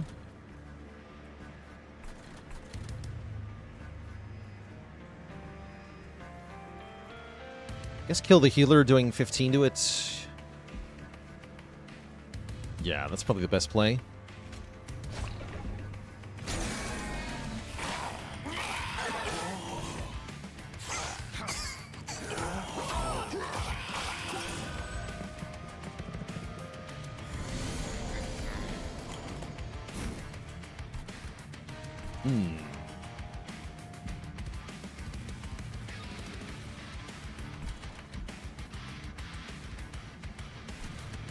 I'm in danger.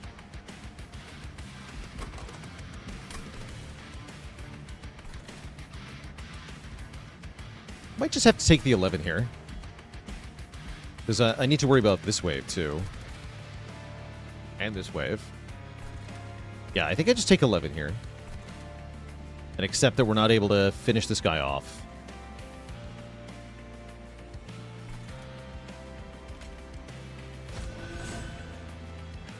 In retrospect, I probably shouldn't have taken the challenge for Titan Skin 1, knowing that I had bloated whelps with Avarice, but oh well. Can't undo that. When I take 15, you're right, I will take 15. That's going to hurt. That is definitely going to hurt. I think I need to kill this one, too. You can go down here.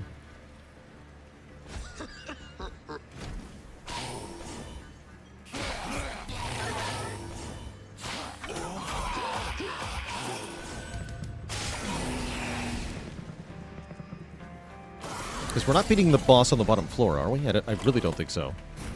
No, absolutely not. Not even close, actually. Concerning.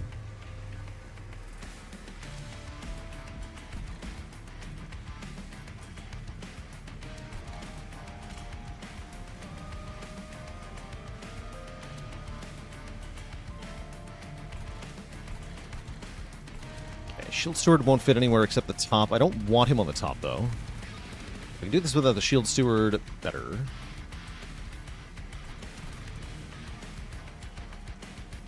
I want to glow up this guy. That's really important. Or just kill him. With Spore Touch. Spore Touch is better, actually.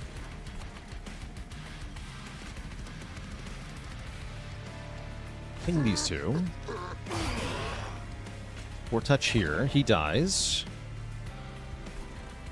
Spore Touch here. He dies. Okay, we do more damage to the boss. Still not enough. Spikes kill the minions in the back, which is a bit of a problem here. We're kind of relying on the Endless Greed Dragon to finish off the boss, but I'm not even sure it's enough, actually. We might just be game over here. Because we didn't get a unit that was actually strong enough from the... I guess I should have put Titanite on this guy. Titanite would be winning here.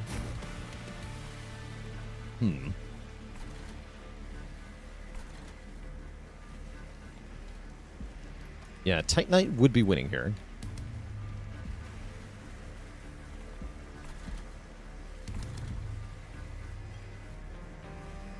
That's right, Thompson. Every unit does damage once per floor to the enemy unit that's in front. If they do damage more than once, they'll have a multiplier listed next to their damage. So it'll say like 20 times 2.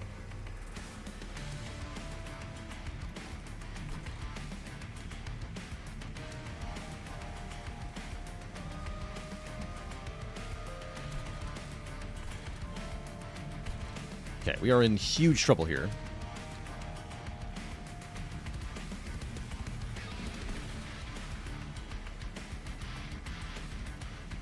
have to weaken this guy further. Can't put the Shield Steward on top, though. Yeah. What if I just decay?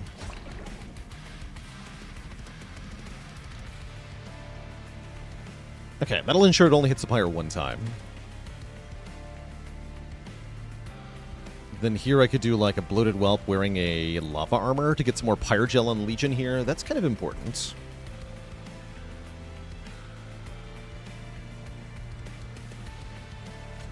I think that's the play. In front? Yeah, I think in front. Okay. We can make it through this floor, then everything will be fine, but we might just be dead. 24 Pyre Gel goes a long way here, though.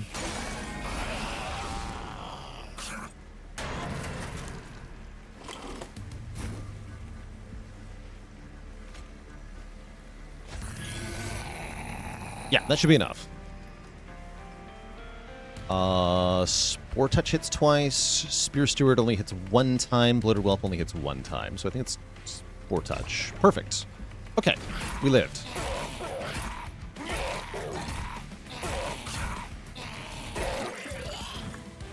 Great. Then all is well. Pyre Gel 10 I like. Naughty Whelp's also pretty good. Naughty Whelp's really good. Deal damage and apply Pyre Gel to the front enemy units. Really good on Gilda's floor. Let's take her. Propagate 2 on all units. Yes. That's how we gain tons of money. Of course, money is not winning, per se. Gonna go to the Merchant of Arms, 1, because I want the healing, 2, because I genuinely want to put deployable on the Infectory, so that we can start with spawn 1 when a unit without troop dies. We also get to look at equipment. I could supplement the lava armor somehow, or even start with lava armor in play is another option.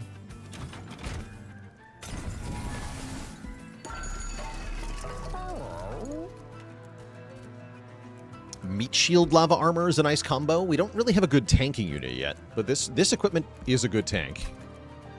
We could even put that on Gilda. More likely the death-capped prophet at the moment.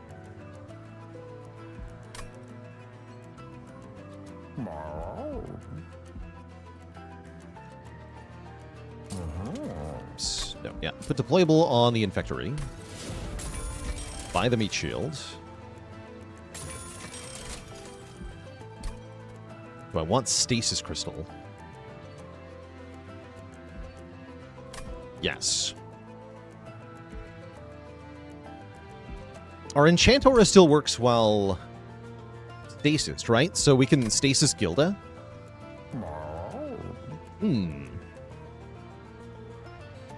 I like it.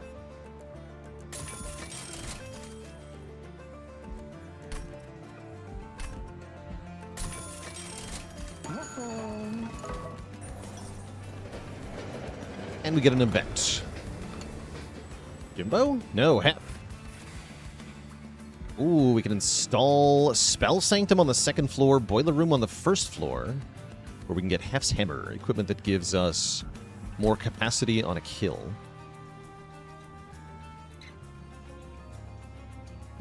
Spell Sanctum seems very good.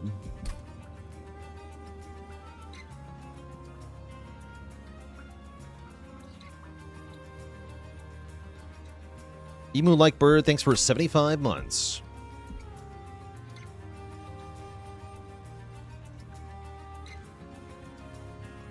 Boiler Room is also pretty good.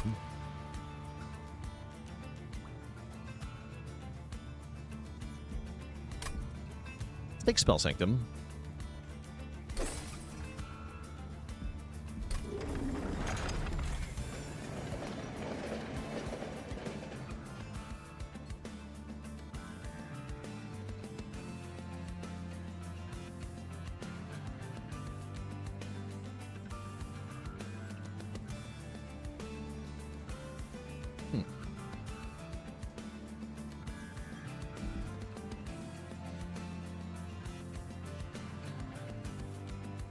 Yes, that's right, SWAT. The number of capacity points a unit takes up is the pips on the top of their portrait here. So Lady Gilda's 3, Bloated Whelp is 1. The Shield Stewards were 3.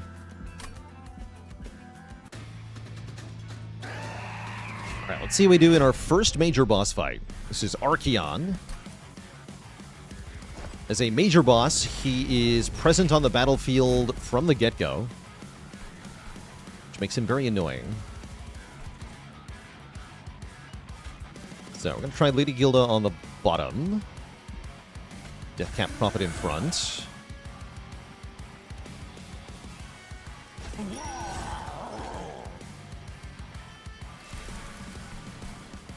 Your job is to distract Archaon. Oh, I should have played the Greed Dragon. Let's undo that.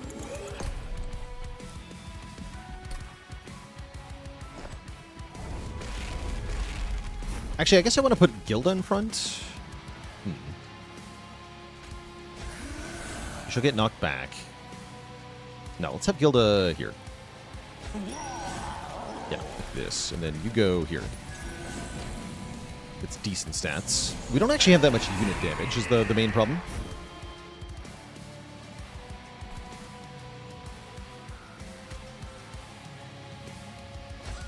So, having this thing die should create 2 summons. Yeah.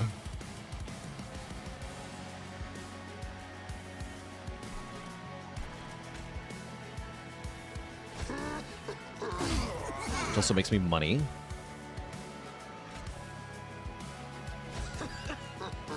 We're also getting lots of draw next turn.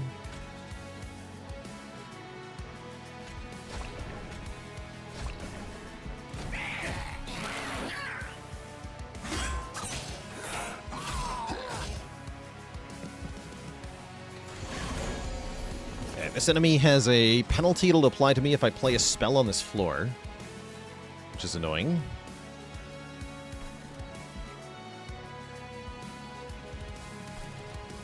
Especially since I would like to proliferate this turn.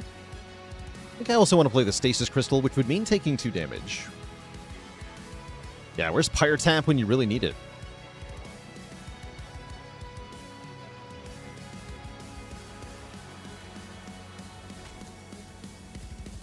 Putting the crystal on Gilda means doing even less damage here.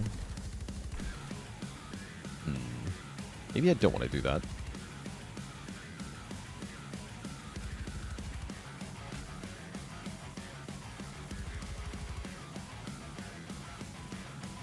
Let's get way less attacking with the sap. Ugh. Still want to proliferate here, I'm pretty sure.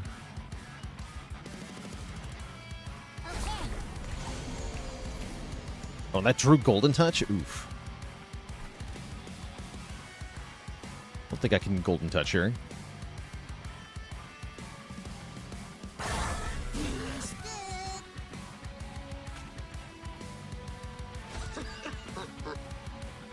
We'll do it this way. Ping him again, make more money. Get another troop. And then I guess play 1 shard.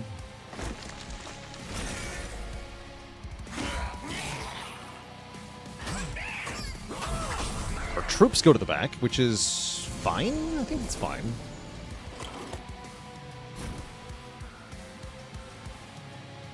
Okay, here's our merged equipment. Let's put that on this fellow. I should probably also play a unit up top just to lure Archaon up there.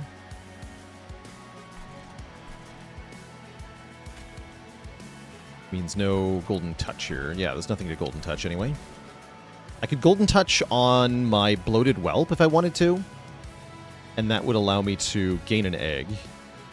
Don't think I want to do that, though. I want to do this. Oh yeah, then play free Spore Touches on Archaon. You get sapped, but it's fine. Take another 1 damage.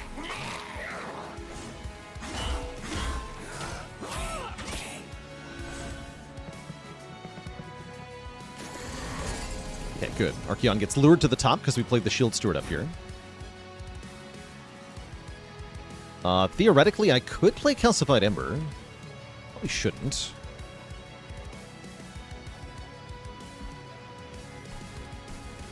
Yeah, I probably should not.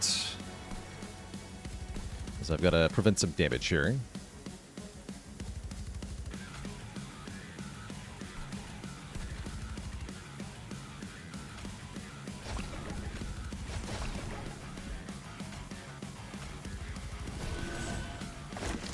Okay, good.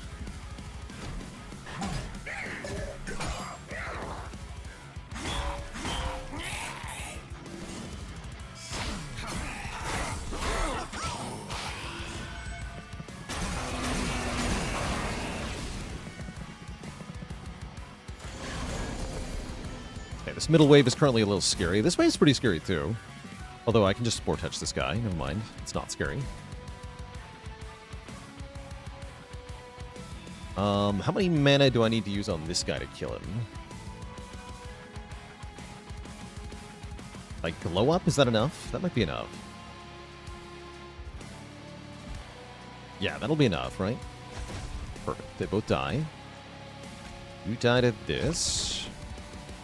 You died at this. Okay, looking better. Now we can play the Stasis Crystal, actually. Which would allow me to prevent... No, he's going to the back regardless. Only one wave left, huh?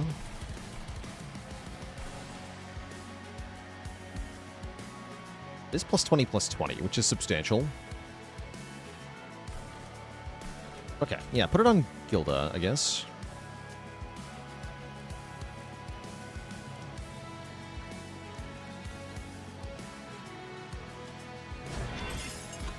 And yeah, we still get the Avarice enchant.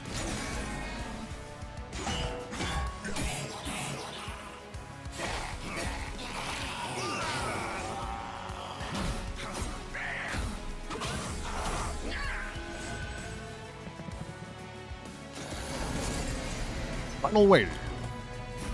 Fine. That is not doing much damage to Archaon. Of course, we haven't broken out of the confinement here. Let's do that. Okay, that's better. This makes me money.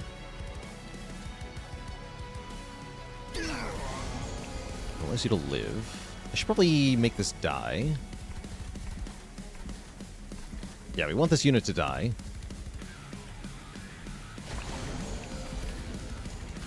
For sure. Bloated Wealth makes good money here, I think. Not really, because Gilda is in front. Something, though. Okay, this is, I think, good.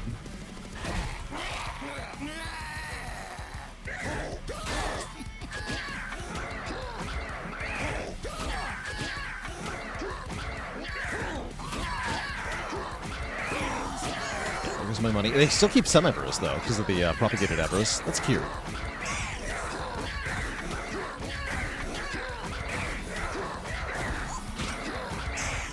Okay, we end up with 15 Pyrogel on Archaon. Not bad. It was a very funny boss fight, by the way. Just kind of prolonged.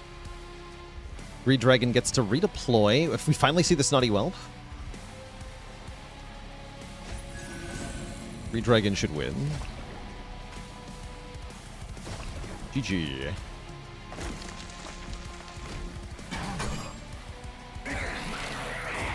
Does Avarice tick down now? No, what happened was that Gilda was the one providing the Avarice, so when she died, the other units lost their Avarice.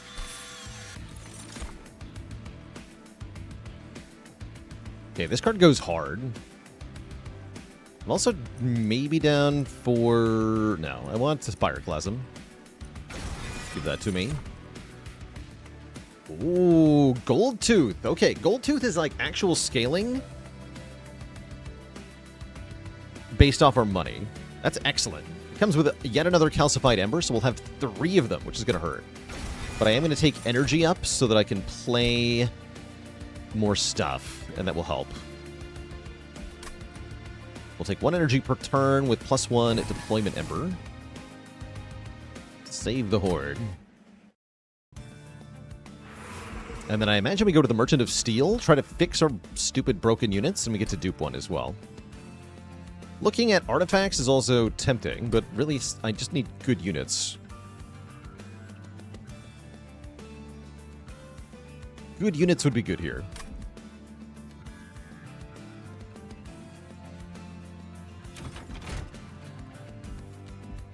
First, we'll choose our champ upgrade. We could cross-path into the egg variant. Oh, Lady Everest 2 also gets attack power per 100 gold we start the turn with. Oh, this is going to be good. Oh, yes. This is going to be really good. Multi-strike is here. Multi-strike on Gold Tooth for sure. Yeah, for sure.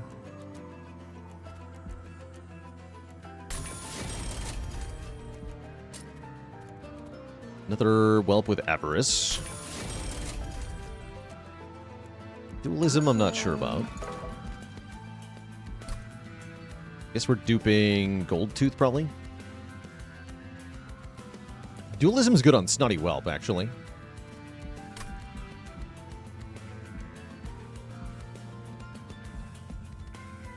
But I'm going to reroll here. Midgestone. That's what we're hoping for on the Greed Dragon. Make it a 1-pip unit instead of a 3-pip unit. Now it's a good duplication target.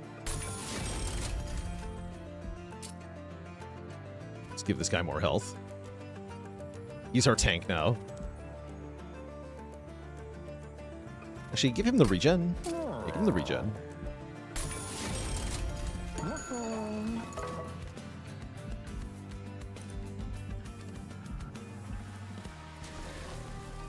How did I get this card frame without all cards mastered? It's because it's because you have to. It's not actually master every card. It's master as many cards as were in the base game. So it's like a certain number of cards. But then the DLC added more cards, so I mastered some of those cards to a total of as many cards as the original base game had, and that unlocks it.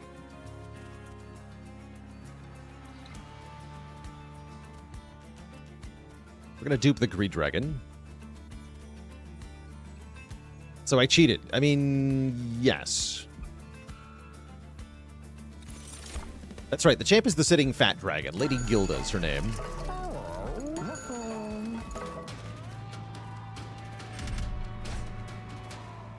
Can I handle the Heaven Seal? I feel like I probably can. Smile. We have good damage now. Smile. No money, though. Okay, we go. Biggest floor is the top floor now.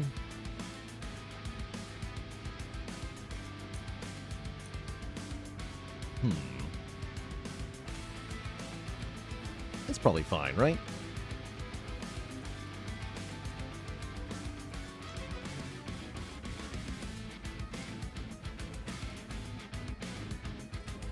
We want the Greed Dragons on the bottom.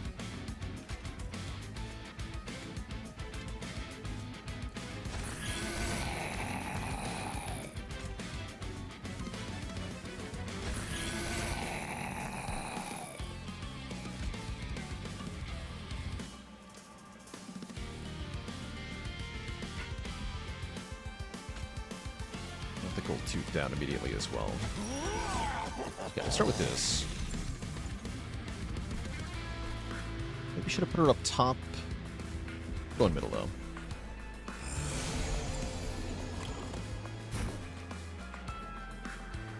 It's a good start. An egg. Every egg we can get is very valuable.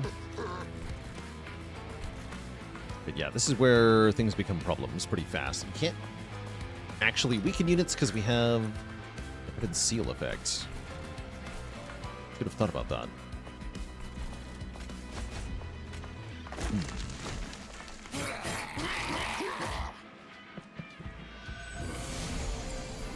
We should have thought about that.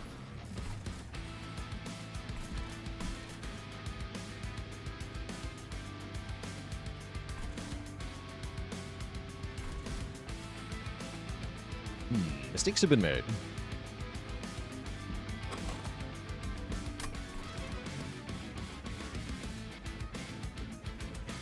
Guess we want to Spore Touch this guy. This guy's getting to the top no matter what. So we're going to take big damage. 8 times 4? Ow.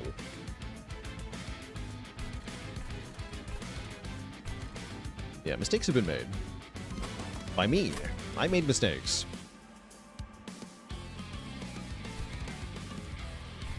Yeah, let's try to stop the second one. It's the only really hope here.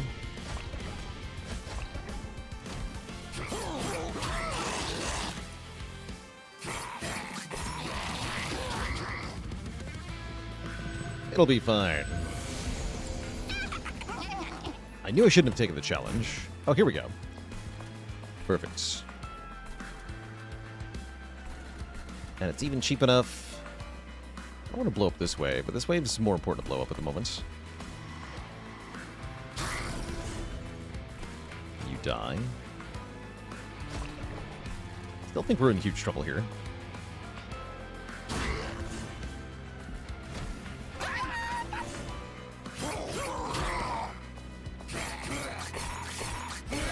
But we do improve our damage by getting over 100 gold here. Yeah, I might have spent too much money in the shop. Definitely a possibility here. Didn't really think about how I was going to handle this combat. I'm going to be honest. Looks like we're... Oh, no, I can't. Yeah, looks like we're in big trouble. Yeah, we're kind of huge trouble here. Okay, you get to go on top now. You are bigger this time. Yeah, we have to do this.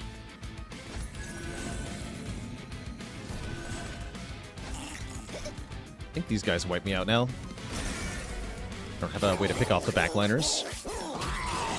Yeah, I shouldn't have taken this challenge. Admittedly, this run has been struggling for quite a while. I got overly confident here.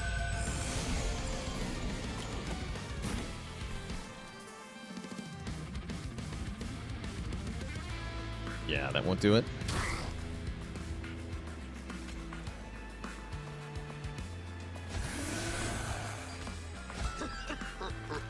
Only had 3 bloated whelps.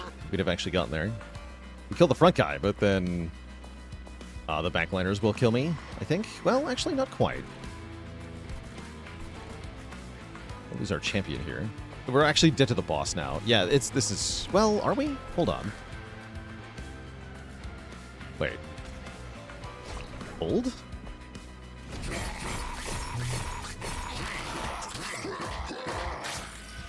I can find a way out of this, I'll take it. But yeah, absolutely should not have taken the challenge. Very foolish. Big mistake. Oh yeah, we get corrupted too. Now we're cooked here.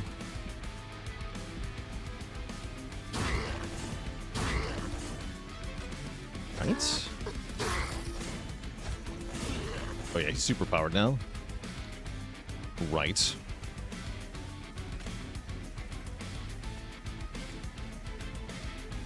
Foolish.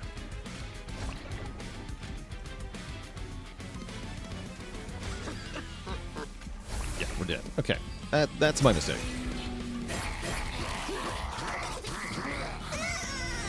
Definitely the wrong place to take a challenge. Would have been a tough fight, a tough floor even without it. Yeah, the challenge essentially requires you to burst down the enemies in one turn. That was a bad idea without a solid damage plan. I don't know what I was thinking. Oh well, we'll come back to that one eventually. I don't want to play this clan combo either, but I will play Railforged Wurmkin. That sounds perfectly fine. The power possibly too strong. We'll see here. So our champ is Herzal. We have both DLC clans in this combination. Seems like a very strong combo. Yeah, definitely. Especially with 2 Polyclaw rooms to start. That's kind of absurd. How many clans are there in Monster Train 2? 10 in the base game, with 12 if you take the DLC.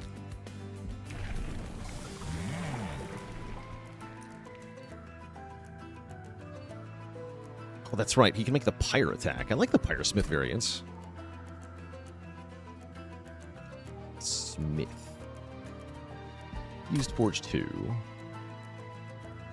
So I can also go permascaling with Forge points. We have Salvage Machine? Let's go permascaling on Forge points. Enduring Steel. And then I'll definitely take Capricious Reflection.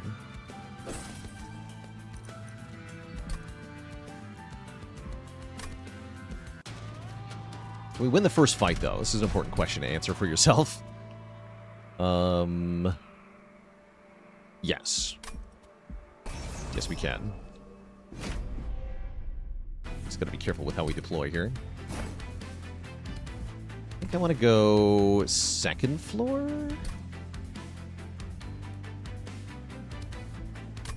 Oh yeah, and I can yoink more units onto my floor. That's right. Yeah, let's go second floor.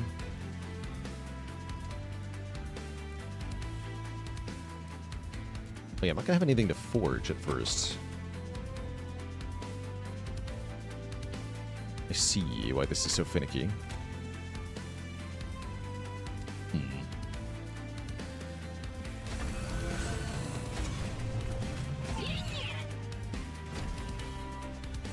Should have put him up top, actually. There's no reason not to.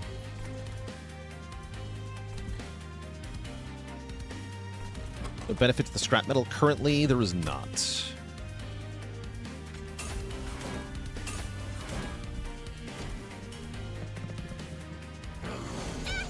I should have taken the additional energy there.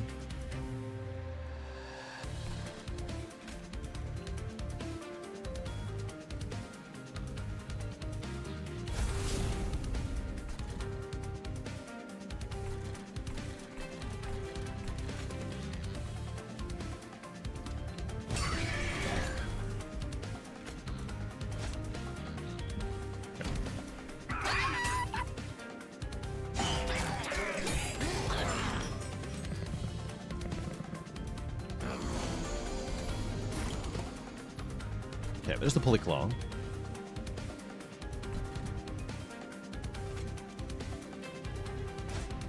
Good turn for 3 energy.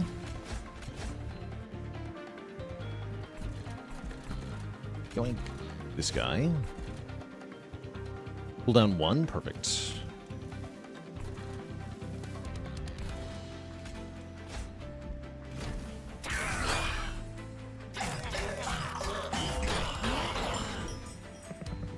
I think we're having that problem again.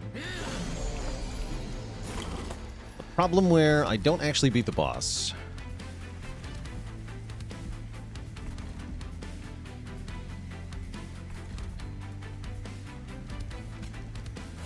My hero is not good enough.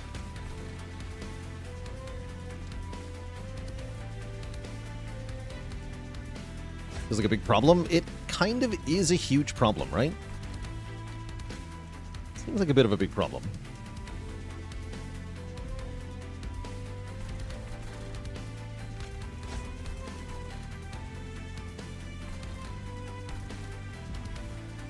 You need armor. This is all bad all around, though.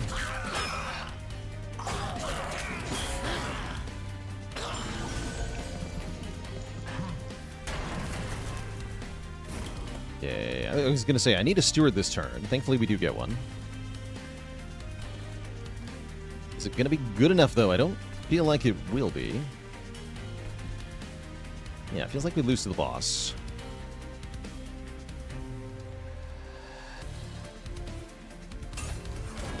Like this. Yeah, it's not even close to enough. We just die. We just ring 1 die. Okay, we'll just call it a mulligan, I guess.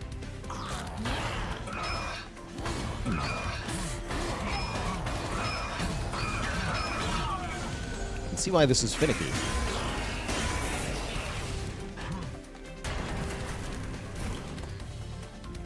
Yeah, I thought that was going to go better. Oh well.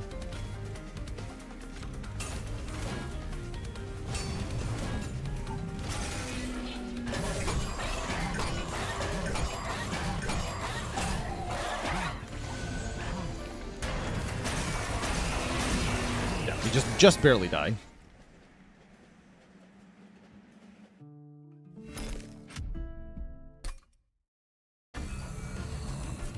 Whatever. Need something non-Wurmkin, please. There we go. Awoken Lazarus League. Sure. How does MT2 stack up to MT1? It's a better game. It is better. Okay.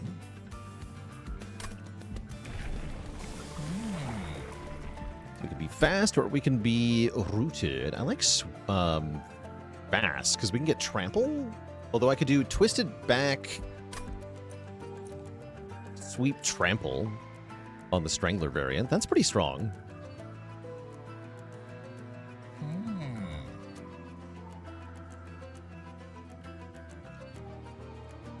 That's actually really strong.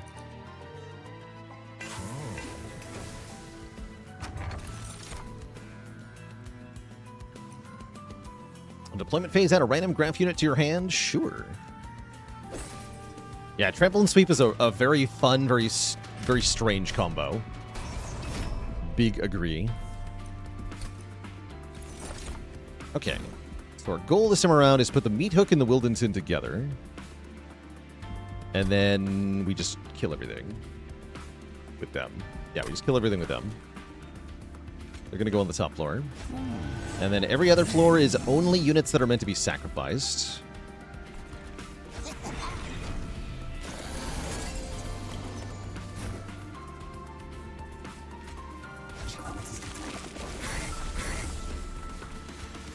And we buff Wildenten's attack power at every turn. So these are graft units. Graft units give us a piece of equipment when they die. Which is very nice.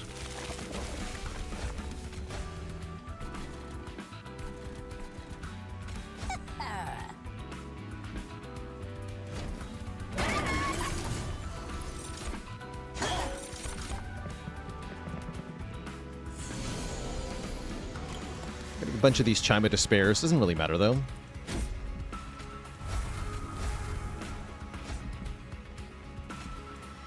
Cooldown 2. Okay, sweet.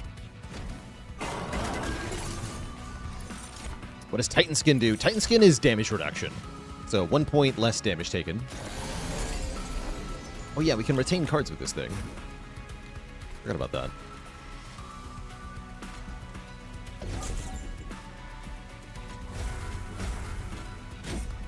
That is vaguely useful.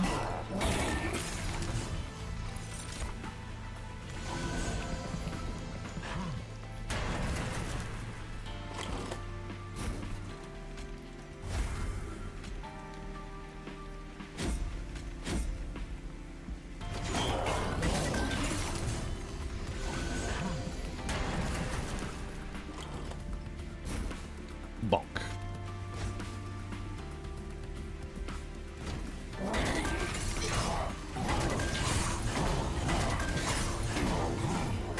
So this is the same fight that we opened last run with. You can see that this just in the starting variants, there's massive variation in this game with just how hard your opening fights are. Ridiculous variation. Don't have space for a Wildwood Custodian. Skip it. Could do regen stuff. Making Wyldenten tankier is very valuable here.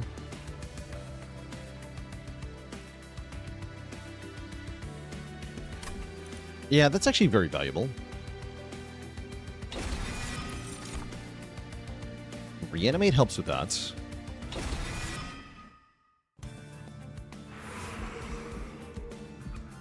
And I imagine we go to the Merchant of Steel? Usually. Midstone and Dualism.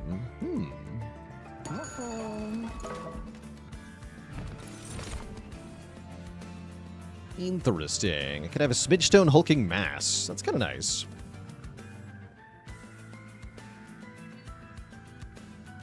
That's a good tank. Then I just take 1 capacity up. That sounds good to me. Pincushion is also somebody we could scale pretty well, because we do have a lot of sources of equipment here. So that's a pretty good Pincushion run.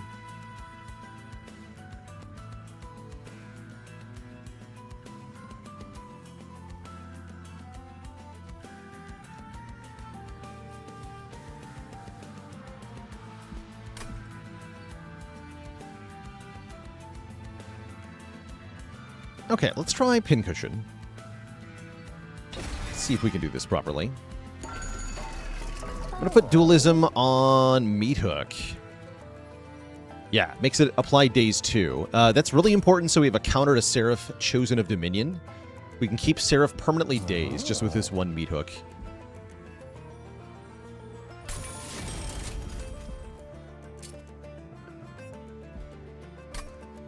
And I don't think... I guess I probably want health on Meathook too. That seems fine. Could even put Meathook in front, maybe? Maybe.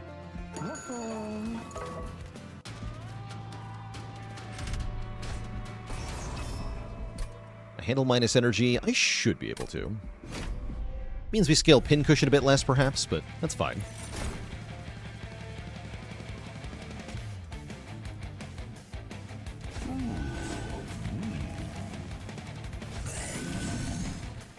Oh, but if they're on the bottom... Wait, no. They have to be in the middle.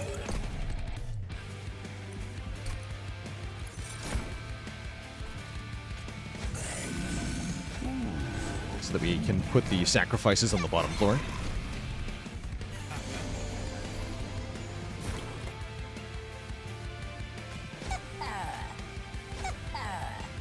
Perish.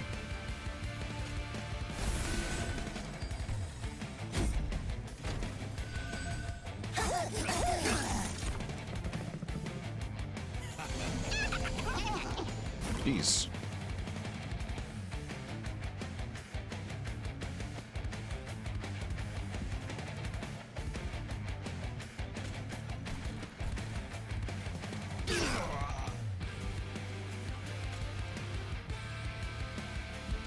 Be in front next turn, though. Let's stun him.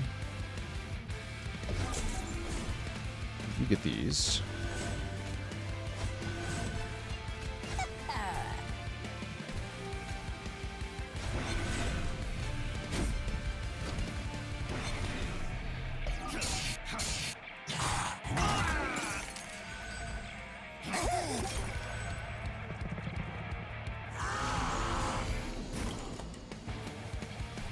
There's a twisted back.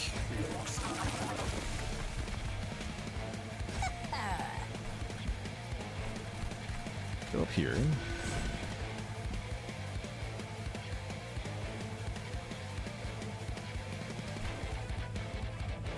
Go here and take one. Oh, I could have put retain on that. That's right, we have retain. I really gotta remember I can do that. I don't really like the Pyres that have activated abilities, because most of them don't, and so I'm not usually thinking about it, when to use them.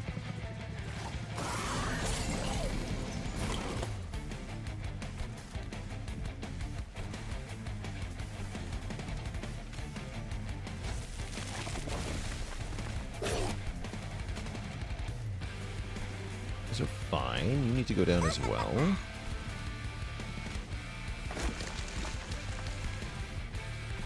It's better to stun you.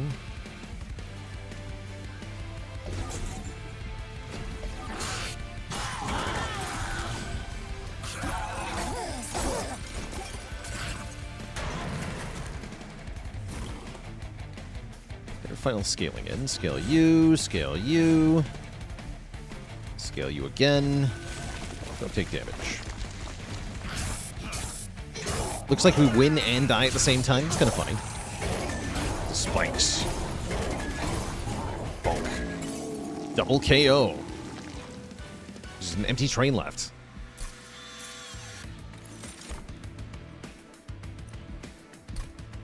Okay, Glimmer is definitely an option. I like card draw, too. Card draw thing is great.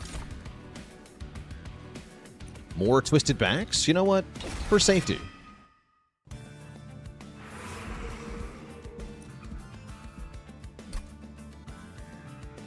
Spell Merchant actually looks decent here. Merchant of Arms could get me a room. Rooms could be good. Take a look at the rooms. See the event first, though.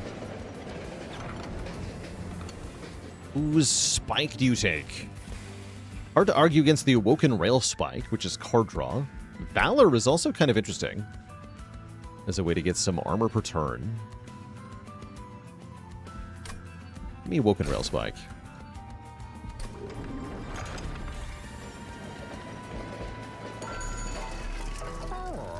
Fight Club's good. I can also see liking Zone of Silence as a way to counter stupid corruption spreading units. I guess I can buy them both and then use whichever one is more appropriate to the situation.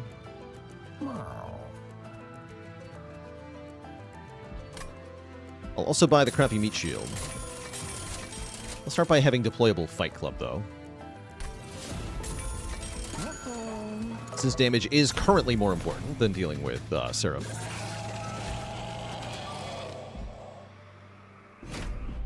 Fleshweaver's a funny fellow.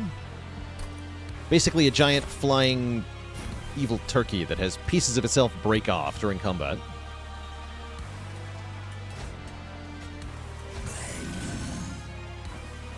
It's gonna get absolutely messed up. Fan Pincushion goes on the middle floor. We gotta catch all the fleshlings that break out.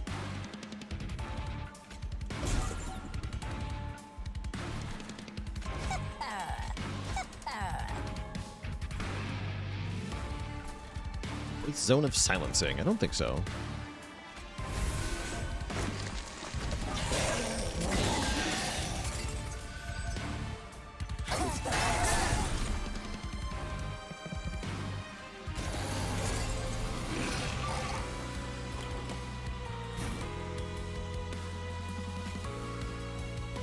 And yes, the Fleshweaver is absolutely a big jerk. 100%. He's mean.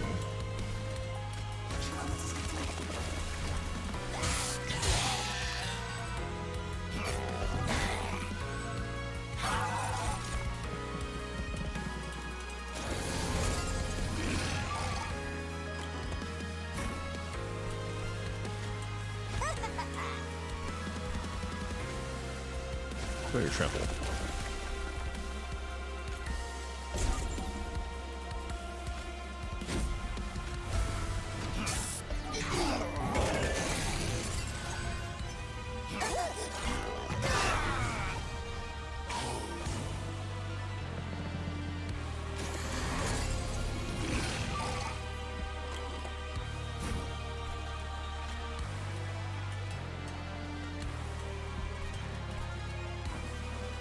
Worse if I don't use the trample here, but I think it's still fine-ish.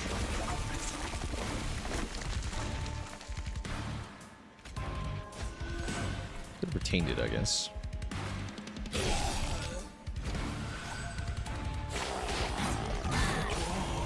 Make sure they don't die, though. Can't scale them if they're dead.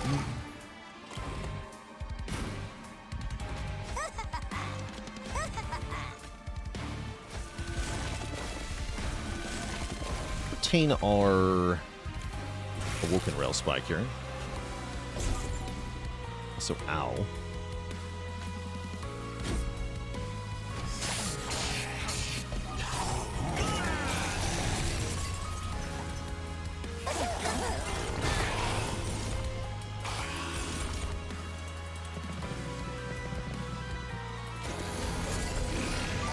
Okay, Fleshweaver enters the field. Losing the meat hook is not part of the plan here, and yet seems to be what's about to happen. And I feel like I'm dead. Again.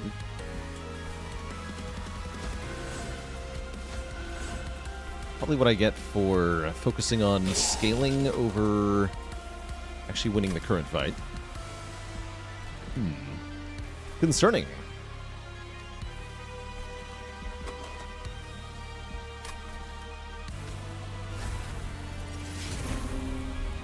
Those are nice. Okay, yeah, this seems bad.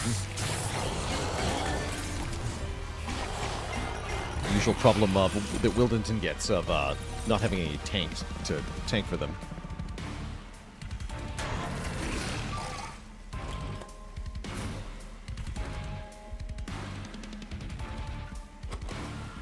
And they have 15 attack power still. I don't see how I'm going to win this.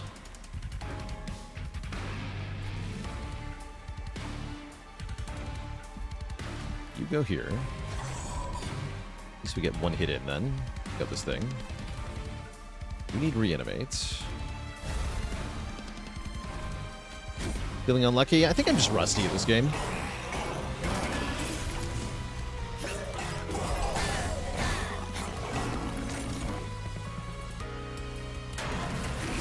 Currently how I'm feeling. Yeah, we do get a steward to tank, but will that actually make any difference? I don't think so. Yeah, we do 270, but that's not enough to win. Then we're dead.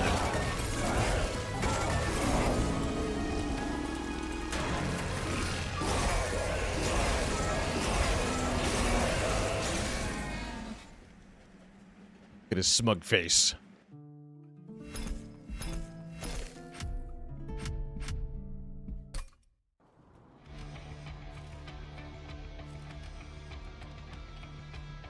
Rough day on the rail to heaven. Indeed. I think I'm going to take that as my sign to